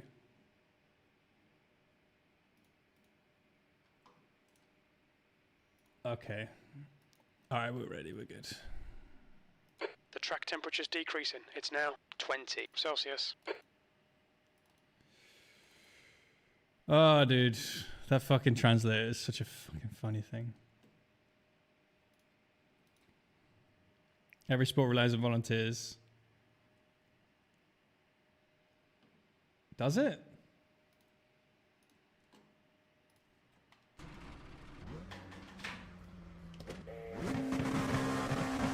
We have 2 laps to set a decent time.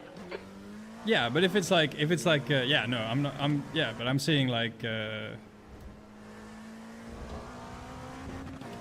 mean, it can be both. F1 is a sport. It's just a convoluted business sport rather than an actual, oh, fuck. pure sport, you know. But it's not too far off. But yeah, I mean, they... It's crazy they don't pay their marshals in F1, man. Your tyres are cold, watch out.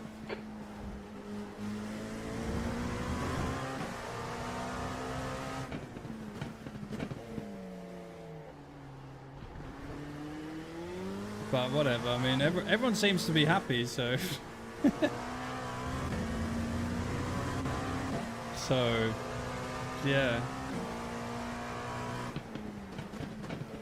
But it is wild it still runs on volunteers, man.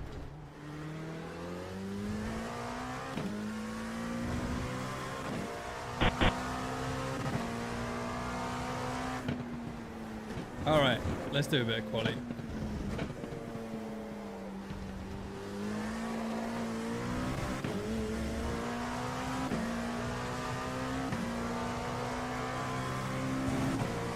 What is the soft chat? We're car number... Okay, I think we've got a competitive race here. I'm car number 5.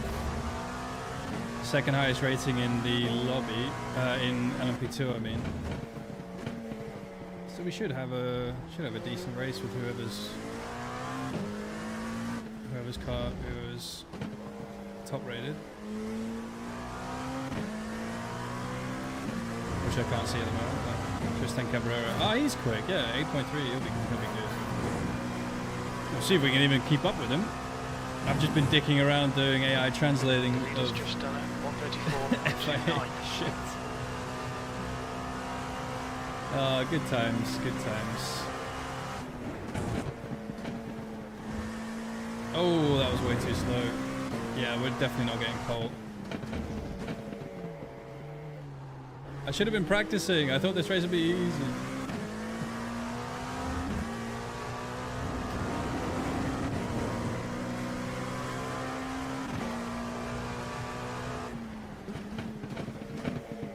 .5. Are you in here?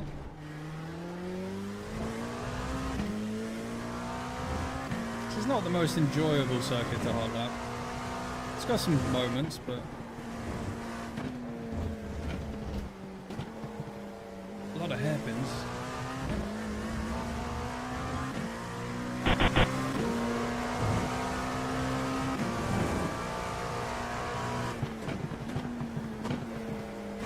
This corner's cool. I do like this corner.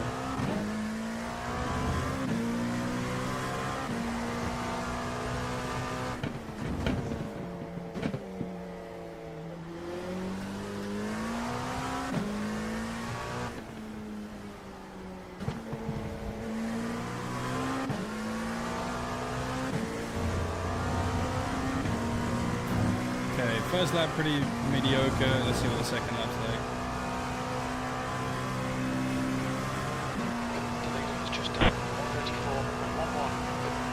Oh, rip. V3, you're now 1.2 off the pace. Carlin has just done it. 135.54. Oh, fuck off. This lap won't count. Undercommitted first lap, overcommitted second lap. Oh well.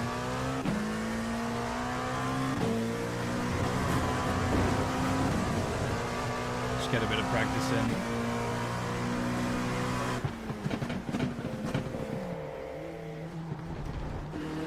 God, this A-pillar is like right in the way.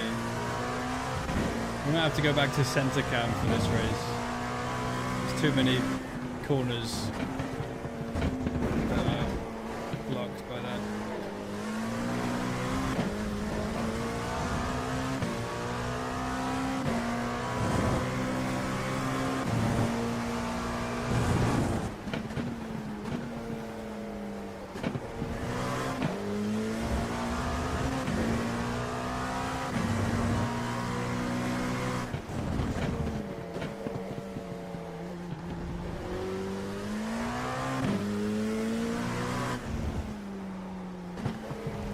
Chat, do you think we could get the marshals to unionize?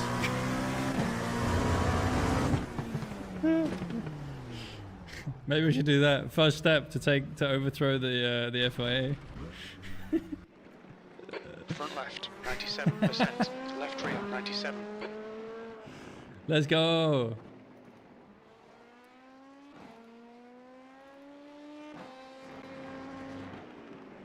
I'm Walker Carroll. Oh, you're Walker Carroll.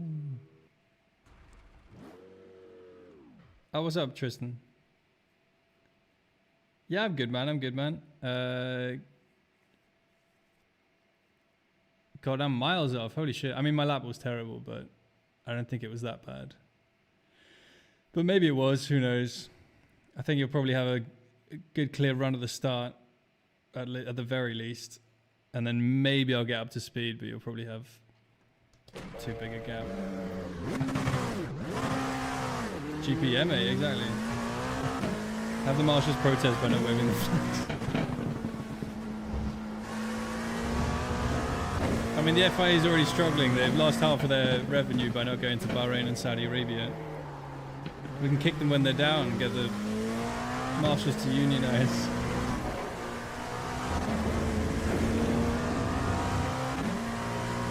I don't even know if that's true. If their revenue comes, if any of their revenue comes from that. That's the end of the session. P3. Oh, there probably isn't insurance. I don't know. Depends. Who knows? Only half. Well, they've still got the race in Qatar and what's the other one? Isn't there another one? Abu Dhabi. So they'll be able to survive for this year.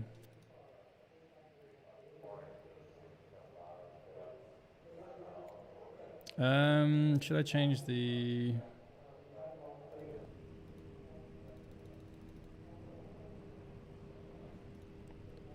cockpit? Ah, no, I'm not gonna have enough time. I'll probably mess it up. We've got the race setup on. Portimao race setup. Okay, let's do it. Let's see what happens. Oh shit.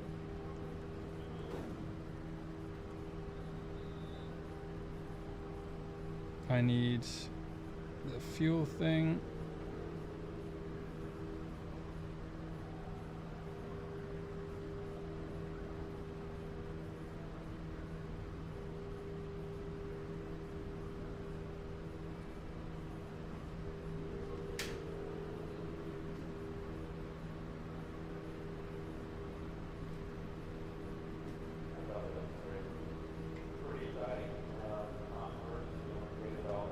Okay, alright, we got the fuel calculator up.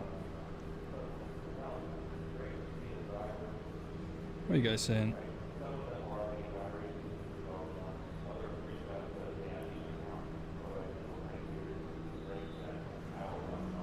Consulted to disrupt races.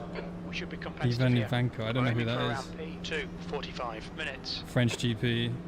Spa's the next closest, or Monaco.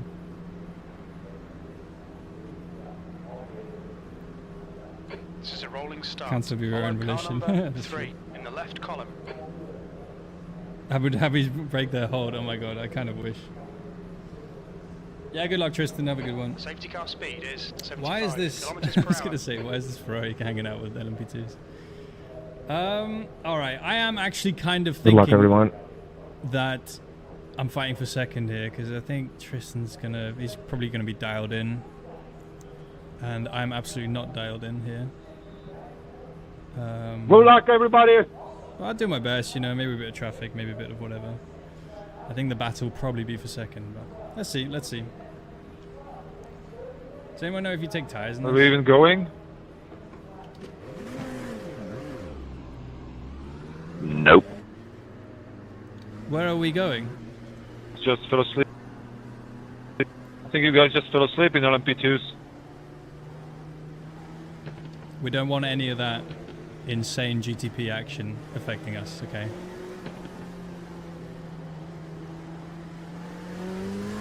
We're probably about to go green. GP3 standing start. Yeah, I guess so. Standing starts are better anyway. And if you have GTP on your ass.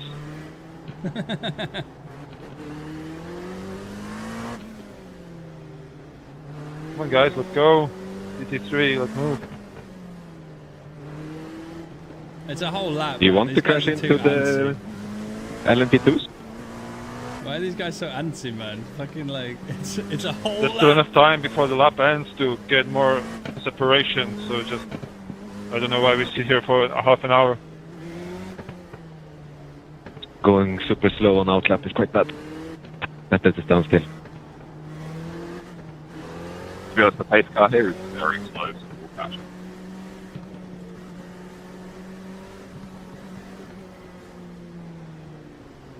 We're only 10 seconds behind the fucking GTPs, man.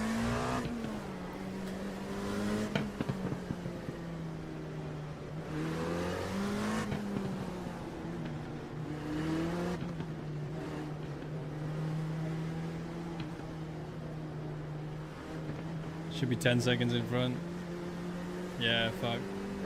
Well, now it's only 8. So we're closing up. We're closing up. That's what the GT3s want. They want us to take each other out so that there's less people to pass them. Think about it. Smart, really. GT3 drivers are the real puppet masters. Dentistry has taught them well.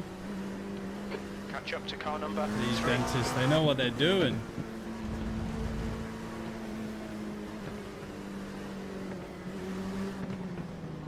They're Okay, not about too to go trusted. green, huddle up, guys.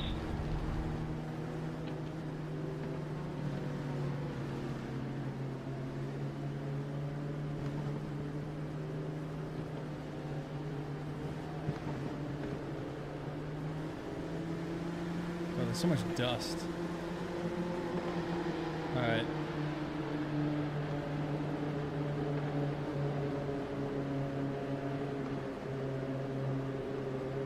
Get ready.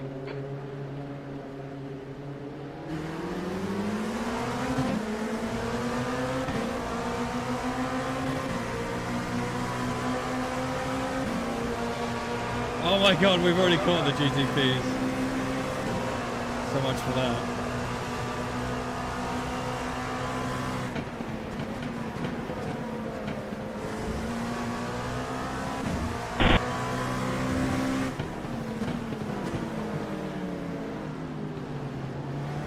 Car left. Left. Turn it left. Left is clear. They probably crashed. No! You've run out of talent. Look, there's a snail over there. Still there. More on left one.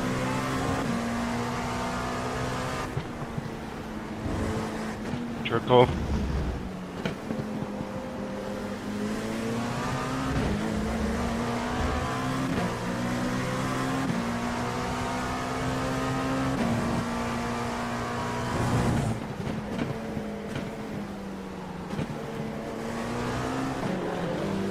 Fuck.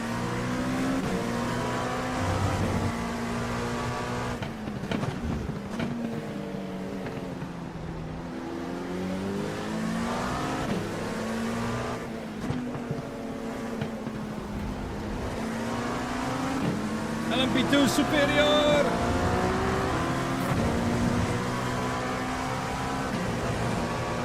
They're lifting in the last corner.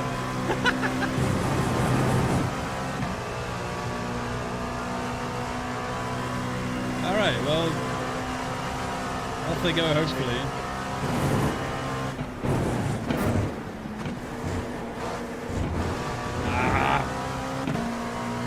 Stewards have warned us about track limits. Keep it between the lines. That 1X is so easy to get.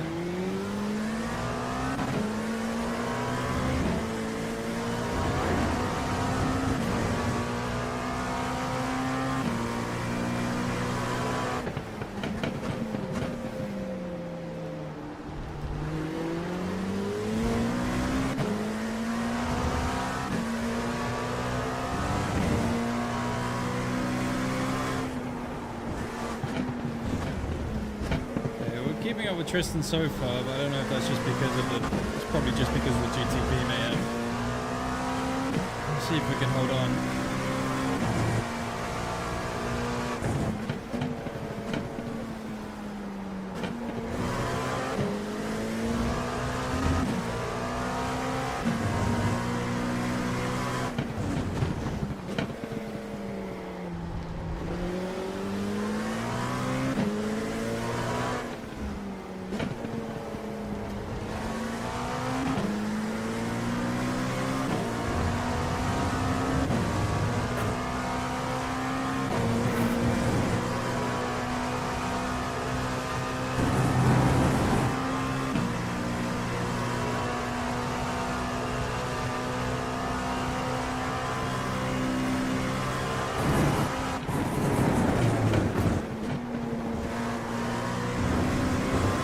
know what's going on. I swear, like half the time when you go out there, half the time it just you go just over in 1x, and the other half you're like way under the limit. Whatever.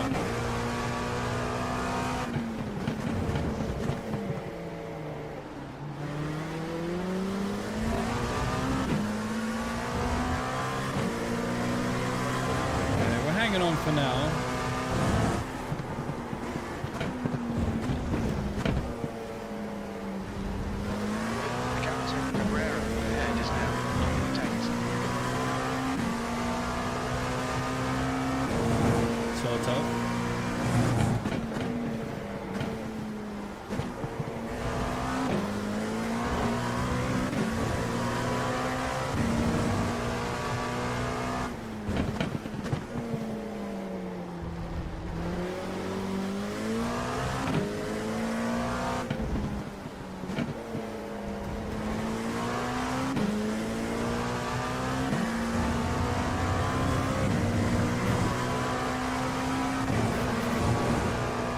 Falling back slightly.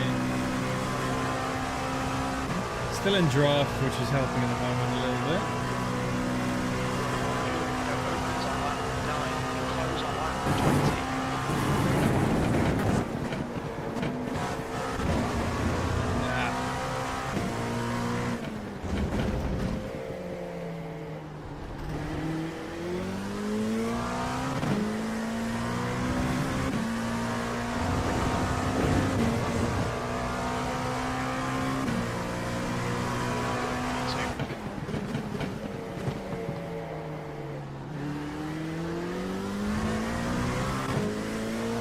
This thing could do with another like fucking 100 horsepower at least.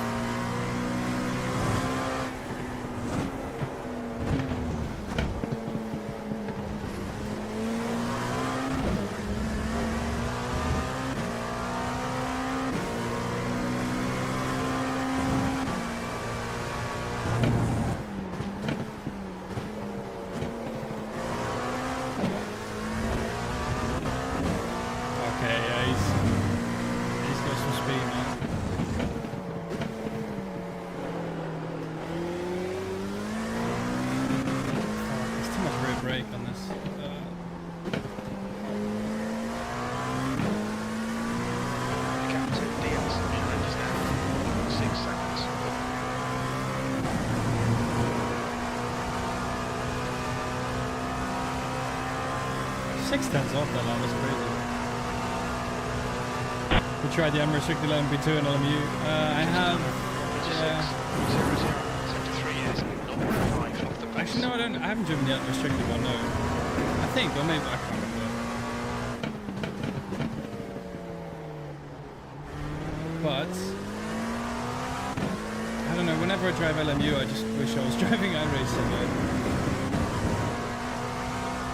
Settings never quite work for me. I just don't get the feedback, like, it does something weird on my force feedback. Have I overheated my tires or what's going on there?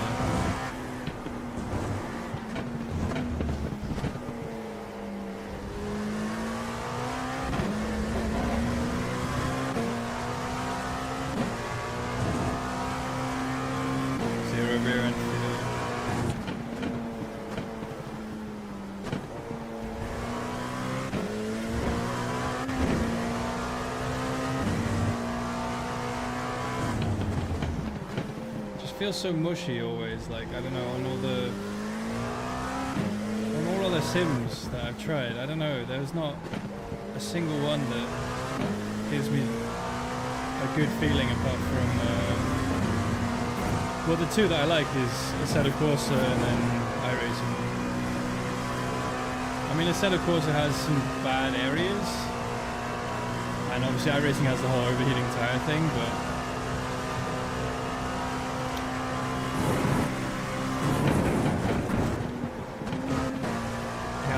me, LMU, whenever I drive it just feels really numb.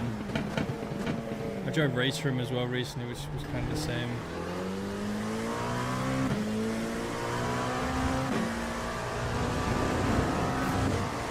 I tried AMS as well a while ago, and it felt okay, but it just felt a bit weird.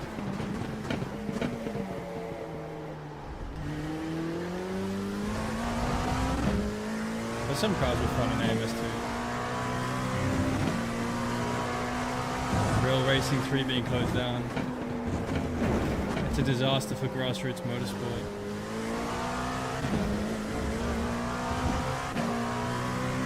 I don't know. Ford car racing. What a beautiful man in a Formula car. I feel like iRacing must have better feedback than the fucking Ford car. AKA or whatever.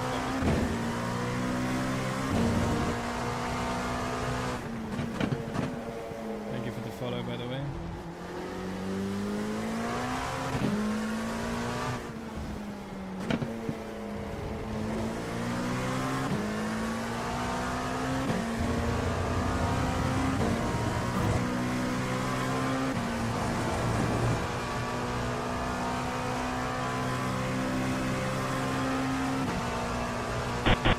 Quiet car's really loud. But, yeah. I was going to turn the car down a bit actually.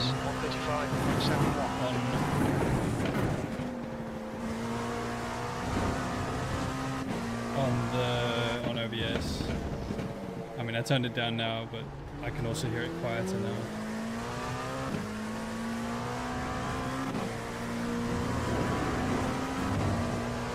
Losing to a French?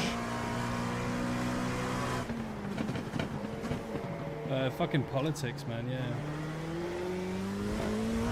You know, I'd be winning if it wasn't for the fucking politics. What can I say, you know?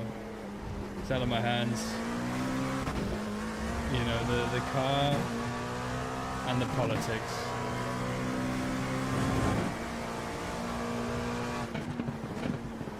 We have to overthrow the French motorsports government. Your LMP2 was only electric. No.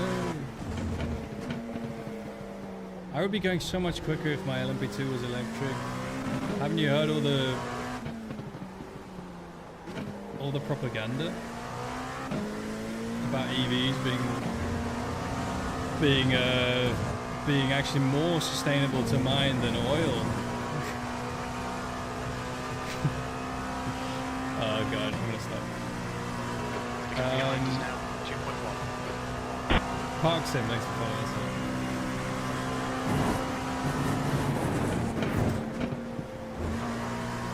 Ooh, that was a bit of T1 for once. One thing I also don't like about LMU is that they use the white line as the track limit.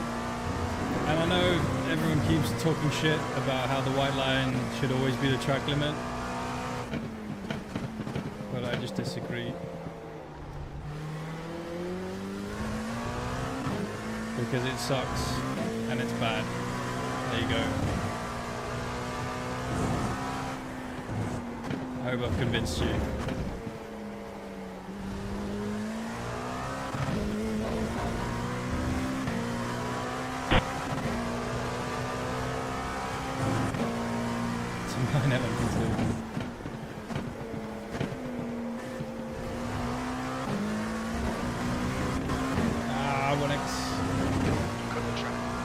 The best track limits are real track limits, not fake ones.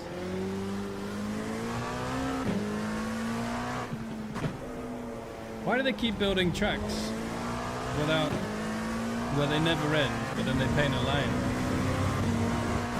somewhere and then tell you you're not allowed to go on one part of the track, you can only go on another bit.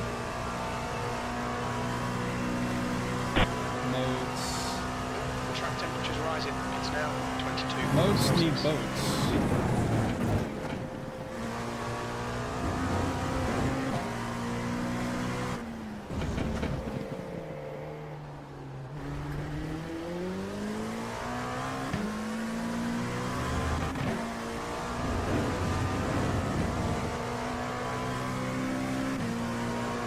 Doesn't Cabrera mean goat in Portuguese?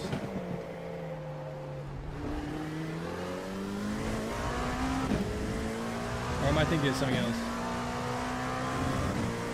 Oh, I should be the motorsport Tsar. Yes, that's a good name actually. I want to be the Tsar. I want to put an extra letter in everything. A silent letter, so I can be the Tsar. 8 seconds.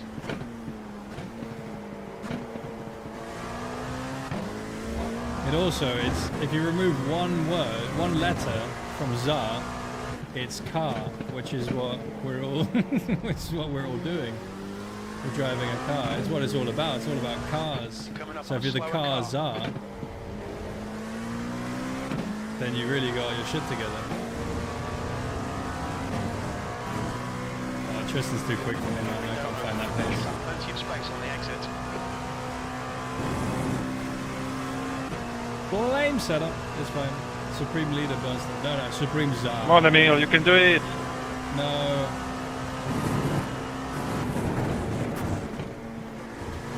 Good consistency. Keep coming. No, I can't. Donkey left. You're good, Emil. I'll do what? What does it You want? can win this, come on. Okay. Okay, thanks. I'm gonna do it now. Incident. Turn 7. Incident in Samsung. We've got some words of encouragement. Let's go. Let's go catch Tristan and fucking win. Easy. I shouldn't have given up so easily. He's gonna have a mistake or something. We've got to maximize our race time. Emil's one of those guys that's a shit streamer. Zach Turner Racing 99, thanks for the follow.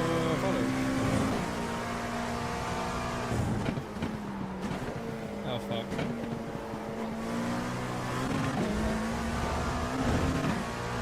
Pace max.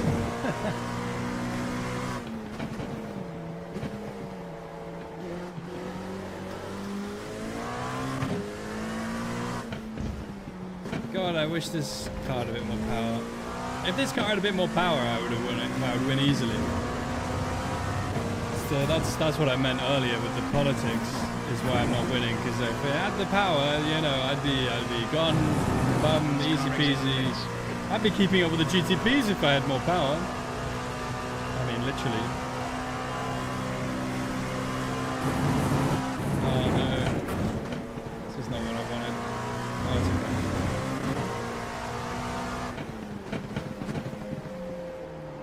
Slower class car ahead.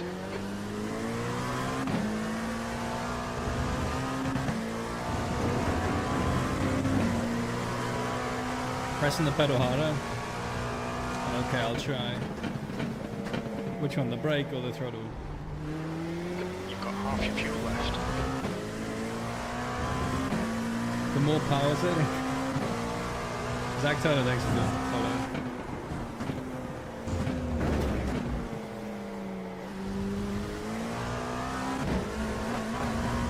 1x. 5 minutes. Brake makes you go slow, don't press that one. Alright, noted.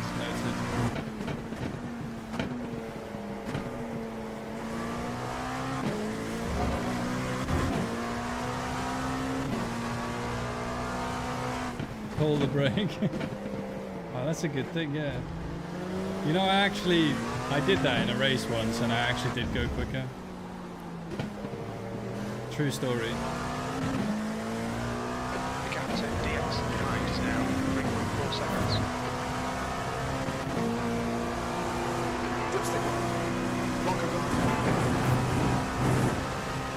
Do you want to know the story, chat? Alright, fine, I'll tell you anyway.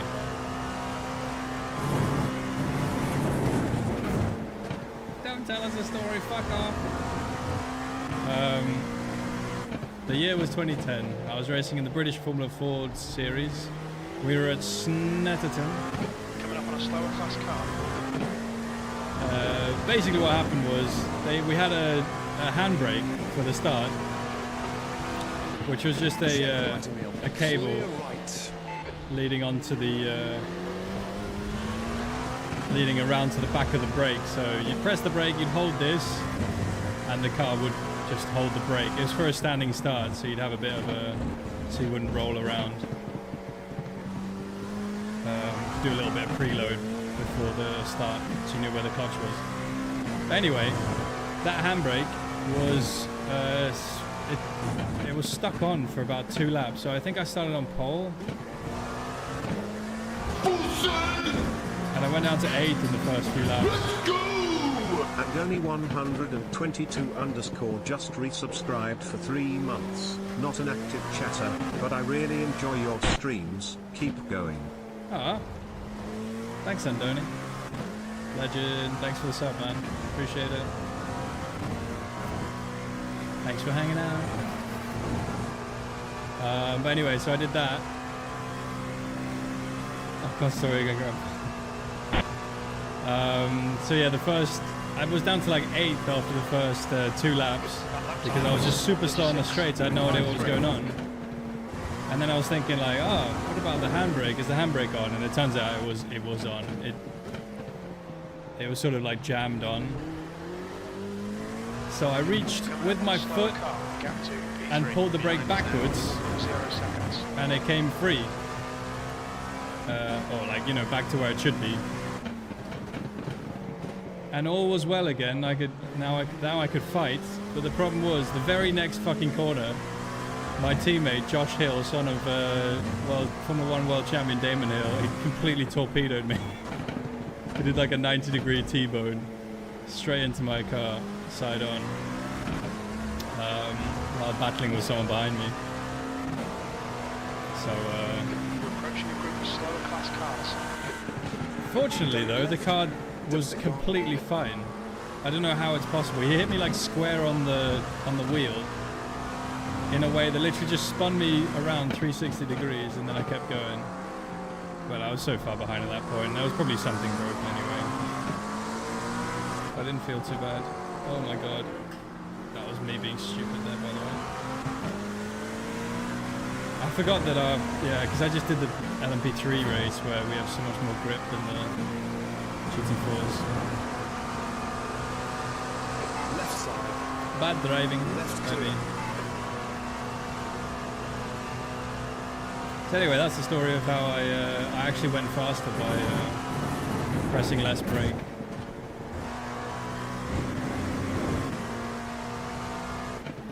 Thanks for listening.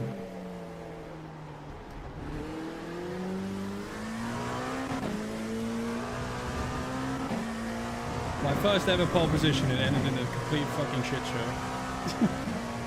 But what can you do? Sometimes it happens like that. Coming up on a slower class car. I did so few poles while I was racing as well. I was always shit in quali.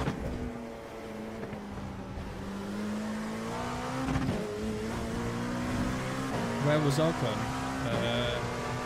He hadn't actually been born yet at that point.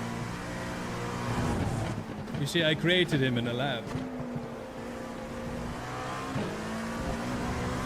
To be a clone of myself, but he went evil. And took my F1 seat. Fucking bastard.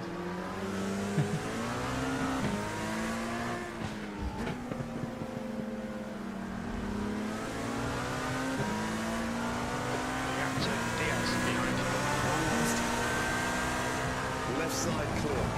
Yeah, that's a true story as well, yeah. The perfect crime. Serves me right for cloning myself or something like that. Some incident in Primera. The lap time was at 1:36. What are we talking about again? And that's how I met your Ocon. Perfect story.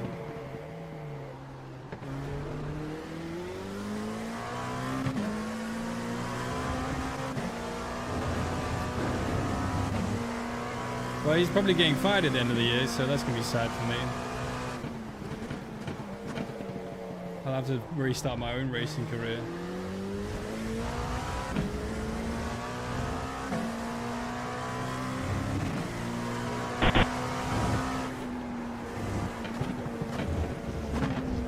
Slower class car ahead.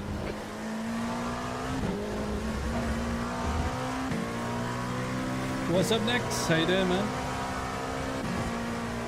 Alright, Well, this is a very lonely race. Although George not too far back. I need to kind of keep my shit together. Tristan's just fucking disappeared.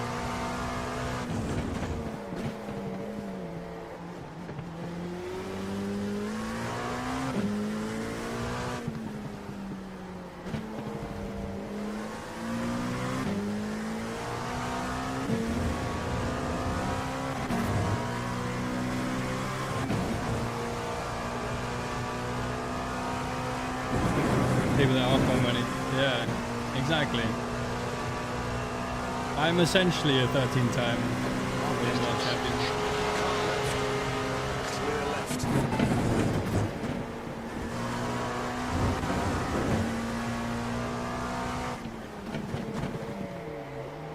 Slower class car ahead.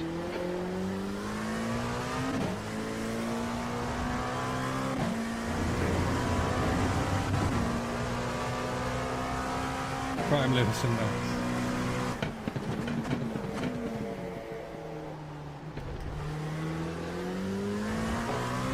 Actually, how many World Championships were on the grid, like future and past, in 2021?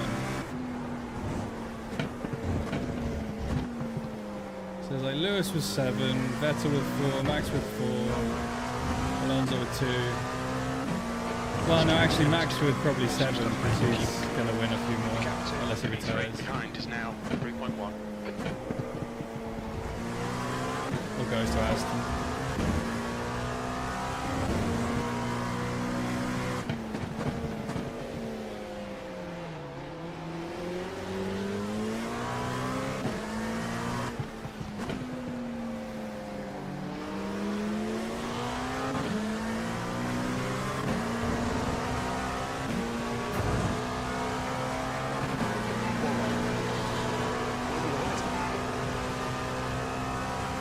Oh, and Lando, of course, yeah. Yeah, Kimi in 21 as well. 18, damn. You've got about 4 laps of fuel left. 136.50. I keep forgetting Lando won one.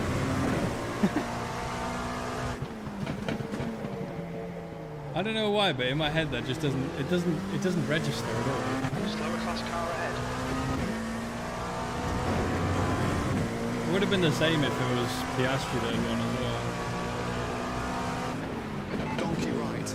Donut gone. I think, anyway. Oh, it was such a long time ago, yeah.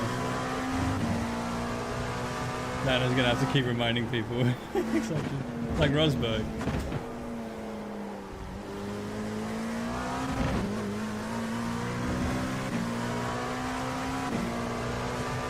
I beat Max Verstappen in equal actually no I didn't. I beat Oscar Piastri in equal machinery and Max in inferior machinery. So pretty great. He's pitting from P7. Things will come out a little way behind you.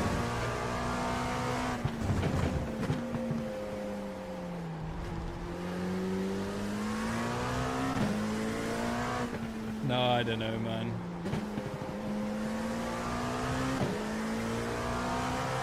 I don't know why I keep. I don't know. It just doesn't stick in my head. I don't know why. I was a little bit tuned. I was sort of semi-tuned out for 2025 as well from F1.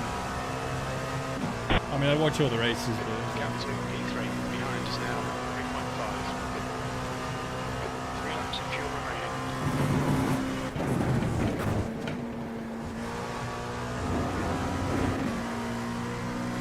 if Lewis did every F1 race until he's 70, yeah, but they're gonna have like 50 races a year. And yeah, do 100. Have some midweek races as well in there as well. It's what the people want.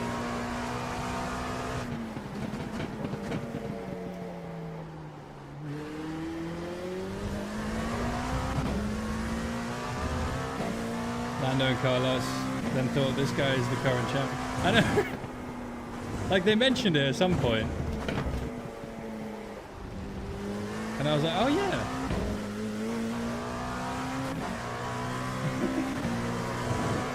I don't know. It's kind of funny how that works.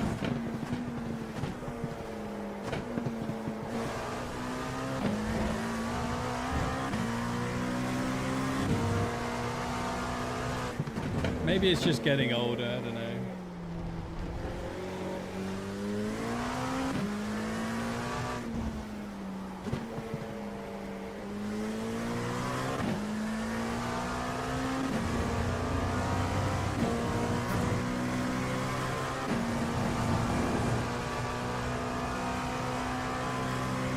How many laps we got left? We got 2 laps left of fuel.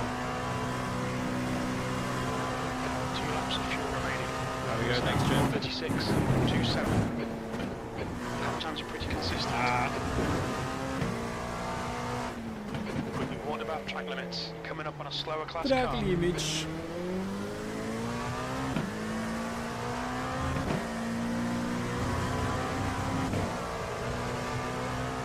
Just gonna be the max championship max should have won. Maybe. Don't know.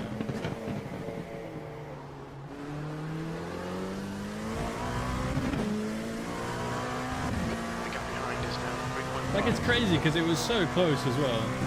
What was it? 2 points in the end, and then like I don't know, like 7 points to Oscar or 10 or something. It was so fucking close. Like it should have been one of the best championships ever. So you never really knew which way it was going to go. I don't know, I just kind of...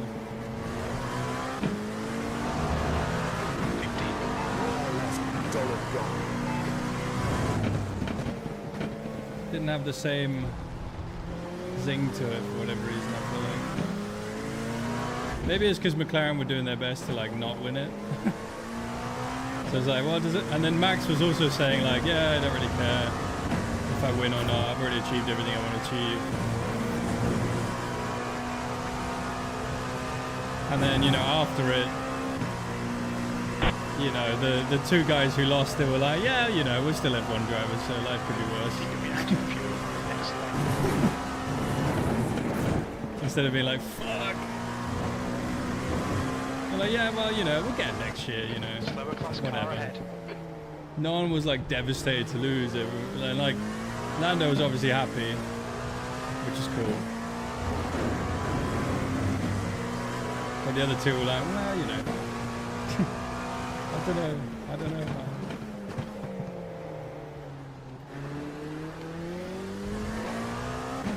I think it's the 2 McLarens were too nice to each other. They should have crashed more and been like, you know, that's like part of the script usually with F1 is like when 2 teammates go for a championship, they end up hating each other. Almost always, if it's close.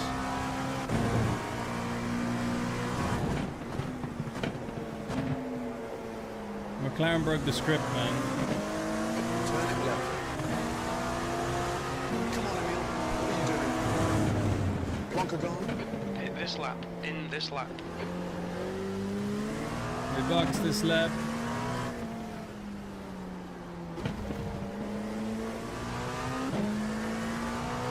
Alright, we're going around Portimao. We're doing laps. And I'm gonna box now. We're gonna put in some fuel, but no tires. Activate Not slow down box in or a penalty. 290 meters. Lando did a big stupid in Canada and they stopped that. Yeah, there was that, but like that was just like. I mean, Lando also said that was totally his fault, which it was. That's cool. But he admitted it and stuff. And Left front 72%, rear left 74. just didn't have the zing, man. It's too many races, maybe.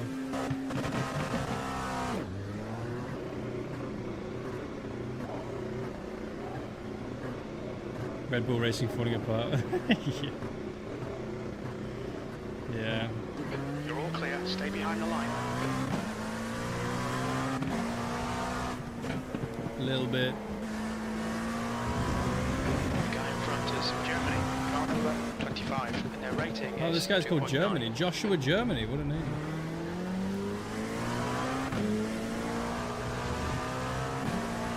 I think the problem with this race is that it's split, because it doesn't feel like there's many cars on track. Or did it split? Must have. It feels so empty.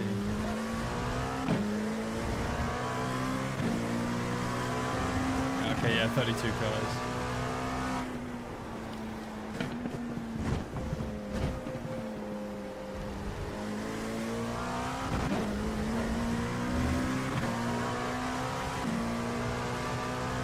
You're reeling P5 in. The gap is 3.0 seconds. Aston Martin, bring that fucking monstrosity. Yeah, what is that thing? Did anyone find out what it was? Because it looks horrible. It's probably the ugliest race car type thing I've ever seen. It looks like some like evil insect from like a bad horror movie. I don't know. It's just scuttling around and causing problems, and then tries to bite you with a venom, but then you just hit it with a fucking shovel and it kind of dies on its back. Behind is now 14 seconds. Yeah, 60 come. plus.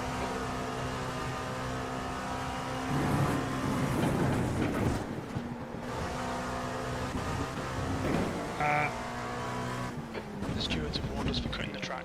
Keep it between the white lines. You have 5 incident points. So it's meant to be like a fuel save race or something. It's a one-off for a billionaire, really? 10 minutes to go. That's 10 minutes left. Wow, they really phoned it in with that one, didn't they?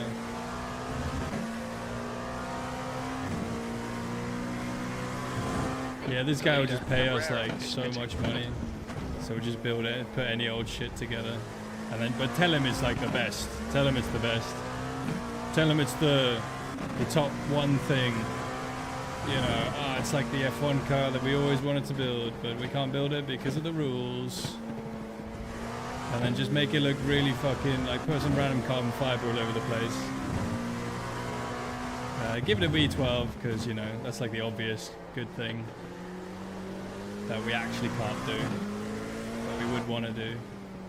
And then, yeah, just whatever else we got lying around in the factory, just chuck it on and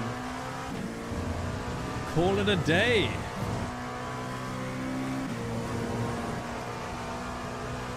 Germany, ahead is pitting. Germany. You're reeling. Germany, in. The gap's now 4.1 seconds. If it was fuel saving a gap, This yeah. is brilliant. Keep it up. Well, I think it was fuel saving a little bit. I was not fuel saving at all. Why? Nay, why? Why? We've been warned about track limits.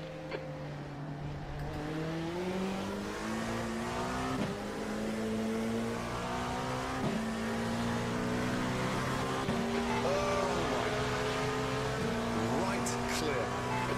You know, it doesn't really matter what they build as long. Oh, whatever. Carbon fiber. Carbon fiber. Carbon fiber.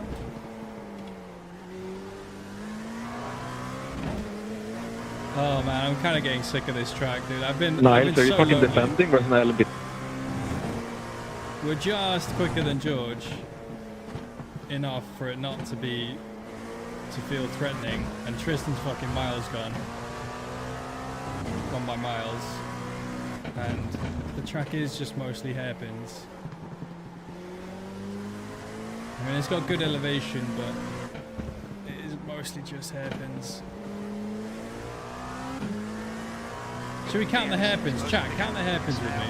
4.6. So this is not a hairpin, this is a fantastic corner. Beautiful corner, I love it. Actually giga corner, zero complaints there. Turn 1 also, quite fun. Single file, hard to get it right, not great to overtake into, but very fun to drive. So first and last corners are bangers. And then we got the first hairpin here, so this is 1. Oh my god, I locked up the front. Can't get on power. This corner's kind of cool as well. So that was 1 hairpin. Only 3 really. So this is 2. This is definitely a hairpin. You're coming up on a slower car.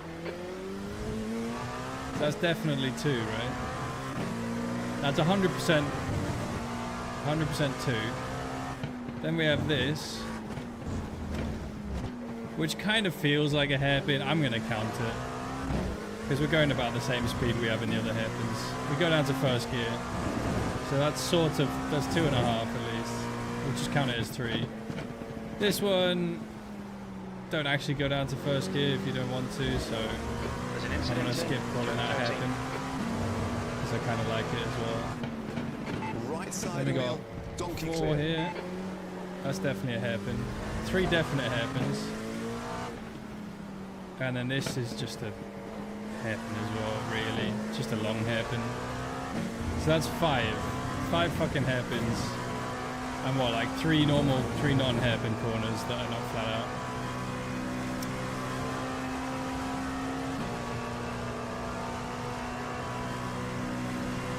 Sweeping 180-degree turn.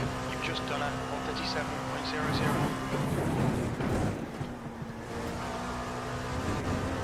I would have been upset if I got a 1x there, but I didn't. It's fine.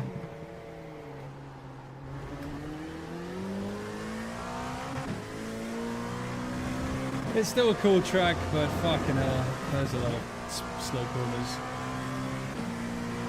In the LMP2, it's not that fun. In Super Formula, it's not too bad. Coming up on a slower But everything's class car. fun in a Super Formula. But with something that has no power, this is not particularly great. 5 minutes to go. This is good. We'll be on the podium if we can keep it together.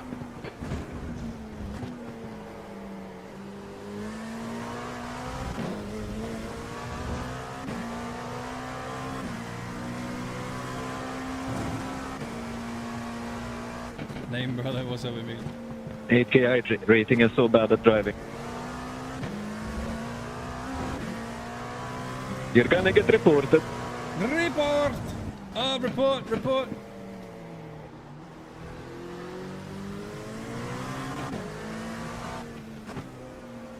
I'm so bored, I'm just trying to talk on voice chat.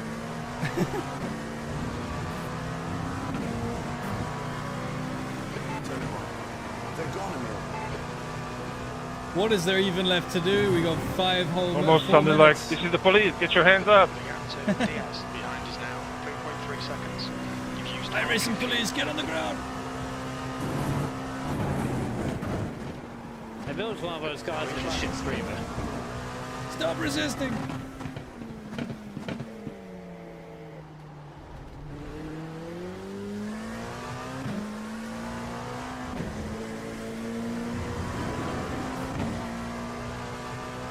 iStar Child, thank you for the follow.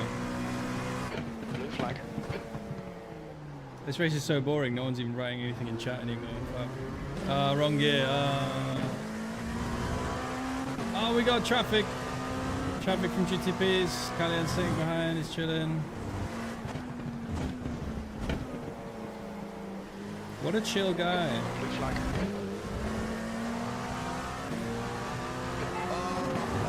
What a chill and nice guy Carlin is.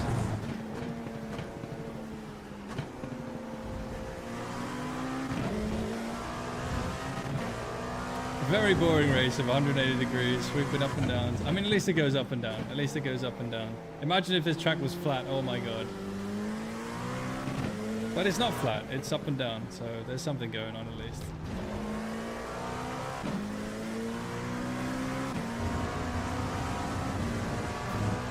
It is probably... Is this like the hilliest circuit of this size anywhere? I mean, it must be up there. The elevation is insane. Bedankt op cursus hoorde Delina Duslavai. The guy I was lit, I mean, it's all muscle memory. Ik weet met MSC muscle memory for dance. The track temperature is increasing. It's now 24 Celsius. Yeah, it could be worse. I mean, we could be not second. We could be third. Oh fuck, he's right behind me. 2 minutes to God, go. I need to 2 focus minutes. now. Shit.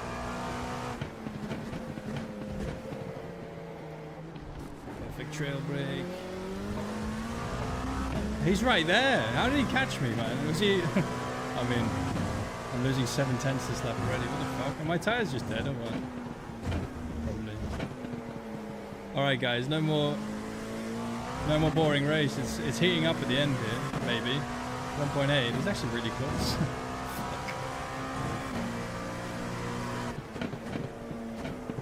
He's right there.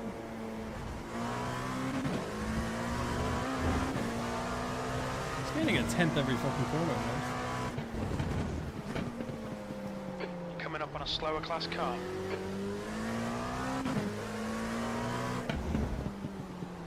Nice apex, dickheads.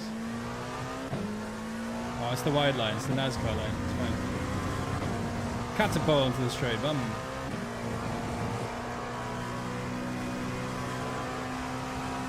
White flag, no, I think we'll be okay. Donkey clear. Bathurst counts, yeah. Last lap. Sort of, yeah. Bathurst is very hilly, I mean, it's a fucking... You just go down a cliff face almost at the end.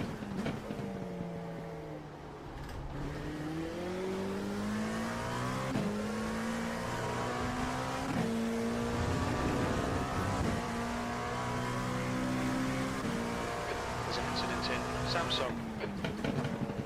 Samsung's a fucking company, not a corner. Which one's Samsung? Spa, technically because of Eau Rouge. I mean, there's more elevation than just Eau Rouge. What's the lowest point at Spa, actually? It's, oh no, I know this. This is, it's at Stavelot, isn't it? Stavelot's the lowest point and then Le Combe is the highest. Fuck, man. Why am I thinking of other tracks? Track limits. Okay, no slowdown. La puta madre! ¿Qué pasa, tío? ¿Qué pasa? Well, we have to see what that was all It's about. not only a shit race, it's a shit stream. Alright, the longest 45 minutes of my life is coming to a close. And it's over. Let's get the fuck out of here. Podium finish. Nice one.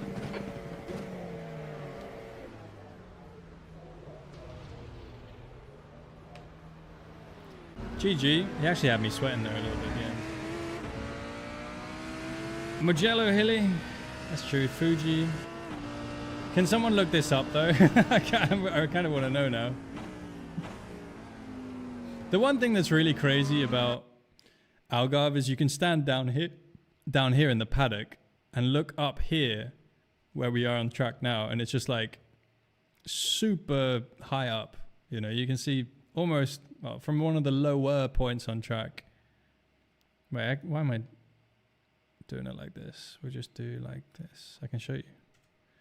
I can show you. We're in a game. Sim.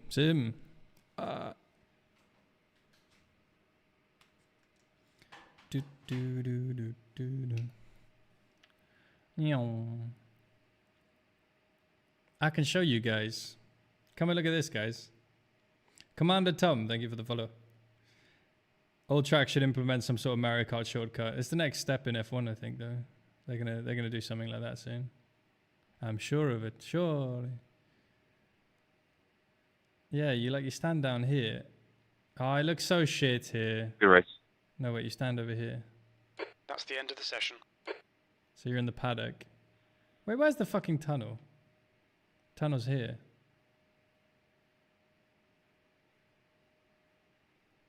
Whee. Oh, they blocked the tunnel. I never forgive them for that. What is this bullshit blocked tunnel? What? It's only blocked from one side. Okay. I found a flaw in the game. So I was gonna say how it's impressive that you stand down there and then you look up, but it really doesn't look very hilly here, so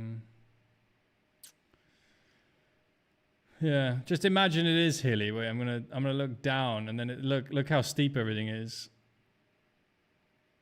There's zero frame of reference for any of this.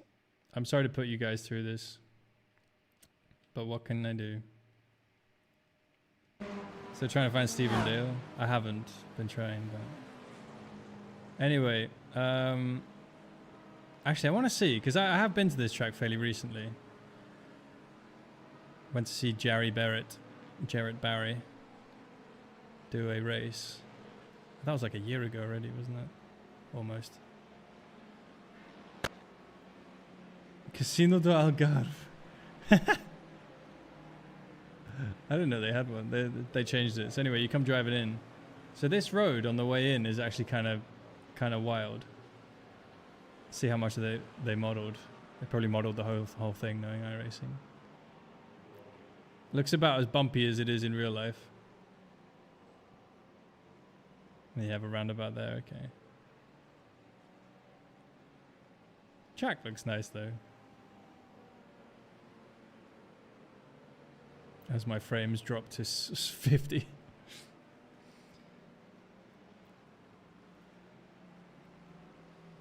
One-way wallpaper. You're trying to find Stephen there? No. I was just looking around. It's kind of fun. Never do this. I can help as I found them not long ago, not long after the track was released. Where are they? So one cool thing actually is this perimeter road is actually quite a good road because it goes all the way up here. So a really good place to watch the race if you don't have a ticket is here. Wait, where was it? It's up here.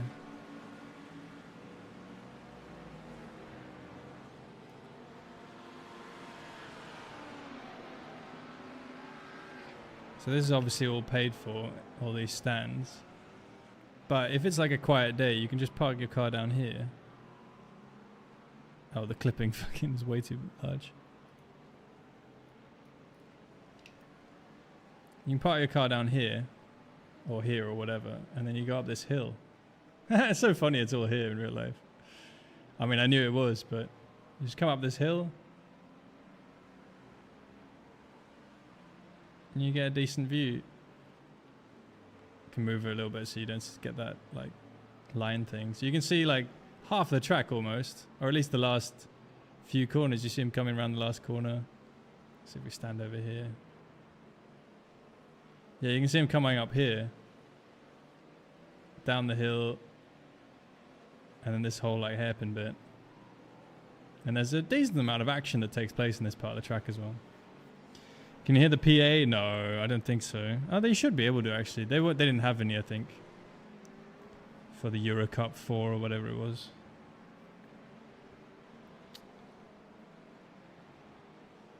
So that's cool. So there you go, guys. If you ever find yourself in Portimao, Algarve or Autodrome. And also, yeah, this road is so cool.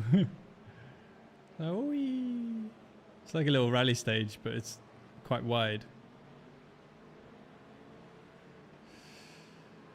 Anyway, it goes down there. Look at that. It has like a little wiggle woggle. They should do like an outer perimeter race, like a rally on that little track. Or like a hill climb or whatever the fuck. Anyway, what a beautiful circuit.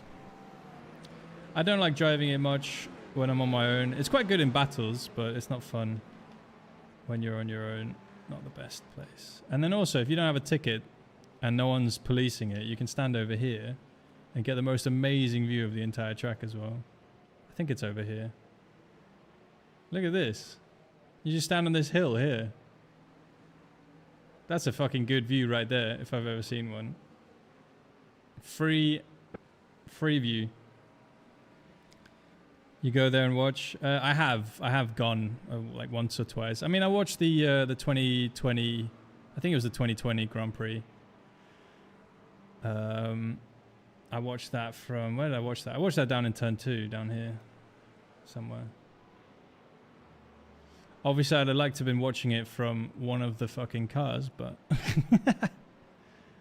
but second best seat in the house was down here, I think.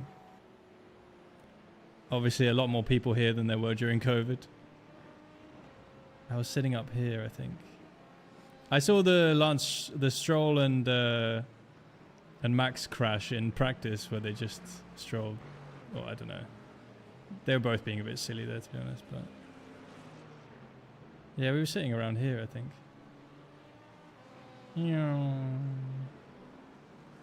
It was fun. What's up, Carlin? Yeah, GG. Good race, man. Good win. But yeah, you can't see too much. You can see when they come up the hill there as well. But it's a bit of a shame that this is so high up, because the track is literally right there, but you're blocked off because you're sitting so low.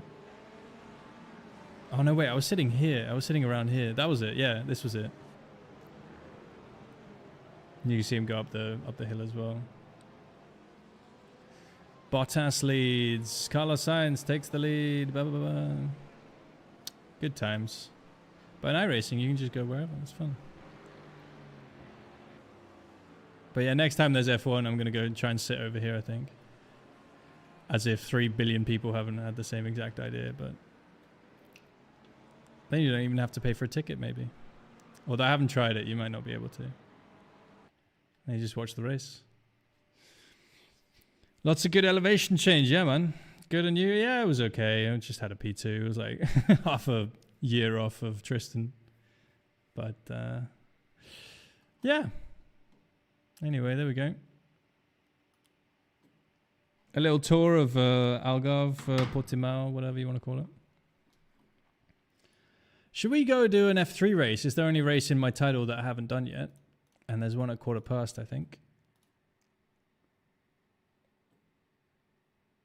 We could do a Ringmeister in the street stock. I'm going to just log out first. Smurf time.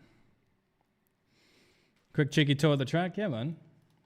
It is a cool track. It's a good track to watch from as well.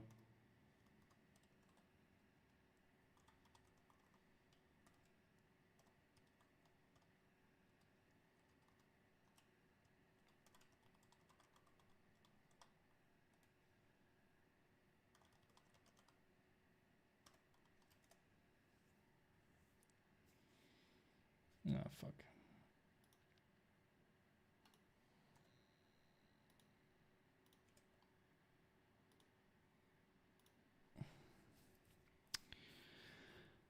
I put my 2 weeks in for work last Wednesday and I can't be bothered to do shit this week. Oh, you quit your job? Damn, son. Wait, yeah, because you got the other job, of course. Yeah. Nice, man. Exciting. All right, guys. Quick chat poll. Do we do F3 or Ringmeister? F3 or Ringmeister? 1 is F3, 2 is Ringmeister. If we do Ringmeister, then we do F4 directly after at 1:45. Or just say F3 or 1. What was the first option again? F3. Okay, everyone wants F3. We'll do F3. Ah, it's the fixed as well. That'd be nice. Should I run a livery? I kind of want to run a livery. We've got this stock piece of shit at the moment. What's a good livery for the F3? Not P17, fuck. F3. Wow, holy shit. No one wanted to watch a street stock race. Yeah, we could do the street stock after as well. Or we could just do F4 or another F3 or something. What time is it even? It's already 7, man. Fucking hell. Might even be my last race. Pepsi car. Oh, that looks nice. Oliver Goethe.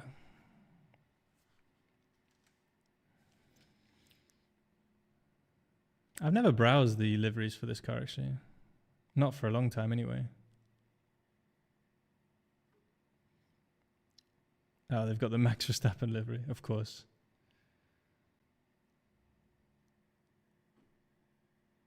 Los Polos Hermanos. What the fuck? Oh, it's some Breaking Bad thing. Is that a burrito? Okay, that's pretty good. They made the airbox a burrito.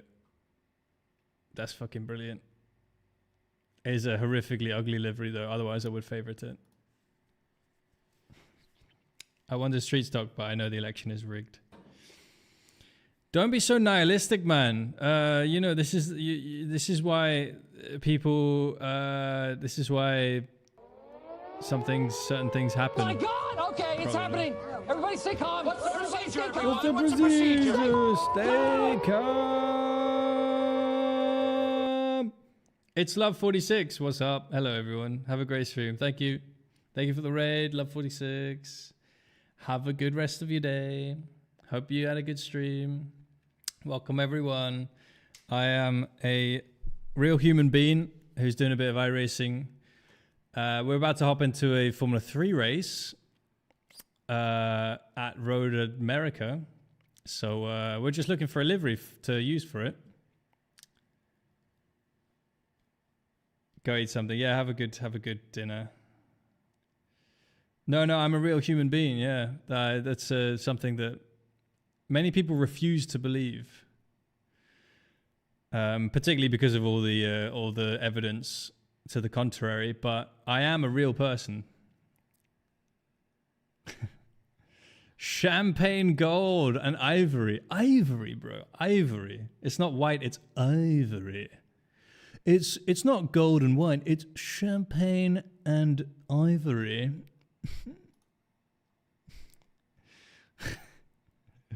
Yes, you Pauls wouldn't understand. You wouldn't understand the real color palette. Sounds like something I would say.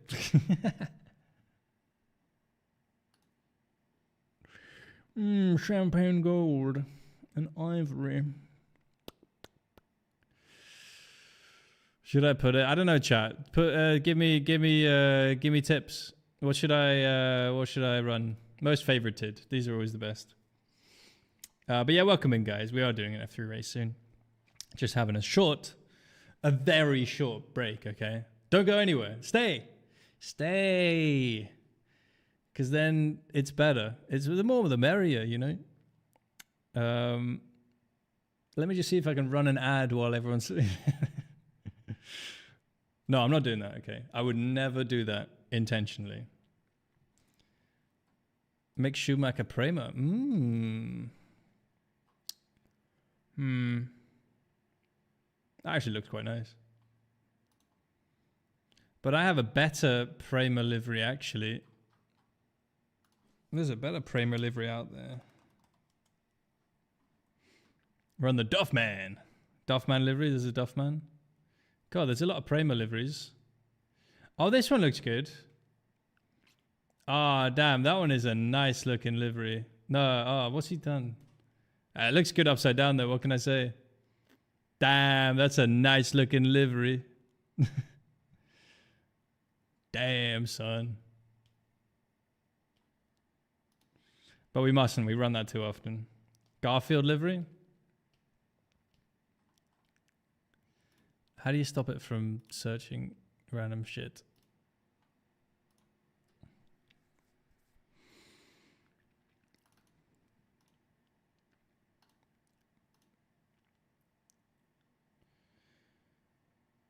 Duffman, can't breathe. I prefer my own liveries, man. It's the bottom one as well. It's the one least people liked. Fuck.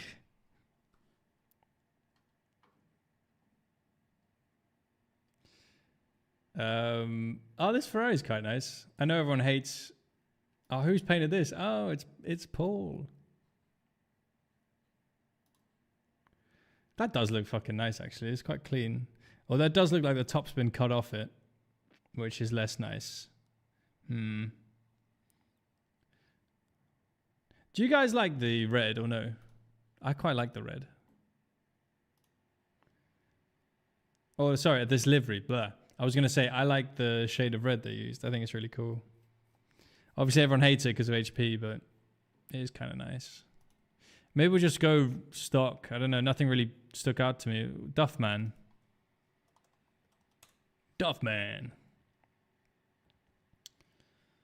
Duff Beer or Duff Beer F3? F3. Oh, they're both Duff Beer F3. Let's have a look. Let's investigate. So there's that. Oh, yeah. And then there's that one. I think the blue one's better. Oh, excuse me. Alright, whatever. What did my IRL livery look like? I just showed you. Well, I had a few different ones. Well, I had two in that car. I had a Prema one, which I just ran one race. And then I had the one, there was I raced for a team called Management Consultancy, or MACON for short. Which is, I didn't realize what the name was until The pit lane speed limit until is they said, like, yeah, we just didn't, I didn't have a good km/h. name for it, so I just called it I just called it MACON. It's short for Management Consultancy. But you know, MACON as a name is a cool name. Your exit is clear. Once you know what it stands for, it's a lot less cool, but you know, what can you do? May have looked away for a second. I can't believe it, man. We got raided and everything. By the way, guys, go follow Love46 if you don't already. Great streamer. Been around for ages, longer than me even. Macon sounds like a general contractor. Yeah, that'd be Jecon.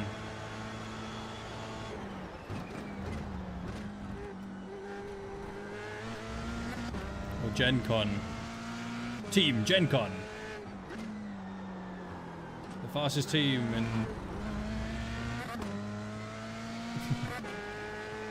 in the corporate hemisphere. Sounds like Macon used it as a tax write-off. Well, I have no idea, but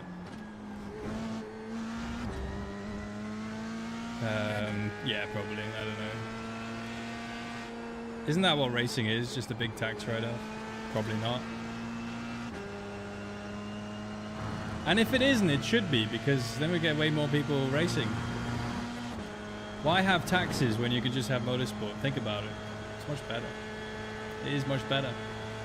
It's much better, you know, people like racing, no one likes taxes.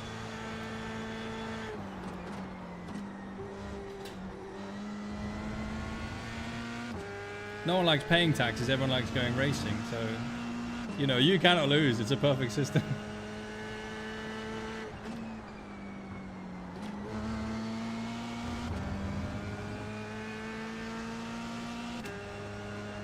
Truest words, wow, yeah. Is that the truest? I've said so many more things as well, but you know, if there's one thing to take away, guys, it's don't pay your taxes. Wait, no. This is not financial advice, by the way. I should probably just say that. Or legal advice either. You know, there's always going to be one, right? Well, it depends. You guys are all pretty sensible. Don't pay them via legal terms. Pay them via motorsport.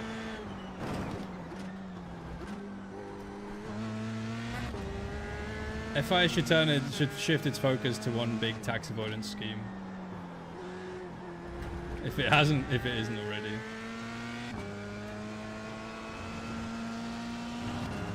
Okay.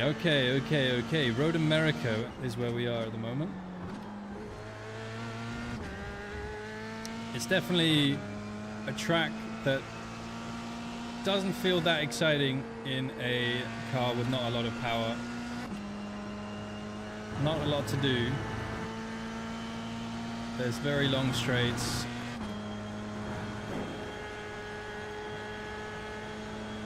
Giving up bad financial advice, you'll need some legal advice. Can't avoid life, death and taxes. Are they the only two things? Surely there's other things. Food? Well, you could avoid food. But you could also avoid taxes. I mean, have you seen the state of Monaco? It's clear that people are avoiding taxes. Emil's not only a shit racer, he's a shit streamer. Todd W99, thank you for the follow.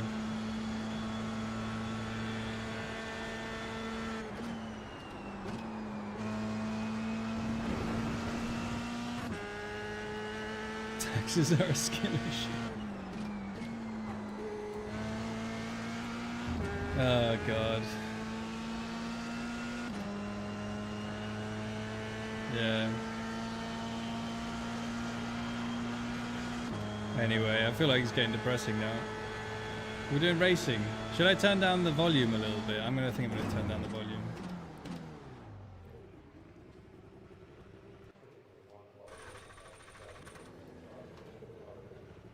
Front left, 97%. Left rear, 97. Just gonna sneak it down by a decibel.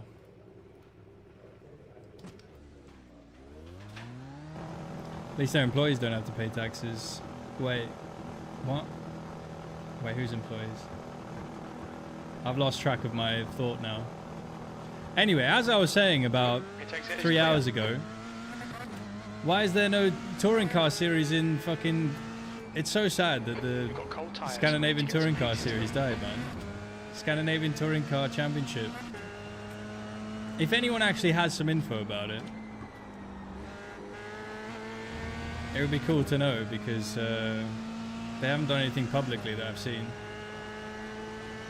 I haven't seen any info, and it would be nice to know, because I don't know, I just find it so weird that all of motorsport in Europe is condensed around, like, yeah, only Western Europe, right? And obviously, like, they're the rich guys, but Nordics are pretty fucking well off as well. If anything, they're probably the richest. So why don't they have a proper racing series?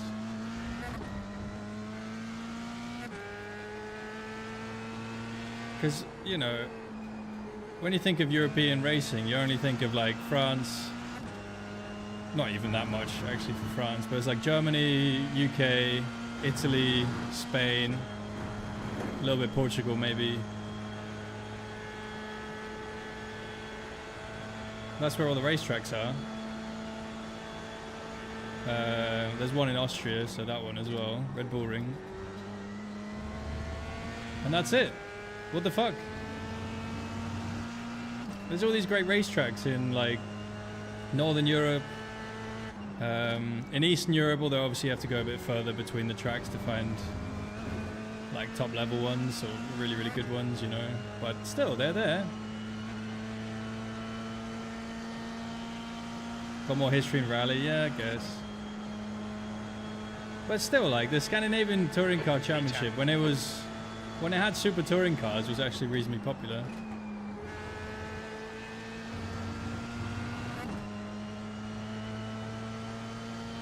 But yeah, it's true, rally's probably more important. But still, you have so many racing drivers from, like, Denmark, Sweden, Finland as well.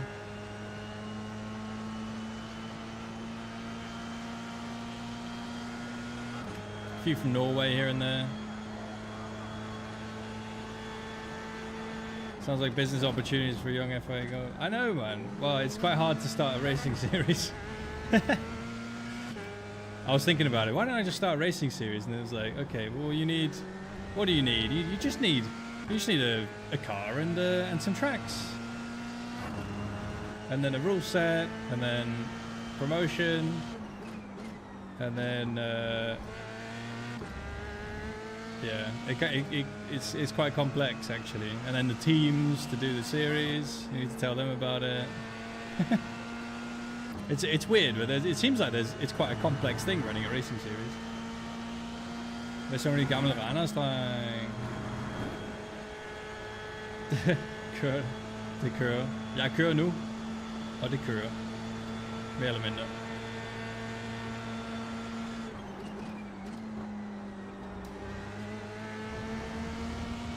'12 Ford car, bam, perfect racing series. Then you need TV deals and sponsorships, and it's surprising how much there is actually to do. Oh, psych! I got him to pit. What a fucking idiot! Track limits.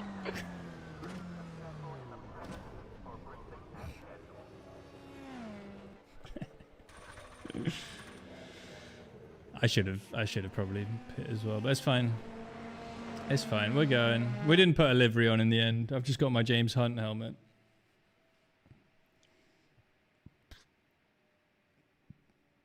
Which is a bit... Actually, the James Hunt helmet doesn't really work in this car because the entire the entirety of the design is is behind the headrest. So there's that. Better start now. Chat, let's make a racing series, but in real life.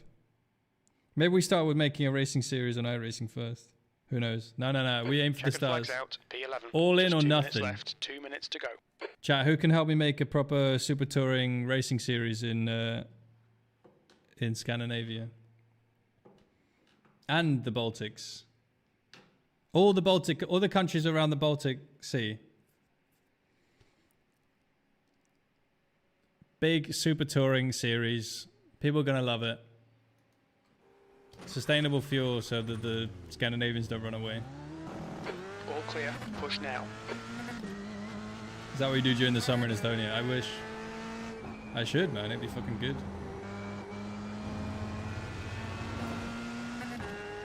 Thank you. Fuck's sake. At least this is... Ah, you got a 2x because... Ah, for fuck off.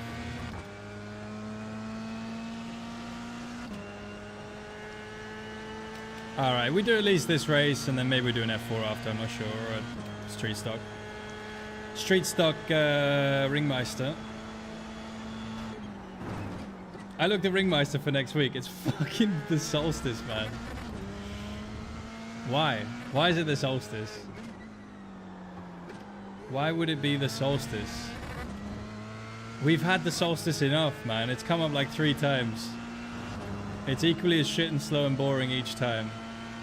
And the novelty is starting to wear off now. It just feels like it's a regular for Ringmeister, which it has no right in being. It's fucking atrocious. Please stop making me drive the Solstice iRacing. It was fun for a bit. Electric car series. No! You do the I don't know. There's a type of fuel. I don't know what it's made of.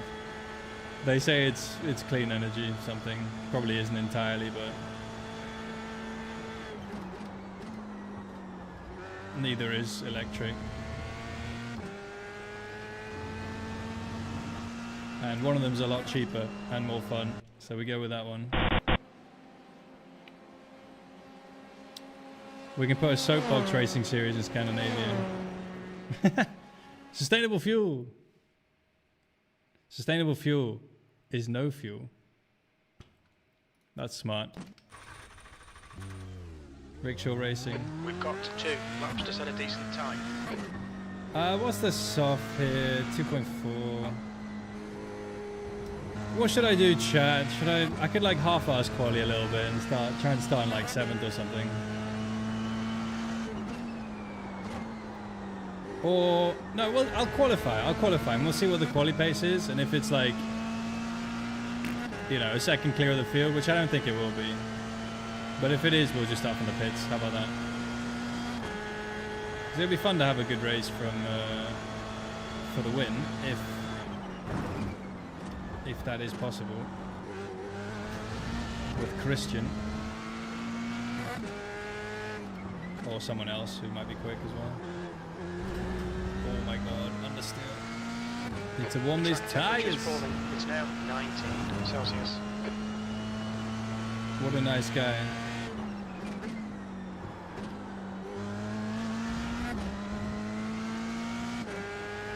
What, me? Stop it.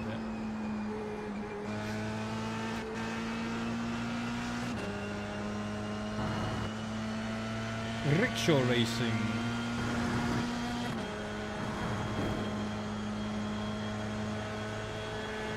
Anyway.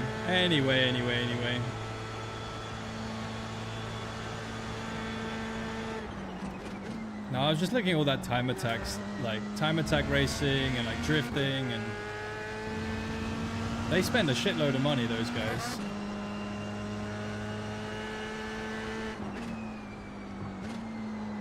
And we should get them to spend money on racing instead, by making it actually fun and enjoyable instead of a big corporate circle jerk about who's saving the world the most.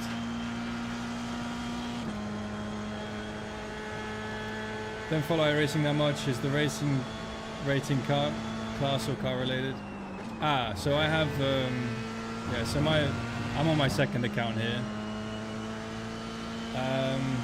I could probably get away with doing F3 races on my main,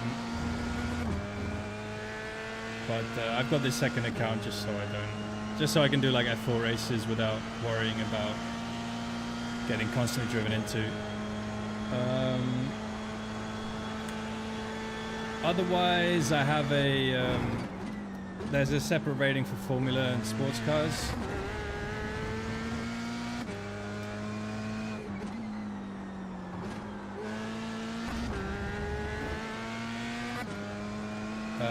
But yeah, so I'm 4.4 on this account, but 9k on my main account, which I only really use for Super Formula because it's the only Super Formula and F1 races when they go official or vintage. Anything that's not F3 or F4 or Super Formula lights, I do on my main. It's just that these series get very crashy, so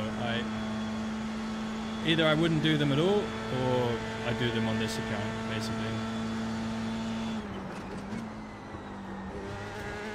Because I like having a big number, I don't know, it makes me feel good about myself. There's nothing, don't hate me for it.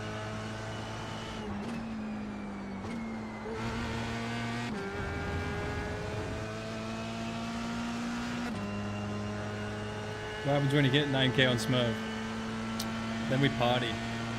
Then I get a second smurf. Leader was just on 158.4. Just curious of the game infrastructure. Yeah, no, I hope I've explained it to you.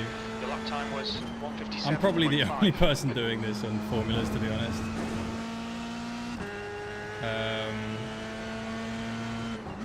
There might be one or two with smurf accounts for formulas, but there's not really anything to have a high iRating on formulas for in general. There's a IndyCar Pro Series, but that's about it. That's the only thing. There's no special events. There's one Pro Series. Oh, sorry, no, there's 2 special events. Sorry, I forgot, 2 special events. Wow. Historically, there's been none. A few years ago, they added one. This year they added a second. Hopefully they'll add some ones in faster cars at some point, but who knows, maybe they won't. I did a big long rant about this in my video. Exclamation mark fixed formulas.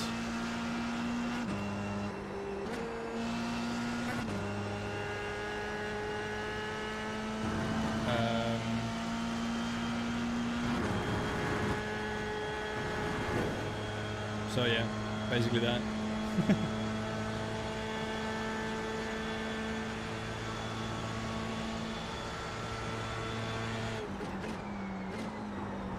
Thanks for listening to my TED Talk. Alright, I've messed up this second lap. I didn't think the first lap would be quicker, but it is so far.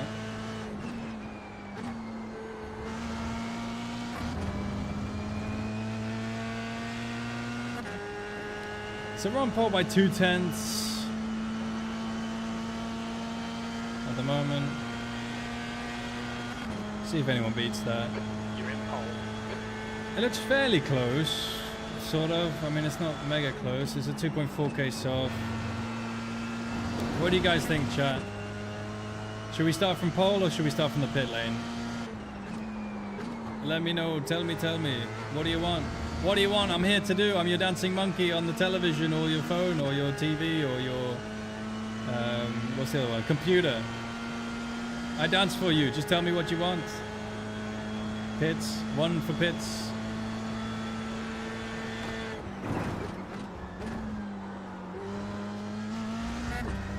Pole. Are you guys? Pits.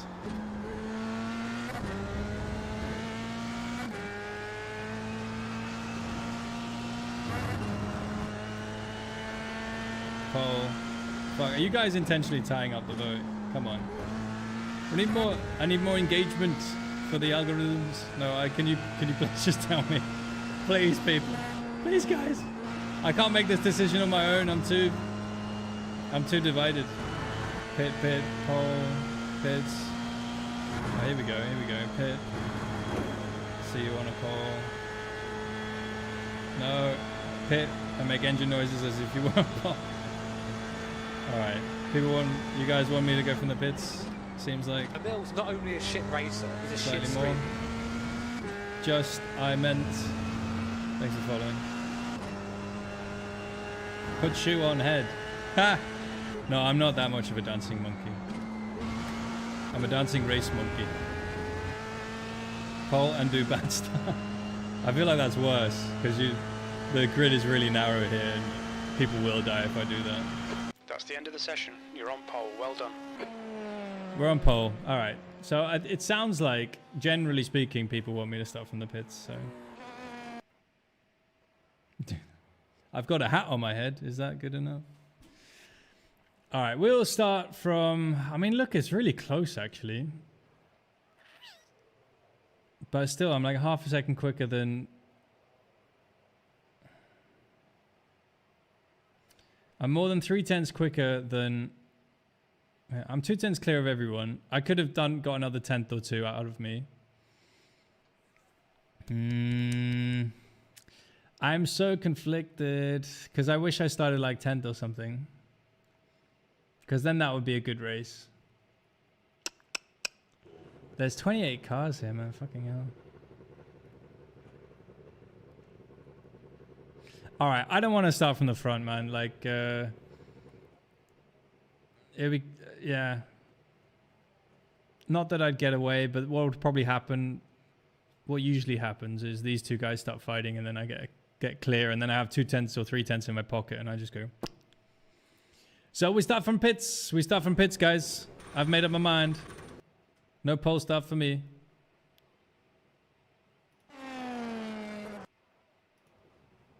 We're doing a stream thing. Entertaining the audience. That's what I'm here for. Pretend to get a bad start and just coast into T1. Yeah, but it's too narrow here. Like, I would just cause a crash, I think. Damn, there's 28 cars in here, man. That's sick. Let's see. I mean, we might just... I'll start from pits and then maybe we'll just die anyway immediately, but...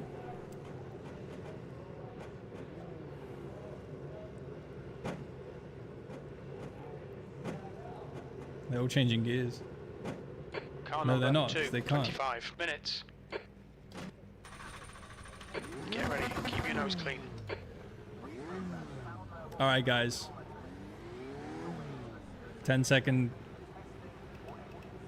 It's actually only a...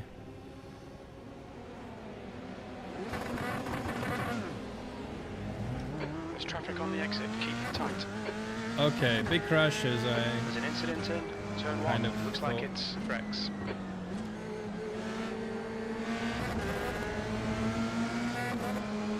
Okay, I don't want to take these guys out who are obviously being cautious. Well, they haven't gone. It's turn three. You think it might read? Right, idiot, clear. Plonker left.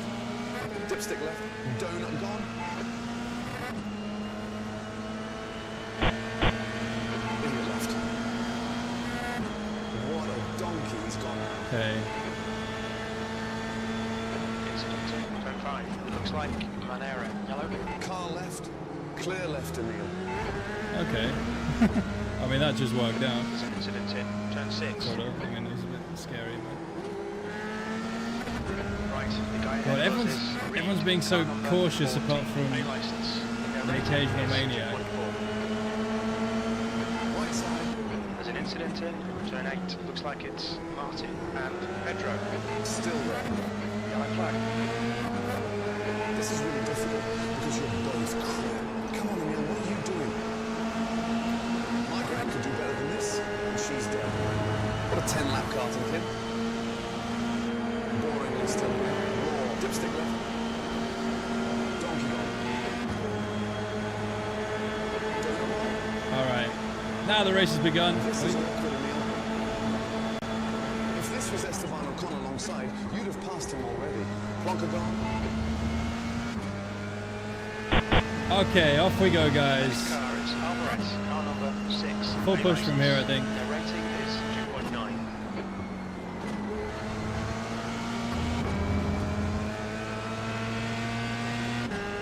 How far are we off the leader? Let's have a quick look as we cross the line.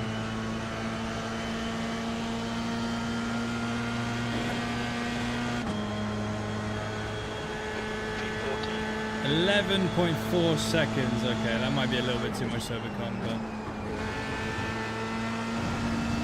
if they fight, anything is possible. I should have about 3/10 on them on my own. Yeah, I need things to go my way. Otherwise,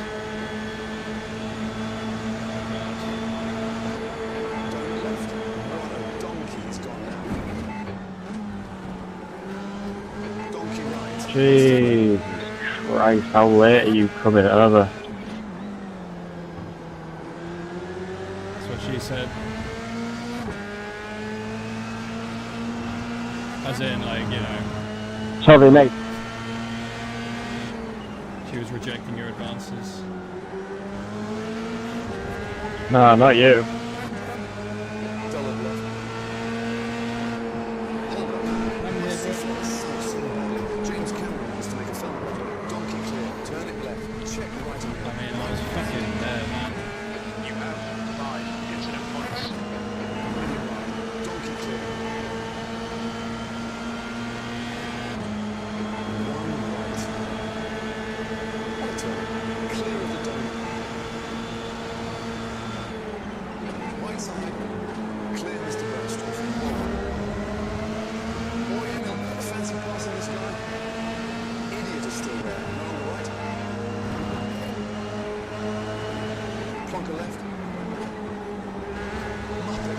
I'll stay in line. Let's see if we can catch him.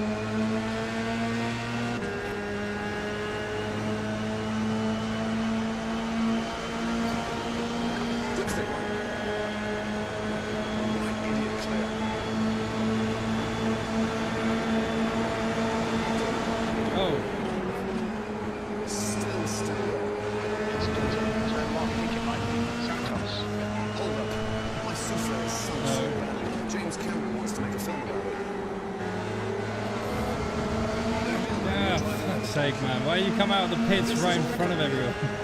Why? Just don't.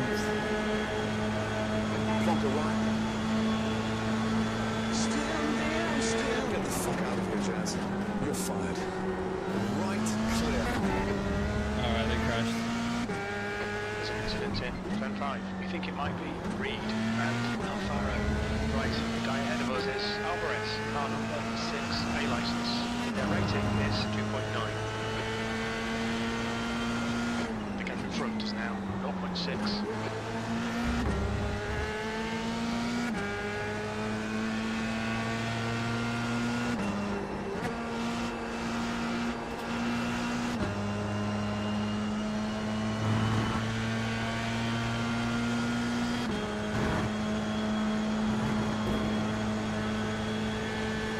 Racing is just so hectic, I know, man, I know.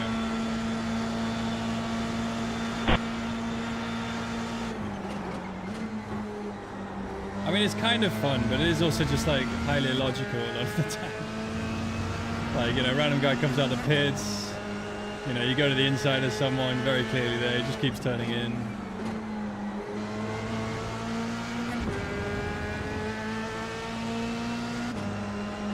People were ascending all over the place, cars in the wall, upside down, turning backwards. Are you a fucking muffin? Pass this guy. Turn him gone. 10th position. That's right.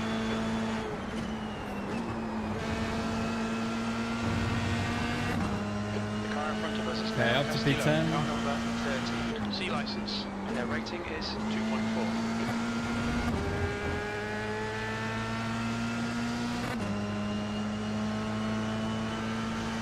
Kind of like real life F3 and F2. It's yeah, a little bit, but it's not that bad in real life. There's some dumb shit that happens in real life, but everyone generally knows what they're doing. Whereas here it's a bit of a free-for-all.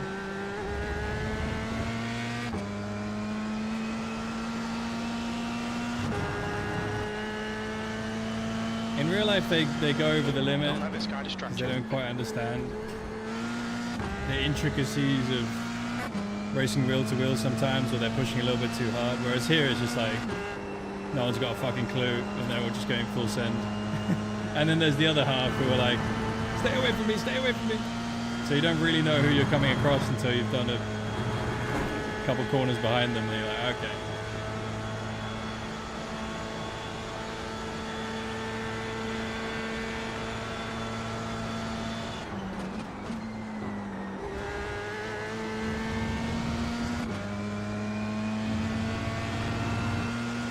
There's an incident in Canada corner. Looks like it's Pedro.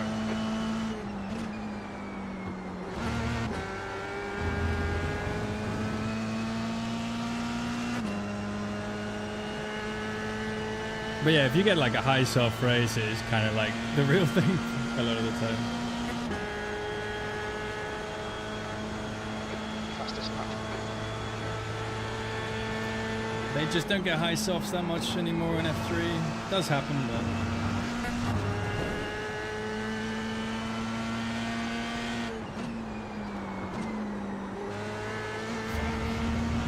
You're reeling P9. The gap's now 1.4. honestly, I think the main reason why the F3 car is actually still popular is because it's called F3. Like, it's a great car and so on, so that definitely has a bit of an impact. Bring me a meal. What a beautiful man in a Formula car. Makes it follow. But in terms of like regular sign-ups, I feel like it's mostly just people seeing the, oh, Formula 3, that's cool. That's like 2 steps below Formula 1. And then they're like, Super Formula Lights? What is that? I don't know what that is. I'll go for F3 on my way to iRacing's Formula 1 Championship.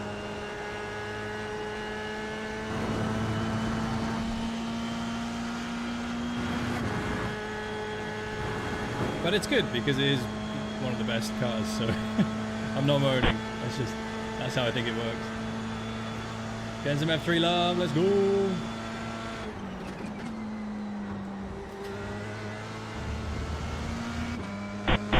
Okay, we're in draft of Carlos now. Got a good few cars in range. 15 minutes remaining, 15 minutes to go. Oh! Why do you have to lose it exactly like that? Guys, let me go. Why did he have to lose it exactly like that, man? You're brilliant at taking people out. I'm off. This spotted job is shit. Nice pass. So much time. Car ahead is left of car number 28, C license, and their rating Right is at the start, the 1.9. massive straight as well, whatever. When are they adding super clipping to F2 and F3? Oh, it's incoming, man. It's in the works. It's in the works. I mean, you know, why is F3 and F2 not electric already? You know, I think it's just bad management by the FIA.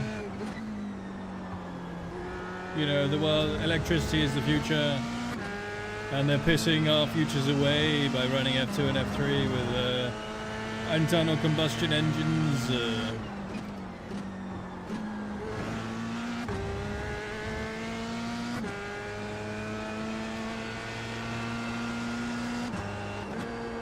We need super clipping ASAP, because the drivers need to know what it's like to feel completely emasculated on the straights.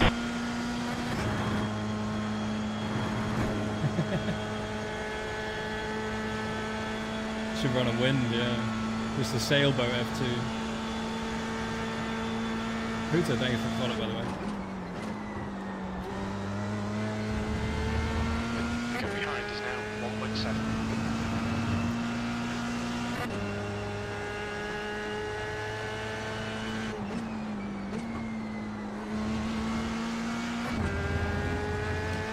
Okay, well, we're P9.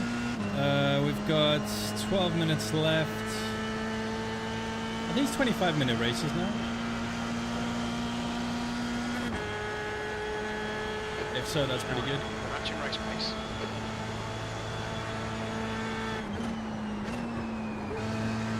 Trust me, I'm scientist.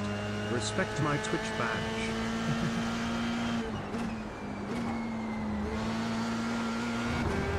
Oi. Bit wide. Does modern F3 drive any good IRL? That depends. I can tell you what a 10-year-old F3 car drove like.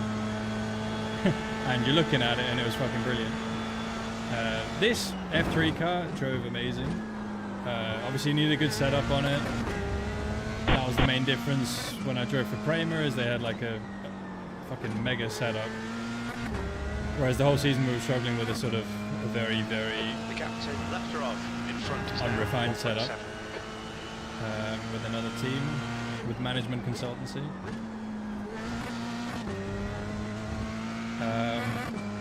But yeah, when you had a good setup, man, the car drives like a dream.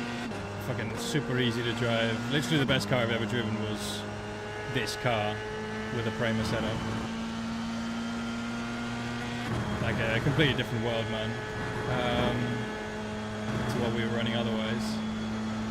I mean, the GP3 format, like FIA, F3, they used to run something very similar to what I raced up until I think this year or last year, and then they completely changed it. But those cars were nice to drive. I mean, they had a good amount of power, they didn't weigh anything, so you could just kind of throw them around. Not too physical either, so you don't get tired in the races. And yeah, you just focus on racing. They're really good, man. I really like the GP3 car. Good sort of amount of power, but and not too much aero. So like this F3 had more aero than the FIA F3 did, or the GP3, I mean.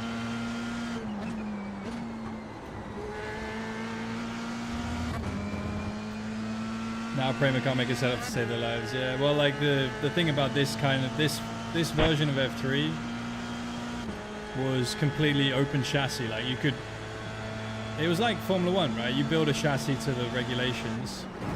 FIA inspects it and says, okay, yeah, cool. You know, it wasn't a spec series. So, you know, the amount you could do on the car was, yeah, incredible.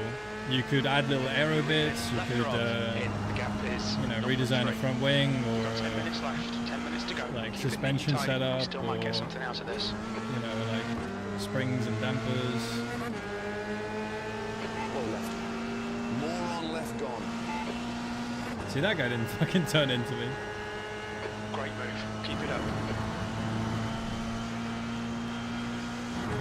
The guy in front is Brooks. He's gonna get a good drop though. 15 A license. Their rating is 2.3.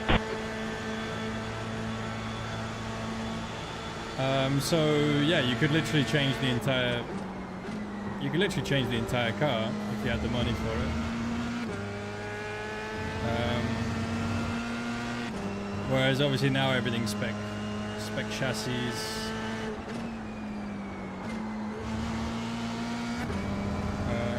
Yeah, the only like kind of actually that was another thing. The only actually open chassis series that exists now, apart from F1, without BOP, is probably LMP2, right? Does LMP2 have BOP between the different chassis? Obviously, everyone drives the Orica, but theoretically, you can. That's kind of like a continuation of the old F3 concept as well. In terms of like open setup, open chassis.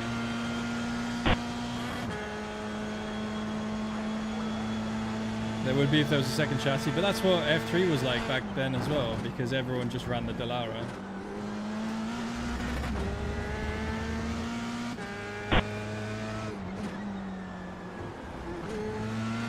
Like there was a Miguel and there was a Lola and there was something else as well. But everyone you'd occasionally see a non-Dallara. You'd be like, oh my god, what the fuck is that? And then obviously it'd be like bottom half of the grid, and because the people running it only ran it because it was like almost free. And yeah, no development went into it or anything like that. But it's nice to have that openness to it. Clear right now, you're right, you idiot. As long as costs don't get out of control. But if you have like a proper cost cap, you can theoretically do it, if you can police it. Which is probably the hard part, but... Alright, we're going to catch these guys. There's 7 minutes left. This is the battle for P5. P5 after my race that I've had so far would be quite nice. You're reeling. Brooks in. The gap's now 1.1 seconds. Yeah, we got 3/10 on the top two, so I think it would have been a fairly easy win from Cole if I'd have started there, so I'm pretty happy with my decisions here. Thanks, chat. Thanks, chat. Made the right call with the pit start. Now let's see if we can get this P5. Yeah, P1's 14 seconds up the road. That's half fuel. You've used half your fuel.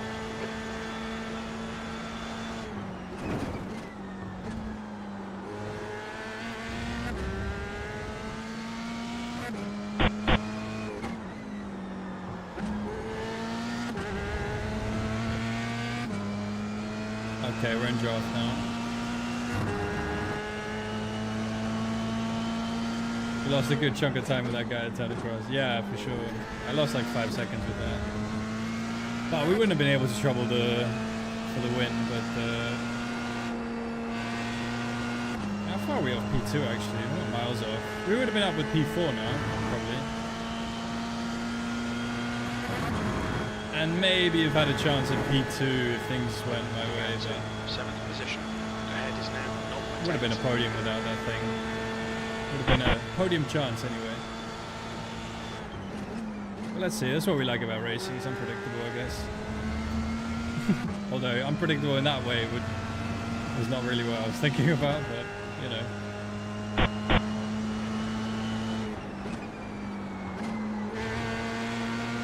From the 1600 grind with the old account, no. No, not again. Okay, we might sit behind here. Well, we might not have a choice. 5 minutes to go, 5 minutes left. Okay, yeah, we sit behind. Last lap was at 157.4. And try and get him into top 5.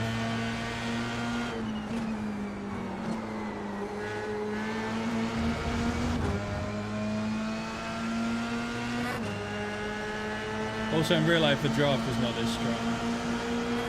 And the dirty air was way stronger. But iRacing don't change it, it's quite fun this way, I like it. If they could do this in real life, they absolutely fucking would. Good pass. Now keep pushing. Doing it in V's, oh my The god. next car is Januszewski, car number 8, and their rating No, what is I'm going to do next time I'm farming, I'm going to go, I'll do every race, every 15 minutes.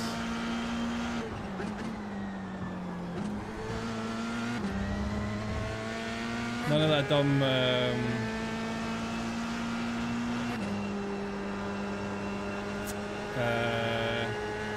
what was I going to say? None of that dumb, like, waiting around one race every half an hour. No, no, no. You go back to back to back to back to back to back, last to first. Non-stop. Boom, boom, boom, boom, boom, boom, boom. Just churn them out.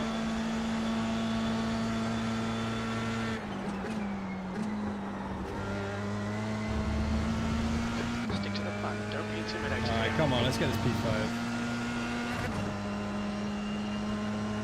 P4's just up there as well. Fuck. The leader's just done 157.4. Keep it within the I was track nearly in limits. draft there. Am I still? Don't think so. No, I'm out. Getting back into F4, that series cleaned up a bit.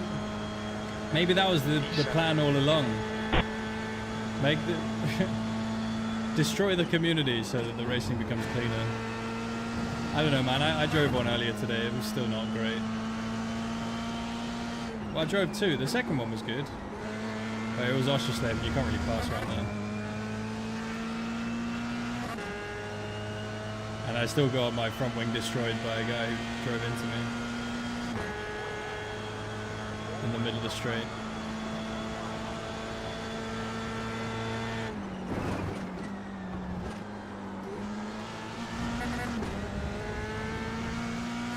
In peak karting bandit days. Yeah, but I mean, yeah, that did fucking suck, but like Gap to Janosowski.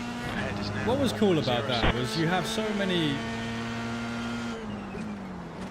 of those kids ended up doing junior racing, you know. You had like Kimi Antonelli would hop in, do a few, you'd have Alex Dunn, and like, yeah, they'd crash into each other every fucking corner. But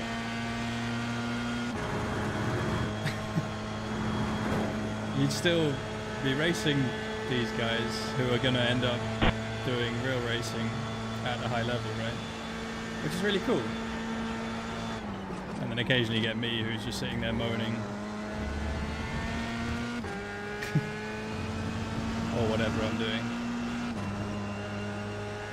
About all the driving standards, but it was cool, and I mean, you still get it. You still get it. We had Ross Gunn in the last race. He does something, which I can't remember, but they were fun in small doses. It's true. Fuck, we're already in white flag, man. Okay, we need to pass Rafael as soon as possible, obviously. Nah, we're not gonna get P5.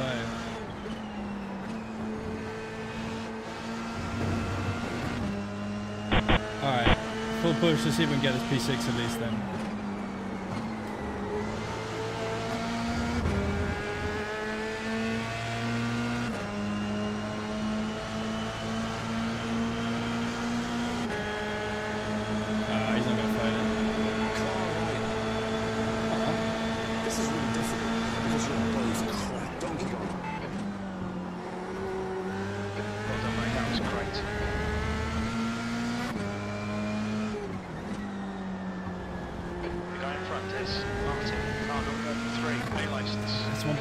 It's just a little bit too far. Even if he catches the guy in front, he's gonna draft away from me before they start fighting. I don't think they'll really fight anyway. Who knows, man? Maybe they'll catch into last corner or something. Take him out. We'll get P4.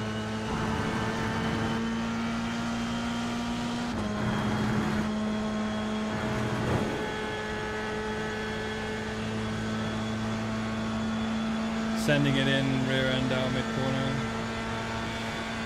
I mean, I've got a good setup here with my rig, you know. I've got good feedback. I know exactly what the car's doing.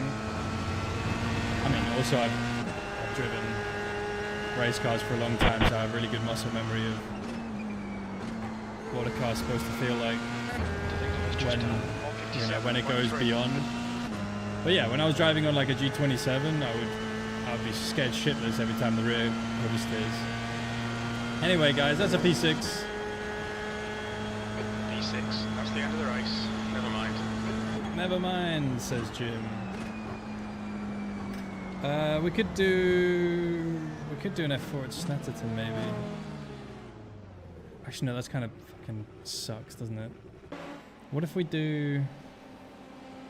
I'm just gonna have a quick look, see what's on. That was a fun race, though.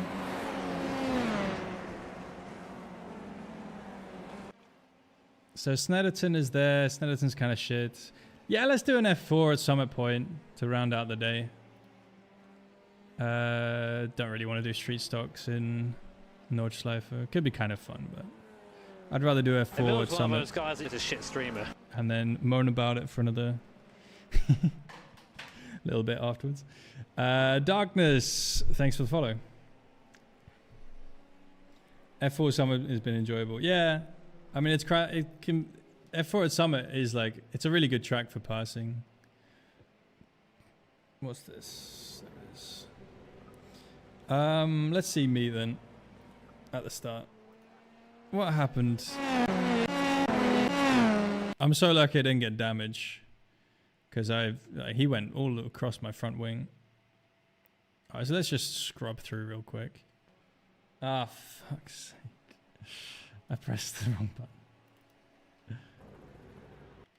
So this is the start. That's the end Holy of the fuck, session. man.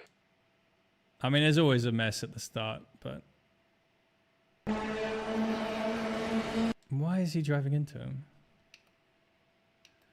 Jose, what are you doing? He must have not seen him.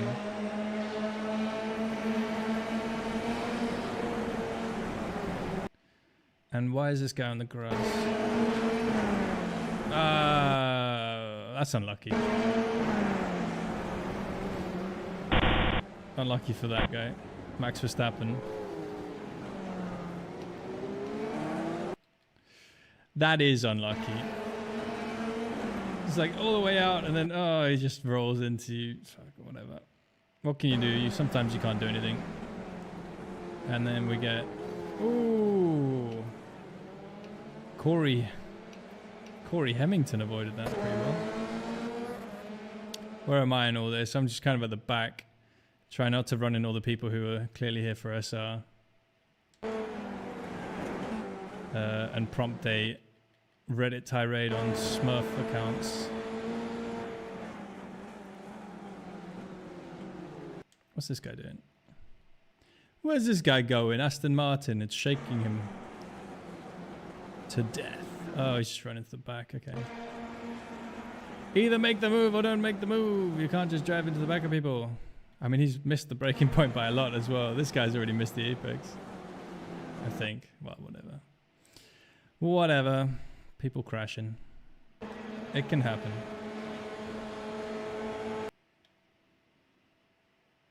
That guy sent me, which was actually not a bad move. And then we send him back.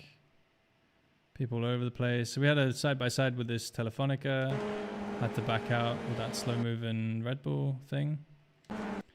Got the Telefonica back.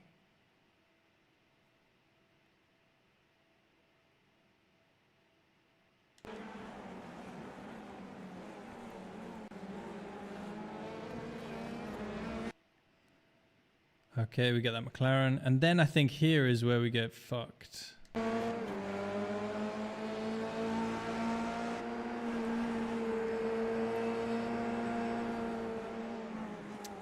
That is so annoying, man. I mean, I'm fucking there, dude.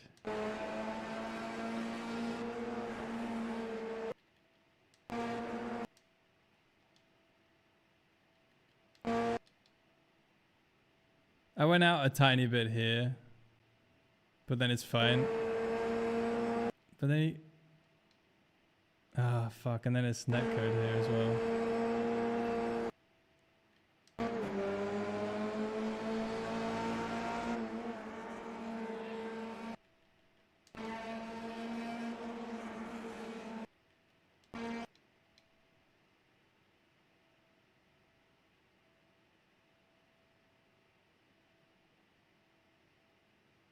Ah, fuck.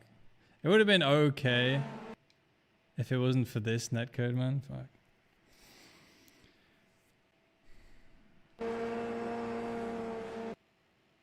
And that's kind of what pivots him into the inside here and causes the actual incident. So, I mean, you know, here I do go a little bit away from the inside. Like, he hasn't given me much room, but... I mean, he's given me at least a car width. You know, a car width and a tire width, or 2 or 3 tire widths. So, a car width and a bit. And I kind of mess it up here. I go in a bit deep. So I kind of hit him here. That's kind of my fault. Let's go! Bazik just resubscribed for 29 months. Bazik, thank you for the sub. Yeah, it was a lot. I mean, you know, he doesn't want to give me space, which he doesn't have to, right? But yeah, cheers, Bazik.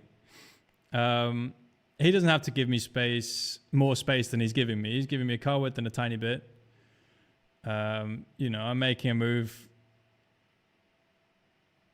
I go in a tiny bit deep. I just brush his side pod, save it, keep it tight. Everything is fine.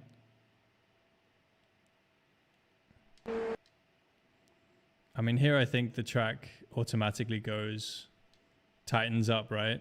And then it goes back. You can kind of see that this white line here on the right kind of goes in and then it goes back out. So honestly, the racing line is pretty much exactly where I am. So I'm not actually, you know, here I go in too deep. But also the corner kind of does the same there. It's a bit of a lumpy corner, but I have gone in too deep. I think the first one's on me, and then the second one is netcode, which is a shame because yeah, that was otherwise completely fair, I think. Which is a shame because every time you start having a bit of fun in iRacing, it just goes like no. But this one at least is, you know, it's just a normal netcode. We're just kind of, it doesn't send me flying over his wheel or anything. It just kind of pivots him towards me, but it is a little bit frustrating. Because obviously I don't know that, you know, and it looks like to me that he's just purely turning into me here, but it is just because he got pivoted in. And then, yeah, then we get screwed. And then he's pretty much out of the race with that damage. I mean, he can continue, but it's going to be a shit show. Anyway, we lost a bunch of time from that. Maybe not 5 seconds. I thought it was 5, but it's probably like 3.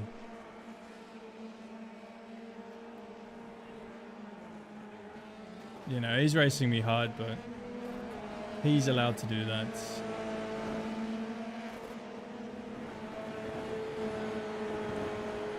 All right. Yeah, exactly, Dynamica. Would have been good racing. Just started sim racing. Sometimes I forget to brake, and I'm losing time most of the corners. How does one improve without the lines? Well, you need to remember to brake.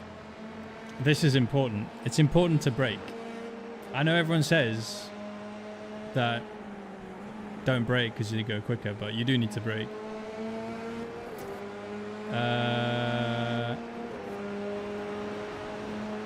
So that's your main problem. You have identified your main problem. So just don't forget to brake. Remember to brake. That's not really very good advice, but I don't know, man. Like, you got to learn the track first of all, right?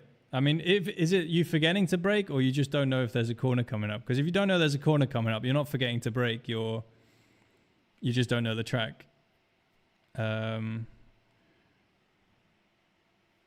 I brake, but I brake mostly late or early. Ah, okay. Well, in that case, try to get brake markers for every corner. So for this corner, for example, when I'm driving down here, actually, let's find a lap where I'm on my own. So we go down here, right? This is not a big braking zone. Let's go. I see that I look at these cones, right, on the left here. And I can see just before the last one, I do a small brake. And then we go right. That's what I do there. This one's harder, but there's a bit of a change in asphalt here. And I use that. Actually, I've been using that one subconsciously, to be honest. But also, like the 1 meter marker board, there's a little line in the actual line in the road as well. That's where I brake for that one. You know, for every corner, I just have like a little brake marker. So like here, it's a little bit after the 2. Or pretty much where yeah, sort of halfway between the 2 or the end of the start of this tarmac. So like halfway between the start of the tarmac and the curb there is where I brake. So yeah, just look around, look for references, because the more references you have for braking at the very least, the better, the more consistent you'll be. So that's the first thing, darkness. Look out for references. Make sure you know the track. Look out for references. Here as well. I brake at the 2. There's a line on the road and there's the 2 marker board. Right there, you can see brake goes up. So that will help a lot if you start looking for little marker boards and things like that. Can be anything. Can be marker board. Can be a line in the road. Can be a tire mark. Can be a shadow. Although if the sun, well, shadows are not good. Shadows are really not good because then if the sun gets blocked by a cloud, you're fucked. And that happened to me in real life as well. I've told this story many times. But for those of you who weren't here, basically I was leading a race in F4, and I was using a shadow as a brake marker into the fast chicane in Nürburgring. And then there was a cloud, and then I went off and I went down to third.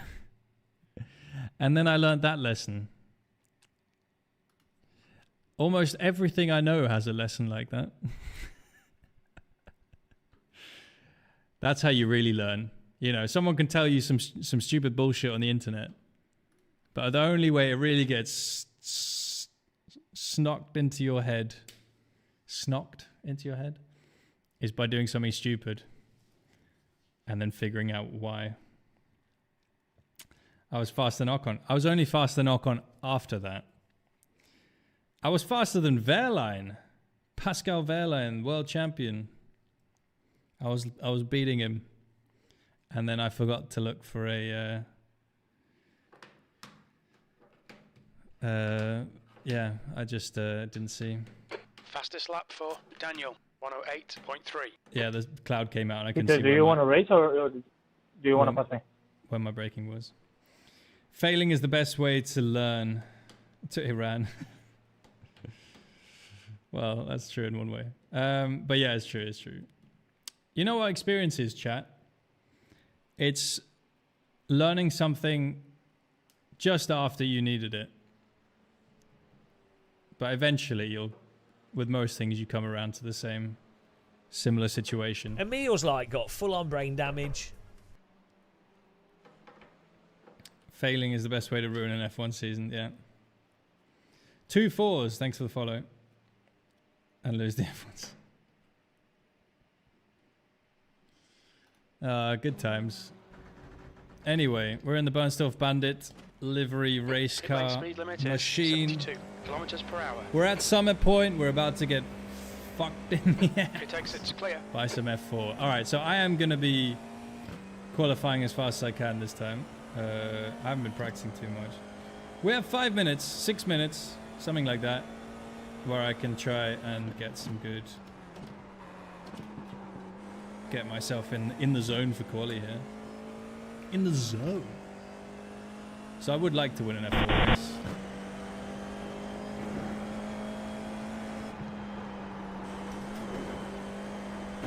But yeah, experience is what you get right after you... Wait, what was it? Experience is what you get... It's something you learn right after you needed it, that's it.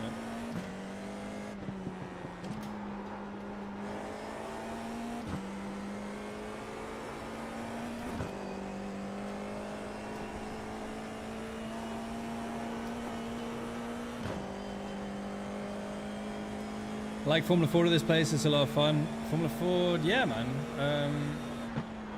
This track is actually quite good for racing. You've got this massive long straight into a little braking zone. You've got the hairpin, which is a good place to fly over the back of someone who's doing a late defensive move. P21. And then you've got an opportunity to make something happen in the last corner as well. And you can also switch back out of this one. Particularly if you do something Lap will be invalidated. bad like that. Watch the track limits. What are some good tracks to purchase for Formula races? So yeah, like the classics. Oh, someone asked if I did Super Formula this week. I did one race. I did a stream called Super Formula and IMSA Vintage on Wednesday. So that was that one if you wanted to see it. Good tracks to purchase. Obviously Spa is the main one. Everything gets multiple splits at Spa and formulas. Pretty much anyway. Well, all the popular stuff has 24/7 multiple splits.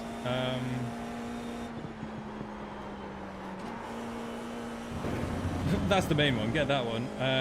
Otherwise, Road America usually is pretty good. Watkins Glen usually pretty good. P23. Monza is good, but a lot of crashes, obviously, with the T1 and stuff like that. So, get it at your own peril. But with Monza, you get the old oval as well, so it's totally worth getting, actually. Because the oval is fucking sick.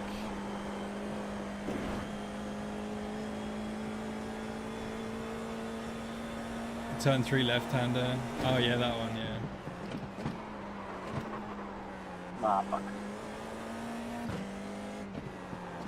That is true. A little nose in right on the rear wheel. Just done a 109.9.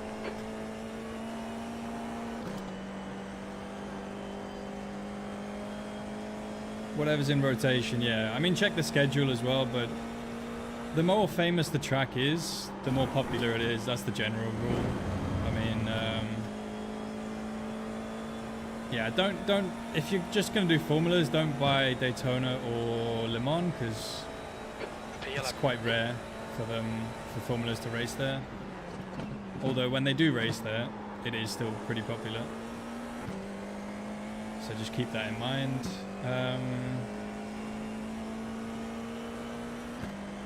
But yeah, all the most famous Grand Prix tracks. I mean, Silverstone's another good one. But yeah, see what's on the schedule, and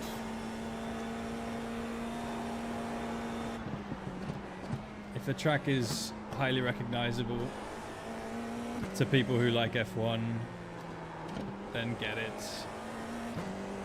Hockenheim's really good as well, actually. And Red Bull Ring is really good as well for participation. Hungaroring is not good, even though it's quite good. It's fun to race in an F4, but people don't like it. What an idiot, my god. Oh no, what happened? Look who is behind. E4. No, Mati, no me la conté. Es un pelotudo, chabón. Aguante Boca. ¡Dale Boca! ¡Dale Boca! Mañana de partido. Oi. Hungaroring pays a skill issue. Is it a skill issue track? Maybe. Hungaroring is like the ultimate corner linking exercise, I feel like. If you don't understand the flow of that track, you will never, like how each corner flows into the next, you're gonna have real fucking problems. And how to prioritize like certain corners over others, because everything's just a switchback around that track almost. Although I am definitely a hater of the last two corners there. Same as Suzuka. Oh, Suzuka, yeah. Get Suzuka. Fucking best track. Get Suzuka! And Road Atlanta as well. Road Atlanta's really fun. Road Atlanta and Suzuka are my favorites, so if you're asking me what to get, then get those two for sure. If they're on the schedules. Why not be one? Because I'm shit and I'm slow. And I'm just talking about which tracks. Rumors of F1 coming back to Fuji. I did not, but that's actually quite interesting. F1 would be good at Fuji.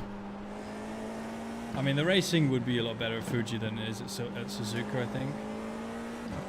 But Suzuka is also the best track, so. But yeah, Fuji would be good. Yeah. Fuji would be Gucci.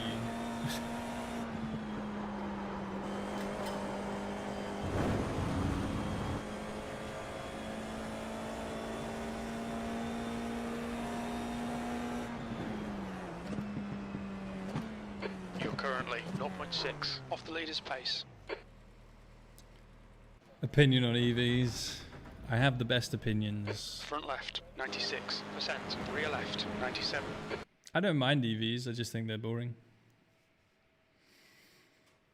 boring to watch races in anyway. Unless you have 20 fucking maniacs in Formula E, then it's kind of interesting. But if only F1 came back to F1.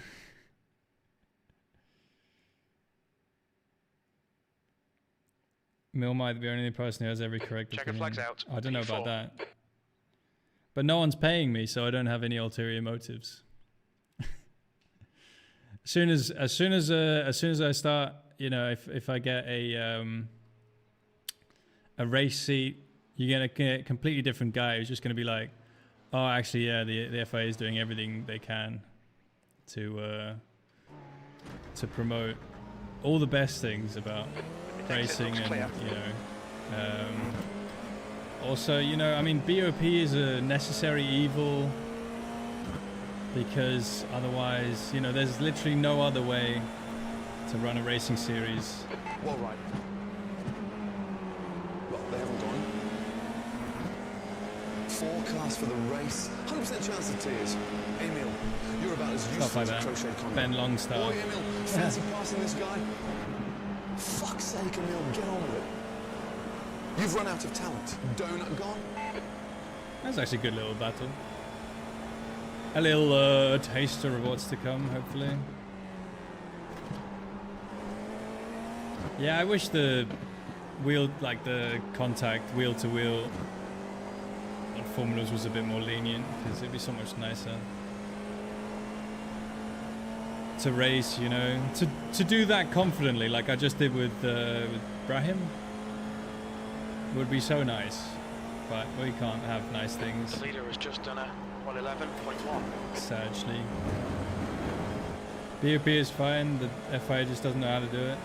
I don't know, man. I don't believe in BOP, dudes. Like, P2, the leader has just done a for the organizer to be 110.0. telling which team The guy behind has just can done go a faster or gets 110.6. more power or weight or aerodynamics, it's just fundamentally never gonna be sportingly fair. It just isn't. That's the end The of the session. only P2. way, I mean, look how much people struggle in iRacing, right? And okay, you know, maybe they could put a bit more effort into the BOP. You can always say that. But to get a BOP correct, you need the literal best drivers in the world to drive around and get the absolute most out of every car, to benchmark them correctly in exactly the same conditions. And you need to be sure that they're driving exactly the same and they're driving to the exact same ability.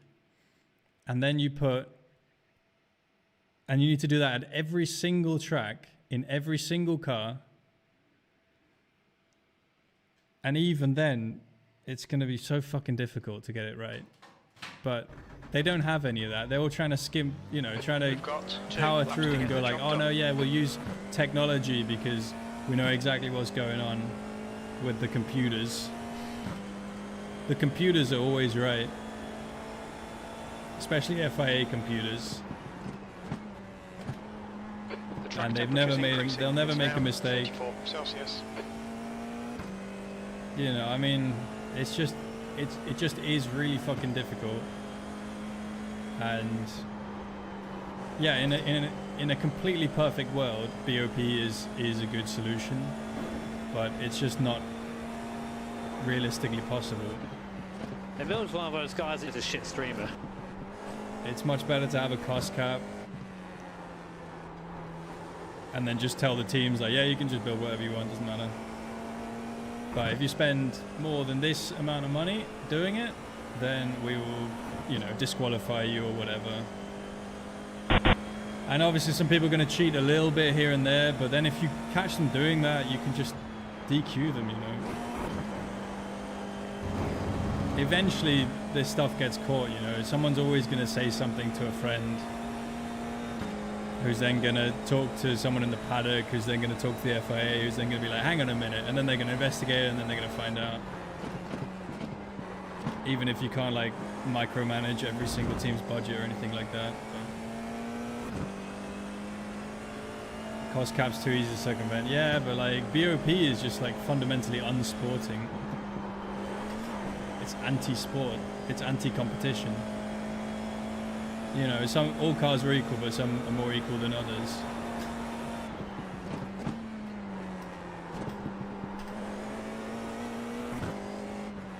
The leader's just done a 108. You know, you watch a BOP race, you just don't know who's done the best job because some people have faster cars.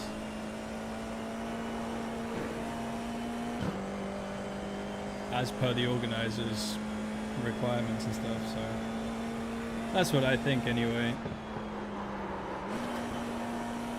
And you know, if someone breaks the cost cap, it's just, you know, it's just straight up cheating, right? So you can eliminate them.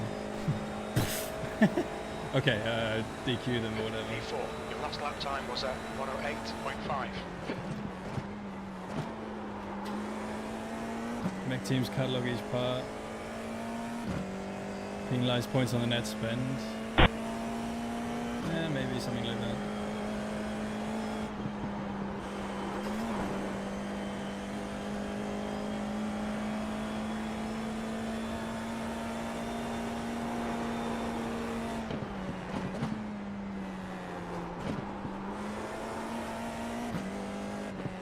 I mean, the cost cap work, you know, for F1, it's the best fucking thing ever, right? Because suddenly all teams are profitable and all the valuations of all the teams has gone up to like billions. And literally the only reason why that's happened is because of the cost cap, as far as I can see. I mean, obviously there's a bit more interest from the public, from like America and stuff like that, but still, if it was still an unlimited budget, every team would be using every cent that they can get to maximize their car's performance, and there's never anything left over in terms of like profit or something, because they know how important the money is to improving the car. And that just ends up killing, that's basically just killed every single series in the world apart from Formula 1, because Formula 1 is pretty much too big to fail. At least until now, you know.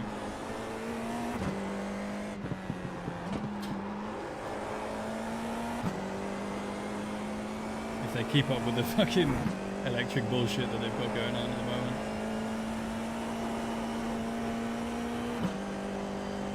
It's a very, very quick way of killing the sport if they continue with that.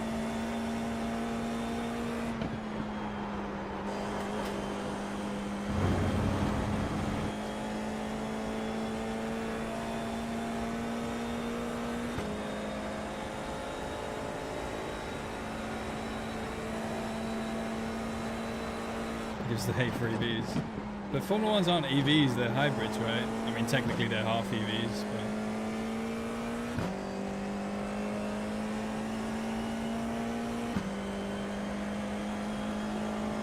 parts go on the race car, counts against the cost, but then you don't count all the development for making all these different parts, right?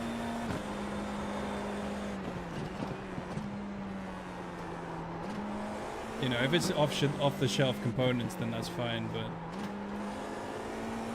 you know, like wind tunnel time, or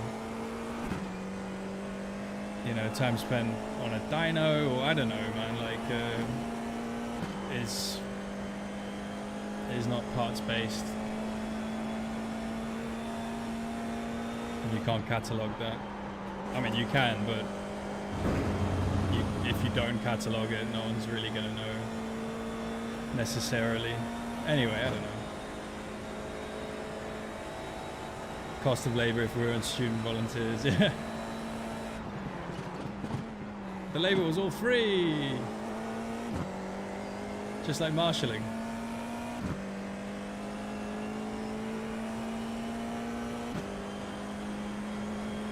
Ah, fuck, I qualied in the bin again.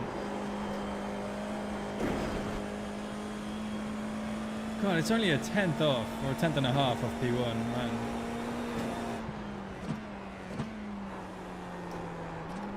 I just get so bored in quali, man. It's just me driving around on my own. I just end up chatting. There's nothing to look at.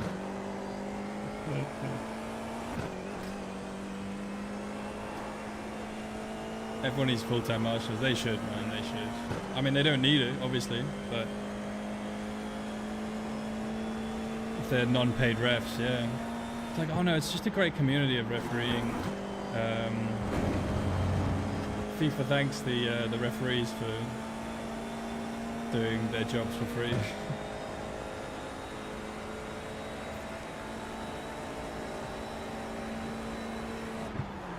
We literally couldn't go motor racing without these free referees. I mean, obviously we could, because we got so much more money for World Cup, Champions League, all that stuff. But that's the end of the session. P5. But you know, if they don't want any money, we don't have to pay them.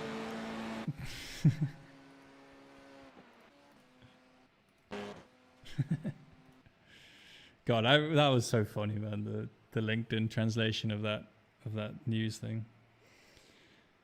The different complexity of parts and manufacturing processes were calculated into their costs. Okay, which is why we always reported using room temperature carbon fiber layups. Yeah, see, so it doesn't even work for that. Probably. Refs also should be not be country bound. Premier League has the best players, Falken Donnington, but the refs are usually shades. Country bound. Oh, well, because it's like a referee from this country. Bob the Magic Dragon, stewards are paid though, so a little different. The stewarding would probably be better if it was unpaid volunteers. So maybe they should do a little swap. Pay the marshals, but don't pay the stewards.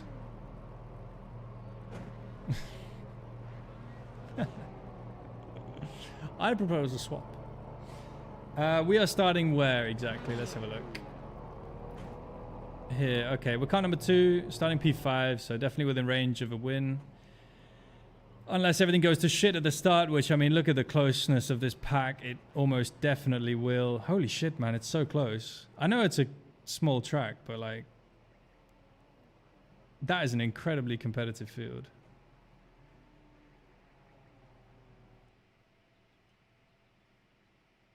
Nice. All right, we got a good race on our hands. Let's see if we can survive long enough to actually enjoy it. Praise to the gods of F4. Let's go. Let's have a good race here. T1 carnage. No, we mustn't. Cold tires all round. The track temp is 32 Celsius. The air temp is 20. Okay, standing start. Okay, mate, get ready. Relax. Go, go, go.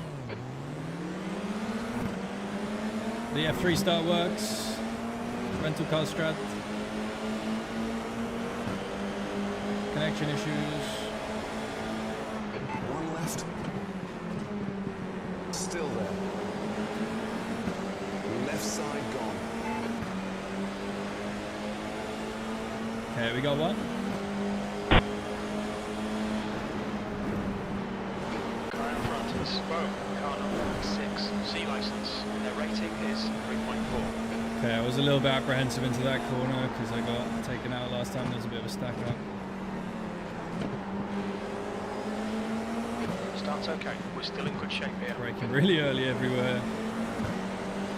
Coming Grace. Car number 12 is leading the race. Oh fuck! I got distracted by this car coming across the. I saw a car like coming across the infield from the hairpin.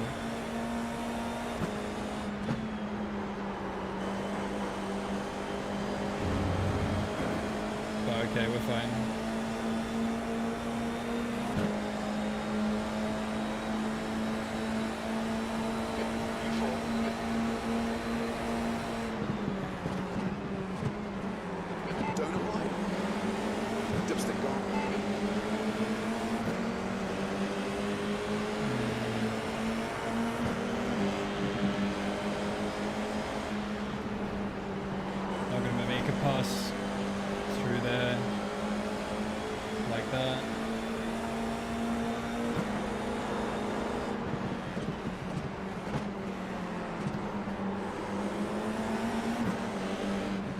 Shit everywhere.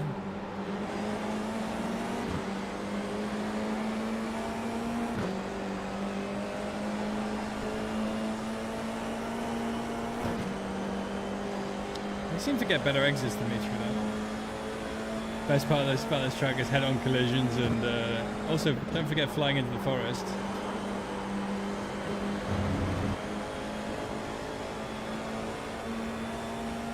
You're losing time. Well, there's a D-class guy in the lead, so the odds are he'll probably crash. Car in front lap time is at 108.2. At some point.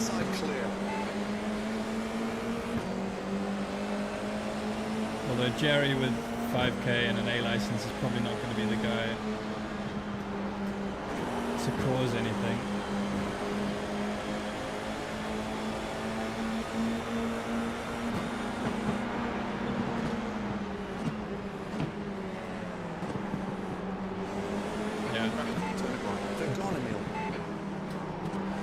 Oh no, he did. He put him off. I thought that was the D license guy putting him off, but it wasn't. The D license guy got removed. Oh my god, Jerry's a fucking okay. F4.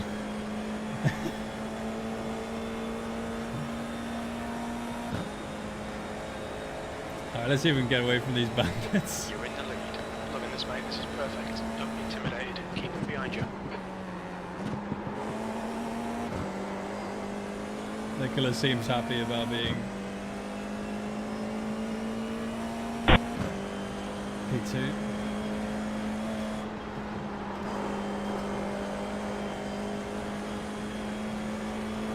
Alright, let's see if we can get away.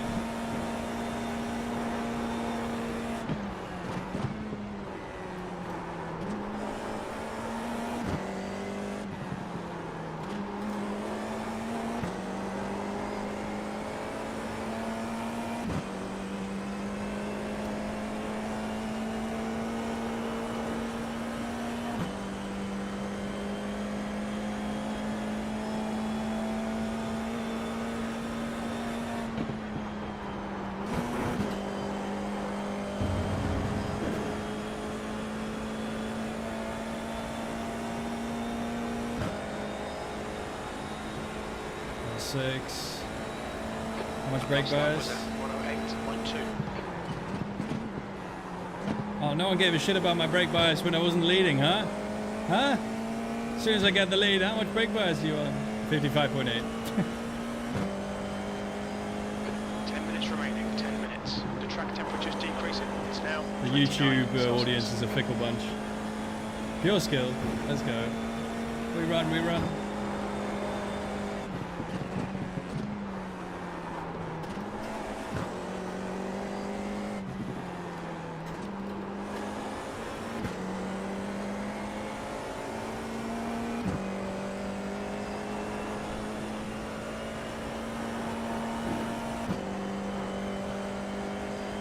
.9.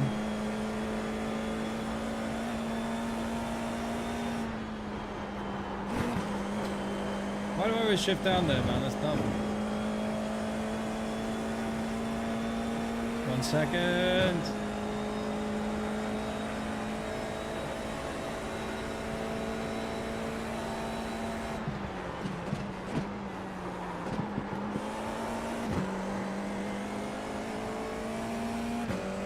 Second, come on!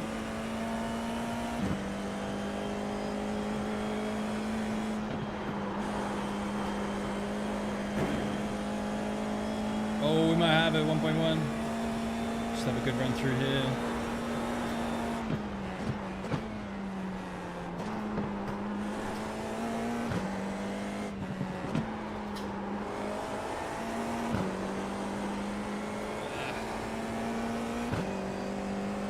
Okay.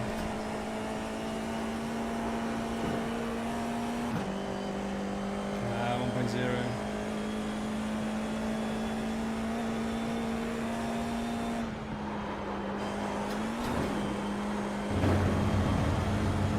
That was nice.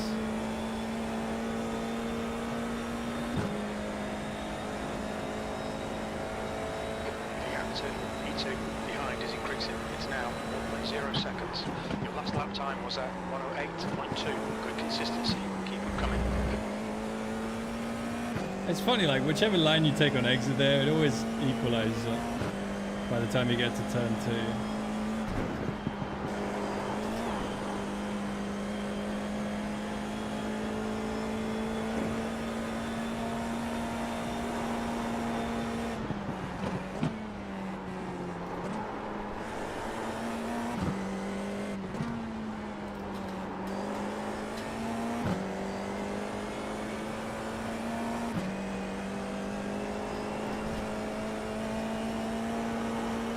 This car is actually fucking nice to drive. It's just you never get to actually drive it because you're always getting fucking demolished by some knobhead.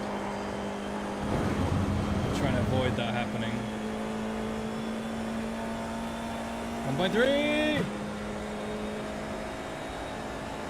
That lap time was 108.2.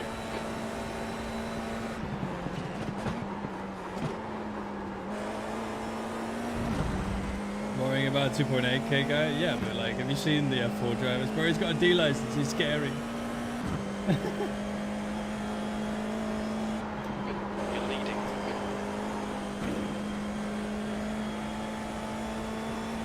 Alright, 1.3 again.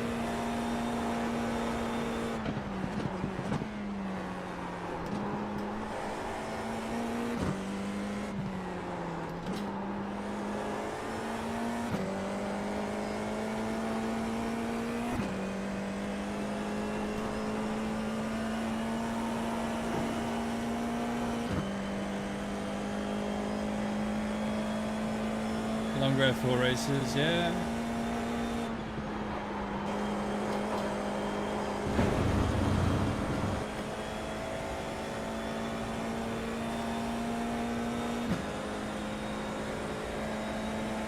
You guys seem like weapons. Got plenty of fuel. That lap was at 108.3. Some of them, yeah.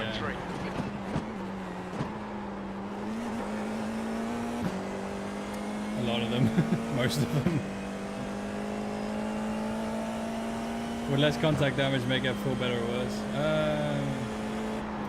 The captain, Klaus. I don't think it would make a difference. It's now 1.4 seconds. No.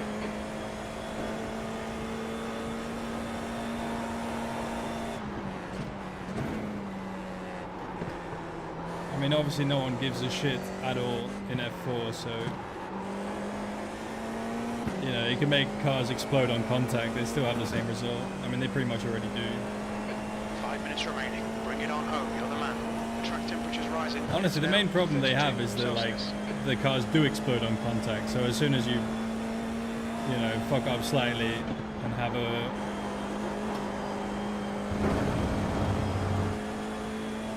Yeah, hit someone, then the cars just jump.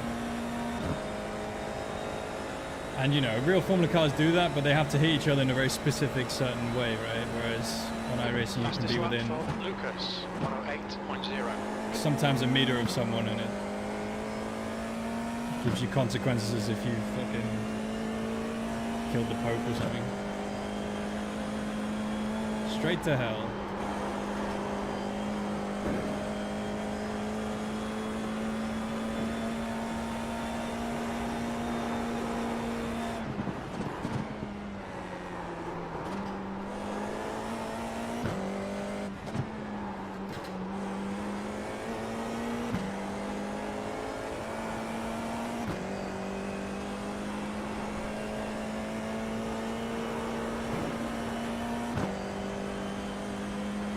P4 Rapids. Yeah, he had one good lap. I had a bad lap last lap as well.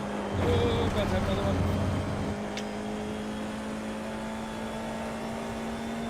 That's half fuel. You've used half your fuel. That was at 108.4.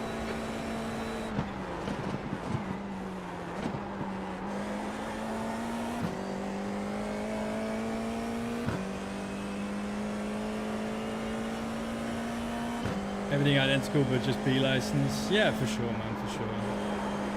I mean, any series that is D license is a fucking mess. At least for the most part.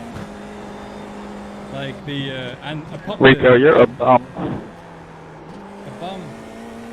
Any popular D license series anyway. They had the GT3 Ferrari challenge, which was fucking atrocious as well. It just kind of is what it is, isn't it?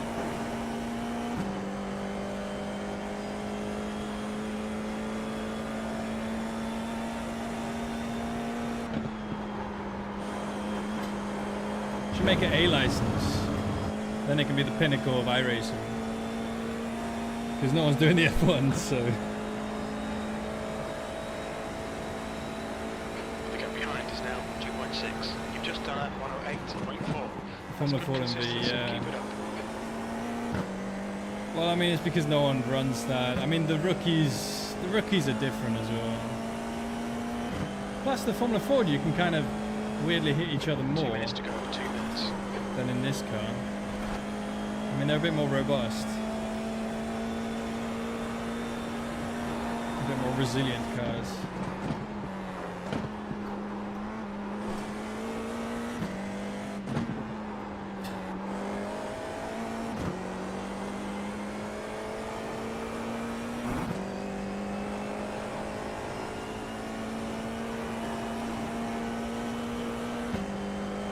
Bro, I was watching, it's the same in the Pro Series as well. I mean, there are some, the standards are a lot better, but you still get some crazy shit. Like, I was watching the last race of the season for the British F4 Esports. It was between two drivers, and one guy was going to win it, and then he just got plain, like, fully, like, taken out in the hairpin on a random lap for no reason. Like, the guy just, you know, missed his braking point or whatever. Ran into the back of him, off he went. Rico. The other guy wins the championship. What the fuck? It wasn't my fault, sorry.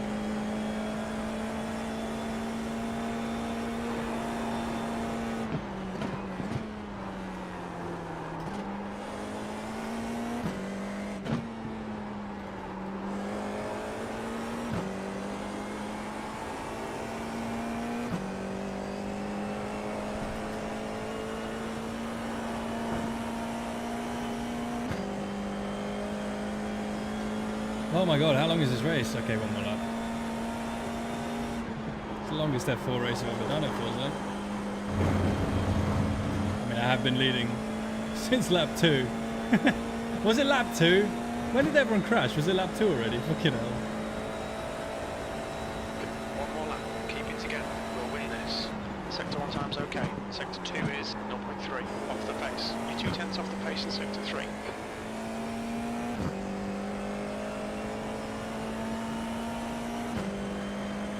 If he causes problems, I don't think he'd be 5k license, yeah. Yeah, exactly. Bro, he took the... Maybe he saw the D license and was like, alright, this guy's fucking going off. Everyone's getting out of here. Dude, a 5k A license in F4 is like a god, right? A god of cleanliness and compassion. But obviously not in this case. But yeah, let's see what happened there. I'm so curious.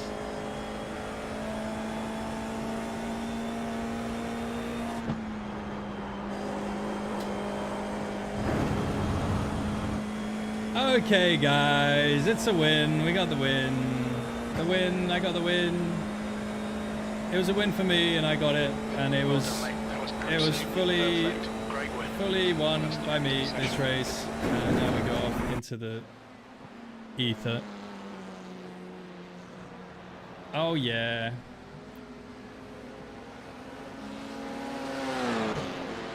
I just know that in 2 back-to-back races he drove through the back of the back of my car under braking to take the win on the last lap along with. Oh really? P1 baby. Finally I can actually take that line without someone blocking me as well. Flat out into the I love doing that. I don't know. It's the best. And they never saw him again. Okay, let's see. So.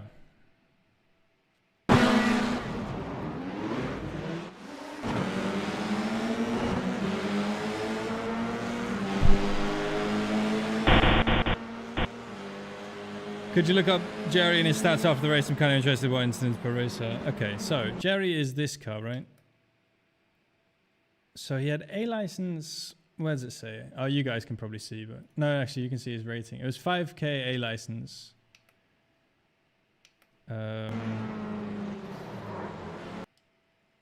Obligatory T1 crash happened behind this time, so that was obviously good. So I passed one guy into T1. So that was Nicholas. I got past Nicholas.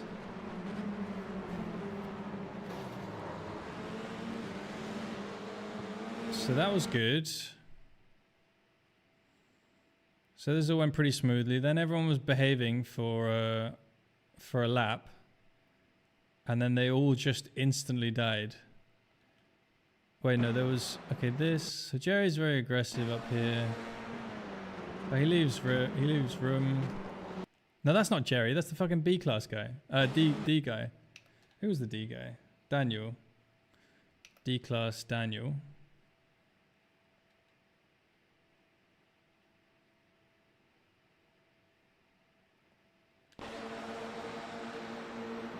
Forcing him to the outside, but everything's fine so far that I've seen. Doesn't want to give him more room than he needs to.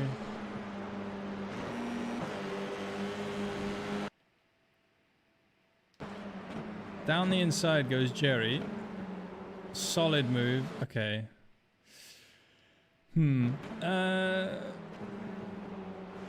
Does kind of just completely pod off Daniel.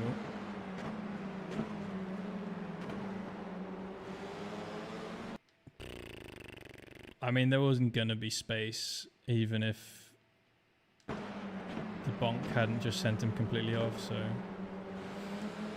I don't know. In racing, technically, that's okay, isn't it? Sort of. I mean, the rules are changing a little bit these days. But, I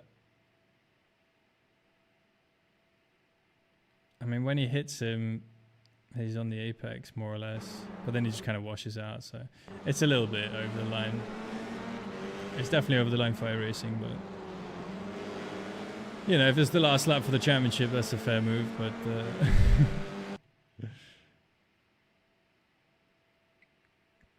Never gonna have space to the exit. Then this happens. So we have Joseph then goes to the inside. Jerry just puts him straight up, puts him on the grass. And then turns in. Okay. The talent factory working overtime here with Jerry, I think. There's just too much talent. We can't contain him.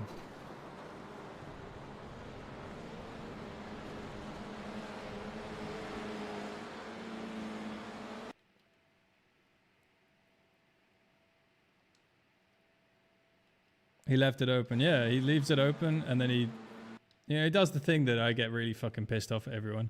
He doesn't go, he doesn't actually straight up hit him, but the guy pulls out. He has to avoid to not hit him, so that's just like... It's just not good. It's not good when you do that. He puts him on the grass, and then, I mean, he knows he's there as well. He's put him on the fucking grass. And then he's left space for him, and then he's gone like, nah, he's probably gone now. It's like, it's a sort of object permanence issue, I think, there. But, I guess he thought he'd back out, but he obviously didn't.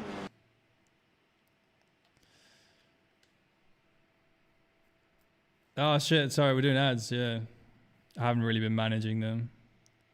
Usually I try to get in between races, but... Oops. Maybe just sub if you don't want ads. I don't know, man. But it's up to you guys. If it's too many ads, obviously you don't have to watch. But I try to manage them a bit better. So I've been doing a bit of a shitty job recently with that. Try to get them when nothing's happening instead of all the juicy bits at the end of the race, like here. 6.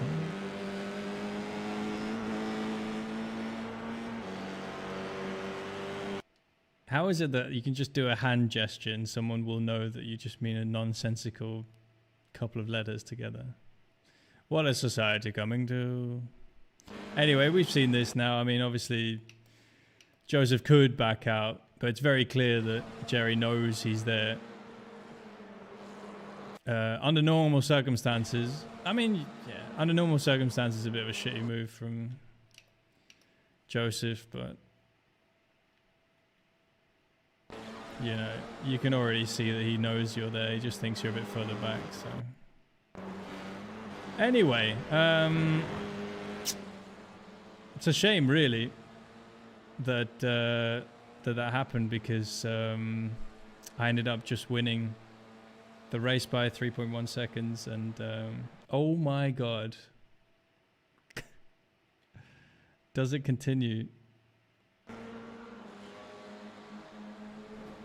Why has he done that? Alright, Joe needs to sort it himself out. I mean, he's probably like 12 or something, but... or 14 or whatever, but...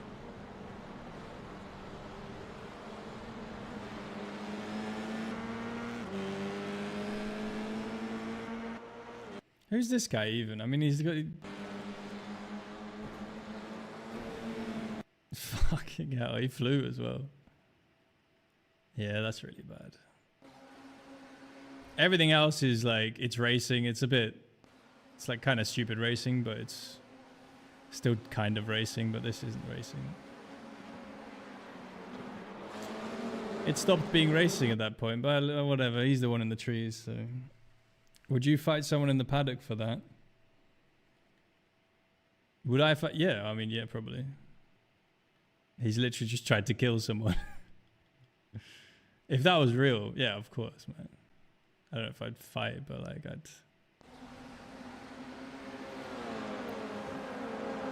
if I'm flipping through the trees because someone thinks it's cool to like put me in there because they think I've done something wrong in a previous race or something, then I will.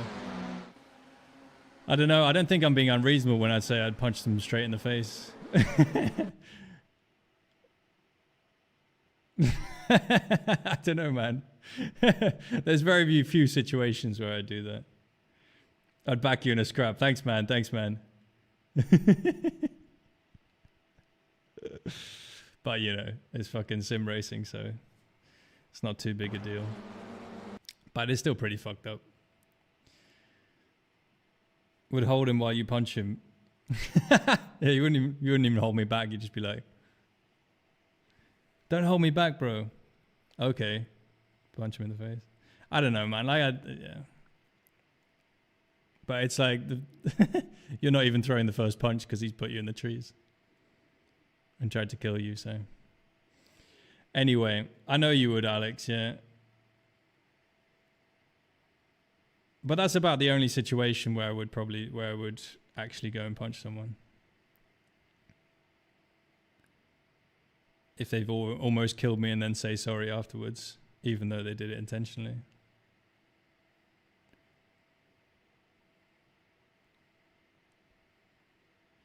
Anyway, I don't condone violence and so on. I'm very much not a guy who punches anyone. Last guy I punched was my brother when we were kids, but not very hard. Not yet. Yeah, who knows? I mean, guys, when we get the FIA uprising going, we're just gonna punch everyone in the face. That's gonna be our like calling card. All right, let's see what other incidents there were in this race. So we saw this one a few times. Both go into the trees. Imagine the Twitch emote gifts. What if it happened at LAN? Oh, I didn't know you could get stuck there. Bro, LAN's a whole different thing, man. LAN is real life. That's unlucky, man. I didn't even know that was possible. I've never seen anyone get stuck there. Oh, that's unlucky. Does he get it out of there?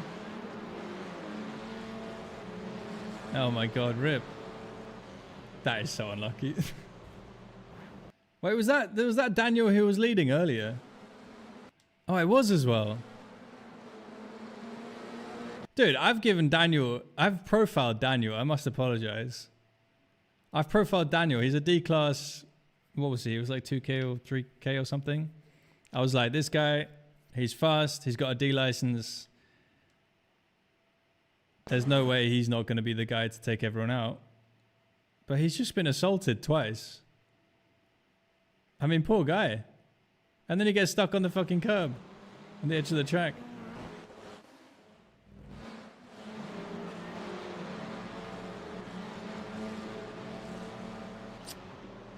Dude, poor guy, man. He's done nothing wrong this entire race. I mean, I don't know about other races. There must be a reason why he has a D license. Oh, rip. That's a little bit unlucky, isn't it? Oh no, he defends and then he puts him off.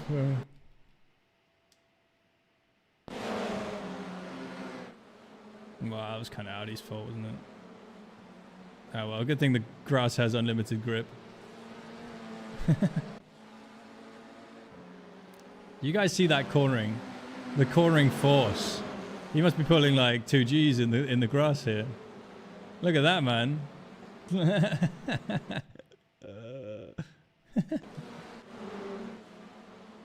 at that fucking grass grip, man. It looks like he's on skates or something. Like ice skates, as in fucking tearing into the ice. I have a D license, but I'm fast. But he can't finish the race. But can't finish the race. Yeah, something like that. What are these guys doing? Oh, small bonk. Technically leaves him enough room, I think. It's close. Just sort of drive over into him. That'll have to go to the stewards, the VAR. Have a little spin. Oh, was that a DQ spin? No, that was just an internet spin. Audi down the inside. Best move of all fucking time. The F4 Classic. I've never seen this move pulled off more times. Or I don't know. There's no series where this move ever gets attempted, even. The front wing straight into the rear tire. A certified F4 Classic.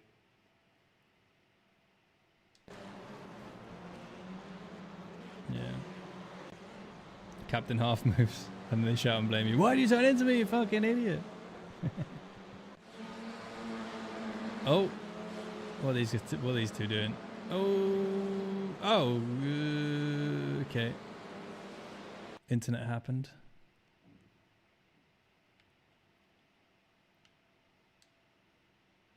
Well, let's see what these two are doing. Oh, this was the battle with Team Wales. Joseph.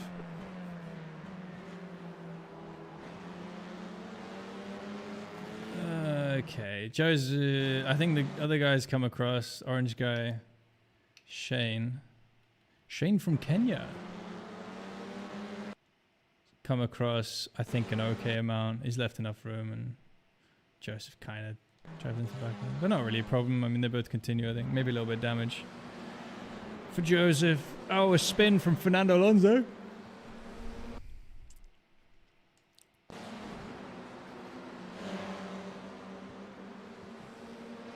I didn't even see what happened there. What happened? Oh, he's already kind of spun and then he got helped. Okay. Ooh, the Mercedes livery actually looks really good on this car. I didn't realize. That's a good looking livery on this car. I like it anyway. Well, I suppose that, oh my god, the fucking 4 of them crashed because one guy spun. Oh mate, F4, it always delivers. It always delivers. So glad I have a Smurf account for all this nonsense. How have all 4 of these guys crashed, avoiding one guy who's not even really on the racing line? There's a guy who spins off the racing line and 3 guys crash because of it. There's this Audi spinning. So wait, the first guy sees it happen. Oh, he's a bit wide already, so it's a bit tough to avoid. I mean, he could have fully gone right, but whatever. And then the Audi, oh, he's also gone in too fast. And he loses control trying to slow it down to go inside. And then the Ferrari can't do anything. Monza, yeah, weight mounted him, something like that. Switchback. Oh, was that? Oh, that was a DQ. DQ for the Mercedes. Was it? Yeah, 17. Adrian got DQ'd as well. Sorry for the yawning.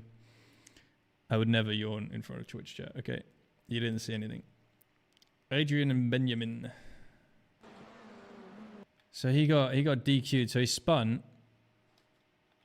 But why did he spin? Did he have damage? Oh, so he was involved in this as well. Oh, maybe he got a 4x from this. He might have gotten a 4x. Or at least a 2x. Wait, let's see what it looked like, driver's eye. It looks like he maybe gets a 0x, which turns into a 4x when the other guy hits him. When the other guy hits the Renault.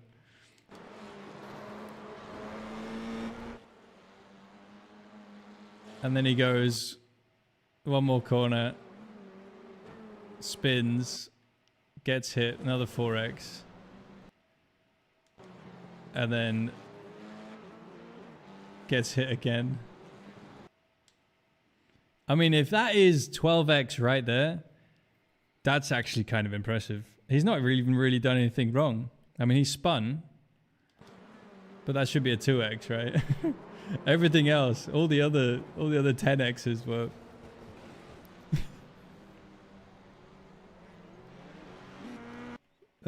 Fucking rip. Okay, well that was pretty funny. Rip Benjamin.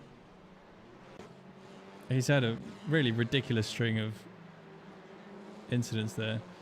A little spin from Michel.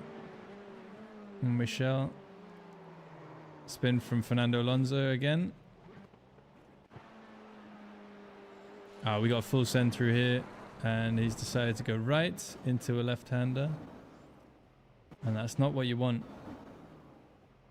He's made a good job to not disappear into the ether, though. He's hit the advertising billboard for the Woodbridge Kart Club. And that was that. That was a pretty entertaining race. At least the post-race show was pretty good. So I'll leave you guys on that one. Thank you for watching. We're going to go raid someone. Let's go find someone to raid. I wonder if anyone's streaming.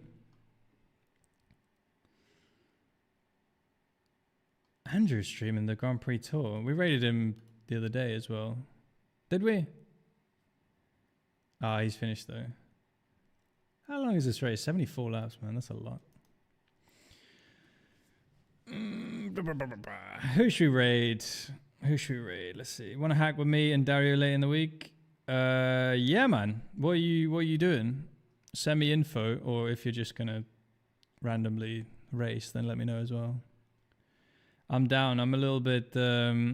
My schedule is very sporadic at the moment, but I think I'll be good. Hardcore sweating Formula Ford. Oh fuck. Why not F4? I can join on my Smurf. It'll be fun. Or I could join on my Smurf anyway. Yeah, let me know, bro. Well, let me know when you're thinking of doing it. Can do Super Formula. Are you going to do Super Formula, Alex?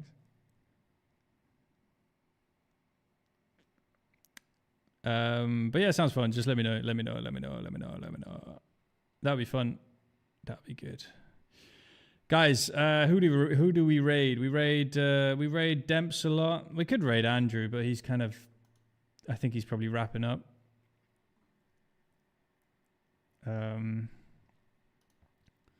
Just watching the vintage tour back. Actually, I want to see how many people were in this race. Fuck it, we'll just raid Andrew. Because I'll be watching anyway, so. You guys can keep me company on Andrew's stream for a little bit before he ends it. If he ends it. He might not end it. He might keep going. Guys, thanks for watching again. Have a good day. I'll probably stream on Wednesday for the not the Grand Prix Tour, the vintage IMSA Vintage and and this at Road Atlanta. And then, yeah, I don't know, maybe some other stuff during the day, or I don't know, I might even pop 2 streams on Wednesday. I don't know. I don't really know what I'm going to do. Don't ask me what I'm going to do. I don't know what I'm going to do. I don't know why I keep telling you guys what I'm going to do, because I never really know what I'm going to do. But we did a stream today, and I'm grateful for you guys hanging out. Thanks for everything, chat. Bye. Bye.